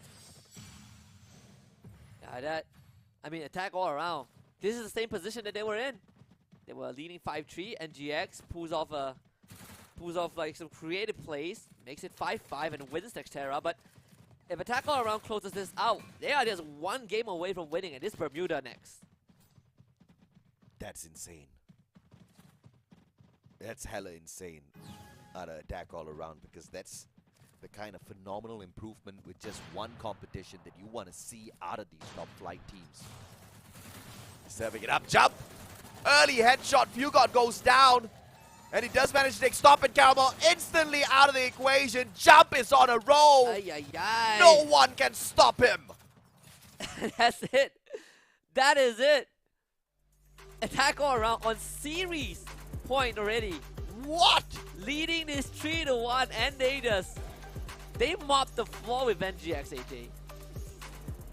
I know the score is 6-3, but it did not felt like a 6-3. Oh no, it did not feel like a 6-3 at all, and there's just no way you're gonna get me to believe that Nigma Galaxy is setting up a reverse sweep here, because they are getting outplayed, outpositioned, outmaneuvered in every single aspect of this Clash squad. And the firepower, the sheer firepower out of Attack All Around is just phenomenal. If you just take into a comparison their matchup against the Arena, their matchup against Nigma Galaxy themselves yesterday, this is a whole other team with a brand new strat. I mean, absolutely. Attack All Around, I think at this point in time, right, even if they get reverse swept by NGX, I feel like they could hold their heads up high. They have done more than enough. Why would you say that? I don't want to see no reverse They have sweep. exceeded expectations, right? I came into this, I think, my money was definitely on NGX, Yeah. based off of previous performance, but with what Attack All Around has shown, I definitely think that they've improved tremendously over the last 24 hours. I think they have improved, but, you know, it's only gonna be one that is impressive if they take this all the way. Because at this point, if Nigma Galaxy pulls the sweep off again, it's the same old Nigma Galaxy, giving away a couple, taking away your whole house, right? I That's mean, just... a couple doesn't mean series point, okay? I mean, that's a bit too much. that's unfortunately what a couple is in this best of 7, because I don't think they intended to drop the Nextera match where it kind of went down to the wire. But this game, it was just one-sided. It was. I mean, Surprisingly. NGS got 3 rounds and Attack All Around just ran with the rest. this round in particular, Jump holding the fort so well. And of course, you have round 8, right, where attack all around, they just circle NGX on the ground for the longest, oh, well, not this one, but the round before, they circle NGX for the longest of time, overwhelmed them with just pure macro rotations, and the last 2 rounds were just a no-show. What? 90% headshot rate Get out of here. with a UMP. 10 eliminations, 4,576 damage. I'll take that. I tell you, it's the character difference, man. 90% headshot rate. The Alok has given him something. He was nowhere close with the Tatsuya and the crazy dashes. Tatsuya, he had a 90% death rate. This one was a I mean, we say that we need Jump to really step up and come online, right? Change to the Awakened Alok, do something Yes. that actually, was able to benefit the team and also allow him to pop off. Yeah. And here it is. He is delivering on every single request because he was the game changer at the start of the day. The emphasis was, can Jump perform? Oh yeah. If he does, it's gonna be attack all around. But I would have never made the guess that that's gonna be the factor against Nigma Galaxy themselves, who clearly drew a straight line between themselves and the rest of the teams. Yeah, he was doing it with the Mini Uzi. He was doing it with the UMP. Yeah? So he's gonna do it with the Mac 10 next. No. Get out of here, man. I think Nigma Galaxy owes us 3 back-to-back games, or at least 2 back-to-back games. Drag this into a match number 7, and then that's a free-for-all. If it wasn't a free-for-all thus far No, already, right? They will have to earn it, unfortunately. We're going back to Bermuda, alright? You know, these Thai players can earn it when they want it. That is true. You look at again Bermuda stats, right? 6-3 on the Yeah. first one, 6-0 on the second one.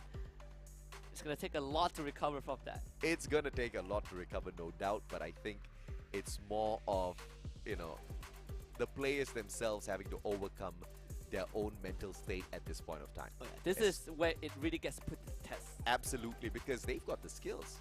They know what to do. It's just that some things just don't click sometimes, and you just have to overcome that. And Yeah. this is what the grand finals was set to a best of 7 for, to allow a top team like them to make a couple of mistakes and find that great recovery. And both teams have played at the highest level, right? They have. understand the pressure a lot. Yeah. I mean, Attack All Around didn't win Sentosa by a mile. They won by 3 points, and I'm pretty sure that also came down to the wire. Yeah. NGX, they were on the opposite end of the aisle. They had a good chance of winning Bangkok, and they just bombed out in the last round. So Don't talk about that that- one, man. that It was was also so heartbreaking. painful. it was on different spectrums, but Yeah. the idea is the same, right? The only beautiful part about that was another Thai team picked it up. Oh, You know, yeah. used that as a launching platform, took the trophy, and kept it in the country. I mean, But we're gonna take a 5-minute break, unfortunately, before the next game. absolutely. So we're gonna let this team brief a little bit. When we come back, oh boy, it's gonna be game 5 of this best of 7. Don't go anywhere. We'll be back.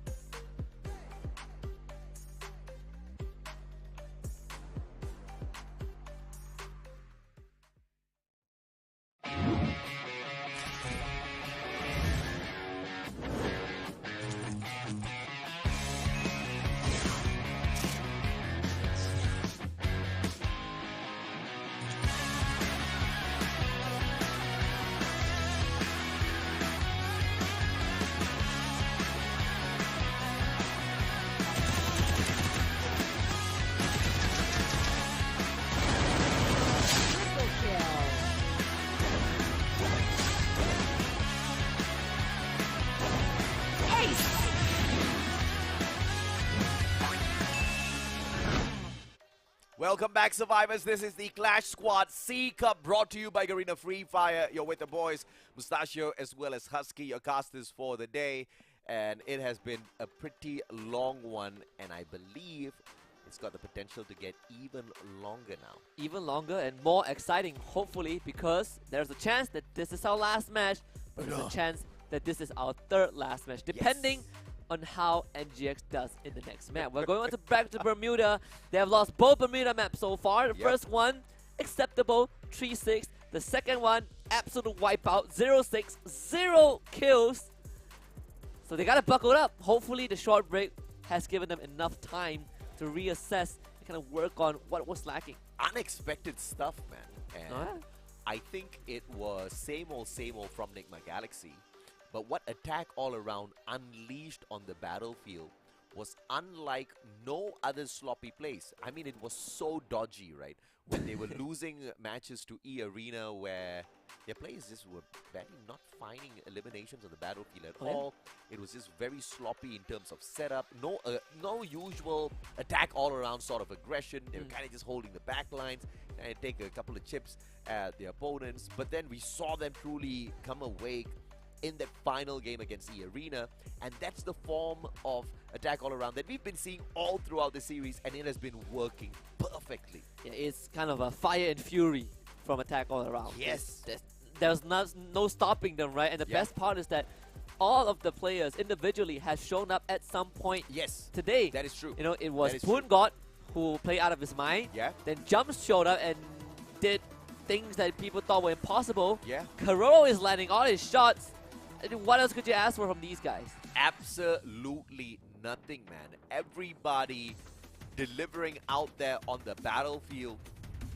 And just when you think that you cannot expect anything else from them, Foki shows up. Their support shows up. The support was rampaging through the battlefield. That's crazy. I the mean, support got 10 kills in one of those games. Insane. It reached a point where the sniper player is running head first into battle. Yeah. You have a support player holding an AWM and a Bison, and he's like, I'm gonna fight CQC with an AWM instead. Potential final game, like you said, Husky. I don't want it to be an early night, not after everything that we've been through thus far at Clash Squad C Cup. Ladies and gentlemen, boys and girls, as we head on back into Bermuda. This is do or die time now for Nigma Galaxy. It all starts with the pistol. Can NGX at least get out to a good start? That is the important part. We're going to be at Clock Tower. Attack All Around has shown that they always are the first to take control of the center building. Jump always does the exact same thing, but in this case, NGX will reach there first, thanks to where they start off. All three of them as well. Caramel will be playing late. You not going for the flank, you see the change in perspective being applied by Nigma Galaxy, taking an all-out team fight, but Stop up top is going to be able to put a quick stop to Fogi and his move, but Jump's going to be able to find the trade as well, a one-to-one trade thus far. Jump really low on that attempt. Can he get flushed out? Karoro aggressive, drops on down, punished at the same time. Yeah, but it's all one-for-one trade, so he's down to Poongod and Dew. And Poongod put in a position where he can win this game. Dew trying to rush him down. The Orion is enough. Right at the end, the movement from Dew, making the right call to win the pistol. Orion saves the day yet again. Pops it out at the right time, and the skill was more than enough to draw out the final breath from his opponent. Nigma Galaxy, they walk away with the first round. That's way too close for comfort, and these pistol rounds could really go either way. And you can see the investment from Attack All Around. They've got the double revolvers. They're aiming for the heads. Yeah, and Dew, he's going to buy an SMG straight up. He has had enough of playing from long range. He's going to take it to the faces of Attack All Around. Three of them, three of NGX players from the side. Jump is going to get pincered right now. Can he hold on? It's not going to be an easy feat, but Jump escapes, in fact.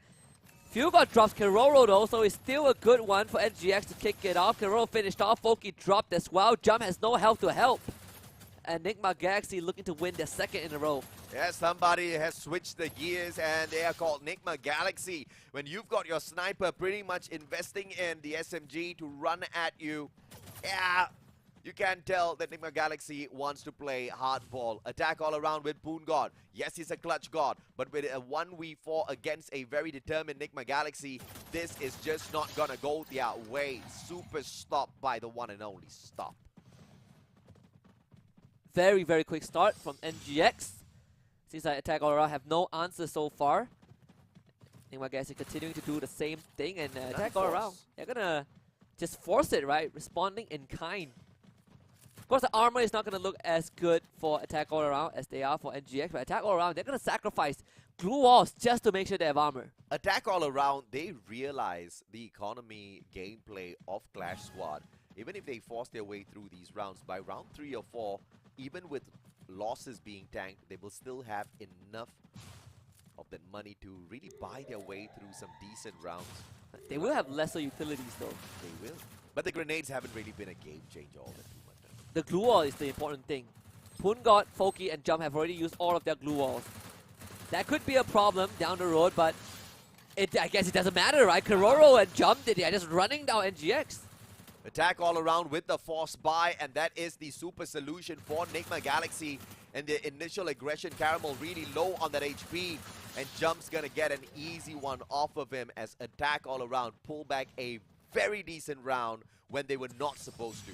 It felt like no one could stop Jump when he has that guy in hand. I mean, this guy is built different, honestly. Oh yeah. I mean, he's the life and soul of Attack all around when it comes down to these rushes as the front man.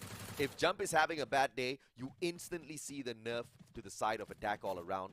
Even if Poon God can fill his shoes in, Jump is just that integral guy. Oh yeah. Shipyard this time. Kororo wishing he has a sniper to kind of work around with, but not yet, sir. It's not gonna matter too much when the enemy sniper is like, you know what, screw it. I'm fighting in the front lines. You know? Hey, that's where you can really turn the tide of the game, man. I mean, if you are gonna be the only sniper on the battlefield able to take these long-range shots, and you've outplayed you to a point where he's like, I'm giving up on this sniper duty. Yeah, but that means that the NGX will always have one extra members in CQC, right? They can overwhelm you, and we've seen that many, many times. Stop and Fuel are taking some initial damage. Kororo, looking too good. Fuel God just runs him down with a double revolver. Dew escaping with the Orion as well. Caramel low, but not down just yet. Stop though, not so lucky. Poon God finds him. Caramel stuck behind the glue wall. Fuel God down low. It doesn't matter. Poon God turns the corner and takes him out again the second time. Dew pulls out the AWM through the glue wall. Will be able to find Foki, but he needs 2 more drops. 2 more kills to win this. Can he circle around and punish Foki? Spots out Dew as well. Poon God getting the damage done from the left, but Dew holding on for his dear life. Foki is not going to be saved anytime soon. And Dew actually has a clutchable chance here. He just needs to connect well. M82B in hand. Surprising pick off a sniper. He's going to be able to penetrate through those glue walls, but just doesn't get any bit of timing to play it. Poon God rushes on in. Dew goes down. Attack all around equalizes. Yeah, very, very clean round overall from Attack all around. Again, just winning the trace and the initial fights against Nigma Galaxy. And Dew finally. And these were all forced buys from the side of Attack all around. It's turning into round wins. Look at that. AWM pulled out from one side.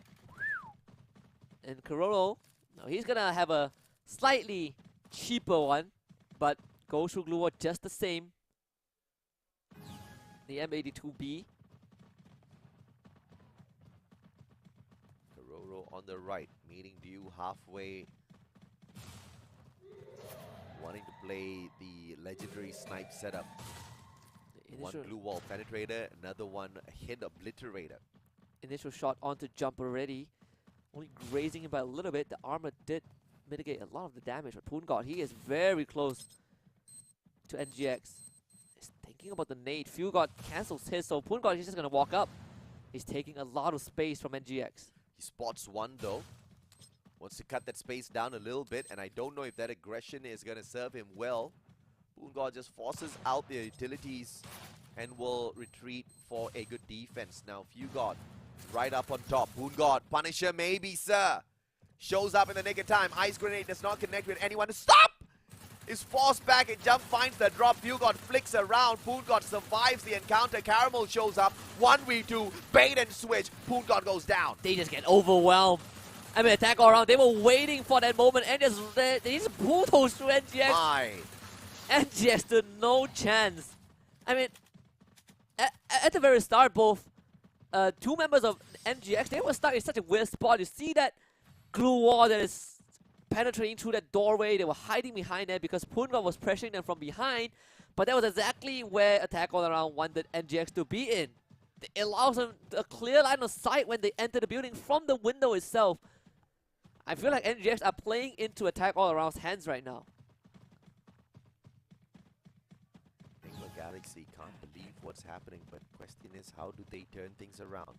Dew, game changer, left-hand side flank, meets Kororo, down on the right-hand side of your screen. Stop with a very aggressive push on fourth already, will be forced back. He gets tagged by Jump. Jump getting aggressive now, gets tagged up. Can he survive? This is going to be crucial. Ice grenade, and Caramel finds the God nade from the back. It's going to be Kororo. Good connection onto Fugod. No finisher just yet. Yeah, they committed all those utilities just to get rid of Jump, but it's very necessary. The Jump has causing them so much problems. This guy has 7 kills. It definitely is a big threat. Poongod is running at NGX point blank with a sniper rifle. Once again, it's a little bit of a stalemate as they try to reposition. Kororo! Oh God my! nade out of nowhere. What was that nade? Poongod finisher, 3v3. Numbers all equal now. And Dew is not looking too healthy as well. Needs some time to heal back up. Foki's not going to give him the time to do so. Good support from Dew from behind. But Poongod will take down Stop as Foki gets dropped. Stop stands back up very quickly. And it's down to Kororo all on his own to try and win this. What a smart glue wall erected by Stop to stop Kororo approaching.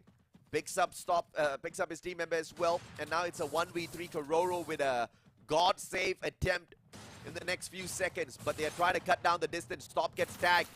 Kororo with a good shot. Caramel can't find his way around the glue walls yet. And Kororo, he's going to come out right into the open. It's a 1 versus 2. That's it, Orion gets the knock and resets instantly. It could be winnable for Kororo. He does it again. Kororo with all three. God! When you need him the most, he does it. Kororo! You see? That is the moment where you depend on your sniper. That is the moment where you depend on your Orion. You don't force Kororo to be the main fragger. Guy delivers. Push comes to shove. Kororo, the man. 4-2 now. Attack all around. 2 more rounds away from being crowned the champions of Clash Squad C Cup. Oh, that could be the straw that broke the camel's back, AJ. Oh, yeah, man. It's a crushing round for NGX. That was by no means a round that they should have lost. That's a mythical straw. It was as strong as a freaking metal pipe. It broke that back. Oh, it broke NGX. Hopefully, that's not the case. I mean, it's still a pretty close one. NGX just needs 2 more rounds to pull this back. They have decent weapons to work with. They're going to slow it down just a little bit. But you can see, I mean, attack all around, they're setting up. The way that they set up these attacks are so well done that NGX, not only that they can't get info, but they are also forced to give up space because attack all around realized that, well, there's not much resistance. We're going to start running into them. And on top of that, no early tags from the side of Enigma Galaxy, so the Dreki's not going to be working. Nobody's patching themselves up early. No extra bit of information leaked to the side of Enigma for them to take advantage of. Stop's going to find one. Ice Grenade forces a reposition. Poongod circles around Stop. Can't find one just yet. M1887 will be forced to back away unless he wants to eat a grenade. Poongod now with the shower. Meets Stop halfway through, and a beautiful bump out of Stop puts Poongod down and out. Yeah, lovely stuff from Stop. They needed someone to take the initiative, and that is exactly it. Again, 4 versus 3 in favor of NGX. No way to squander this, right? No way in hell, man. Watch out for Jump, though. Kororo is going to be isolated. Dew already used that Orion. Fugod not looking too healthy. He's taking down as well. They need to break all the glue walls. Foki with the initial spray down to Fugod. That's going to be number 1. Fugod finished off. Jump drop low, not down just yet. It's going to be a 1-for-1 trade. Foki doing it big time. Kororo finally down on the ground. Jump to follow suit. It's Foki left all alone. And this should be NGX's round, and they find it back, clawing back into the series. Unfortunate that it was a Orion that he was playing with. Sorry, Dimitri that he was playing with, but couldn't find the pop as he activated it a tad bit too early. It would have been a game changer because the 2 team members that were taken down were just beside him. Oh yeah. Those auto pickups would have been devastating for Nigma to deal with, but that's exactly how the cookie crumbles by the end of the day. Nigma Galaxy fighting for their dear lives. Losing the next 2 rounds equals them losing that #1 spot to attack all around that they were confident they could take out. Poongod already taking an initial shot from Caramel. Double AWMs from NGX. They're gonna fall back to the same thing. Just play that long range, stop, and be forced away. A plethora of utilities from attack all around. So both teams taking some heavy initial hits, but they can see Jump cross by Stop. He needs to stop this. Don't let Jump get the space. Oh, what a tag. Jump does get tagged up. Stop circles around. Grenade popped out. Poongod runs away. Gets tagged up in the meantime as well, but a good glue wall pulled out by Stop. Will go ahead and stop the attack, and he gets to recover a tad bit. Good skirmish, but they go for the reset. Do they know that Carol is behind the wall? They have to, right? Poongod turns the corner. Stop needs help right now. Gotta survive. And Stop decides he's gonna win it out by himself. Caramel sprays out Jump. Attack all around, not able to close this. Out Fugod gets dropped, instantly picked back up, but goes down again thanks to Foki.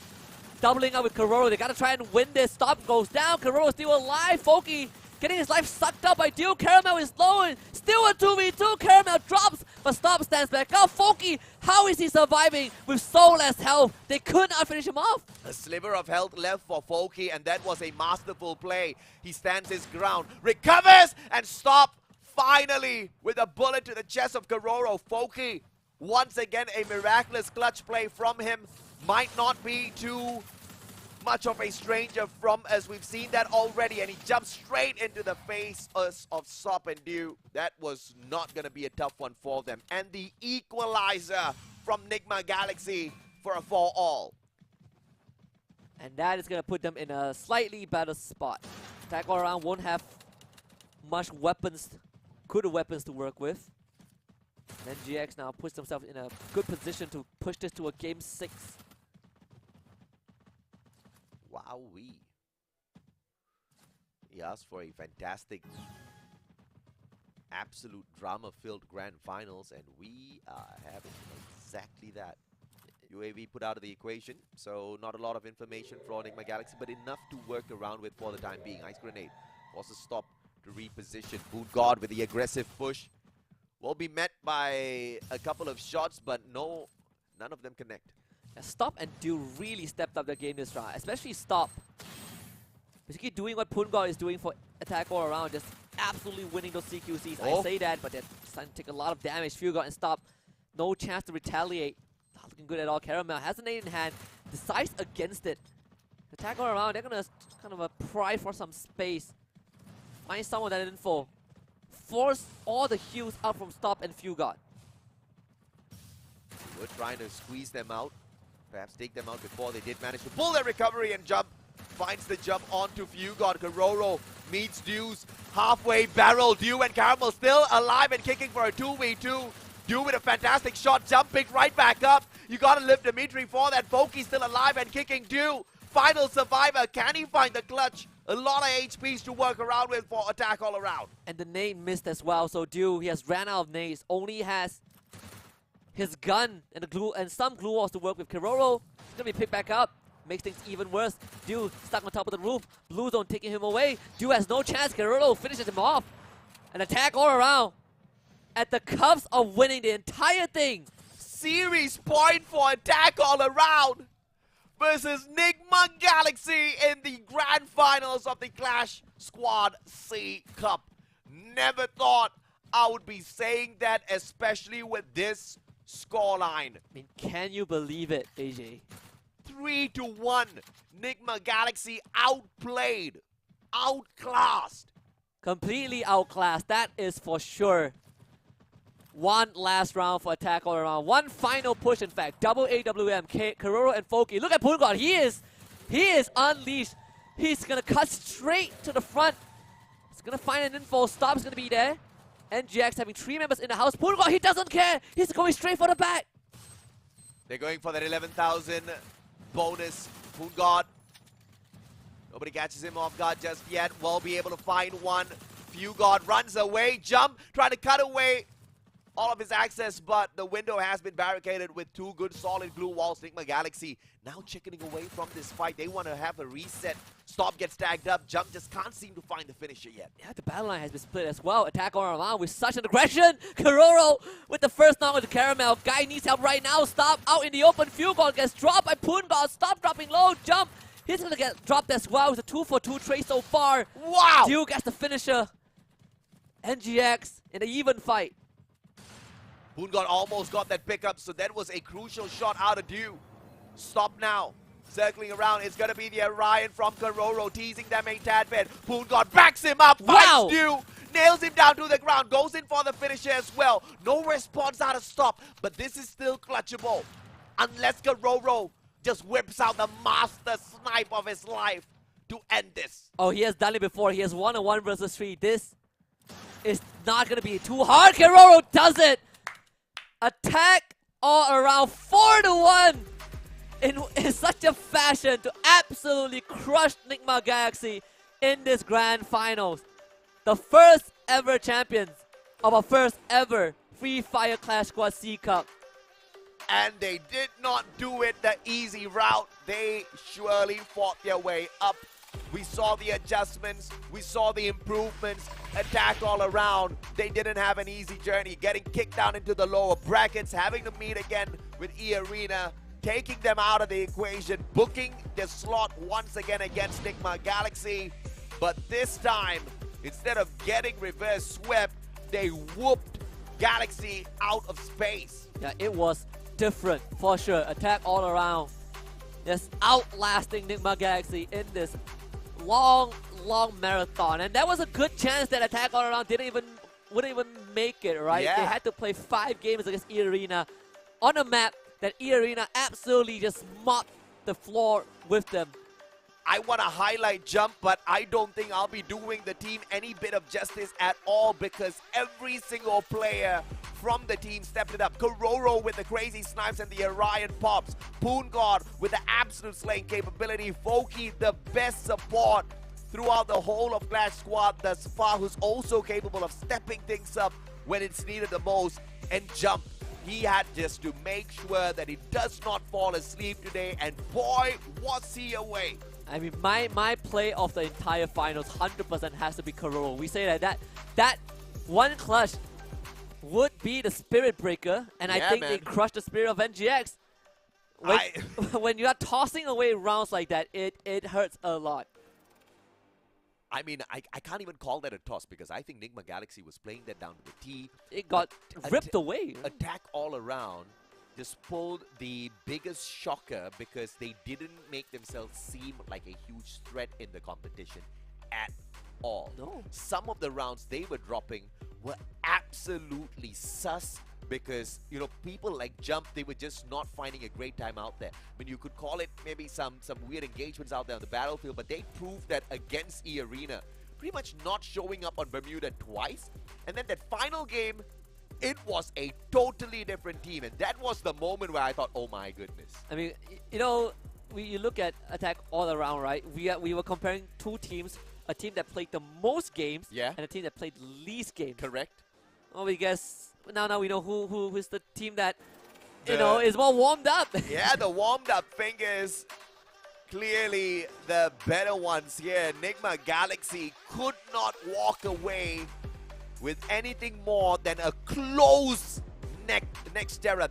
That was so close. You know that looking at this score, it could have very well been a 4-0 finals. Yeah. This is crazy. Insane.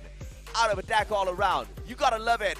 And your MVP. Attack all arounds, one and only Jump, 138 elimination, 67,000 damage, and a 39% headshot rate. Pulled out of every single match played thus far. This guy, the key for Attack all around. I'm telling you, this guy has definitely redeemed himself overall. Amen. On his bad days, he was a no-show, and you know, just at the very end, he decided to commit to a bit of adaptation, and suddenly it paid off so well that he was able to perform at an incredible level. And there it is, these guys ready to go to bed after this. Happy man, some of them in the pajamas, but either way, our champions for the Free Fire Clash Squad C Cup attack all around. I mean, our ex-champions, our ex-world champions, they're back. They are most definitely back, and I cannot wait to see what else they've got in store for us. I cannot wait to see the kind of crazy competition Thailand continues to bring onto the battlefield of Free Fire, because this is just the start for these guys. There's no way in hell they're gonna slouch up from here. I think not only is Attack All Around gonna be making a beeline for the next Free Fire World Series, all of Thailand will be looking to qualify. If only we had that many slots. Let him hold the check, man. Come on. He's so guy is also part of the team. Let him hold the check a little bit and squeeze closer. Got a an awkward double thumbs up, but I'll take it. Yeah, that's how you know that these are just very young players, right? I'll take it, man. They have many years ahead of them. I cannot believe my eyes. I cannot believe the results that we have seen here today. Attack All Around, making history, showing us that you must improve on the fly. You can't just have that one simple setup that you've planned the day before.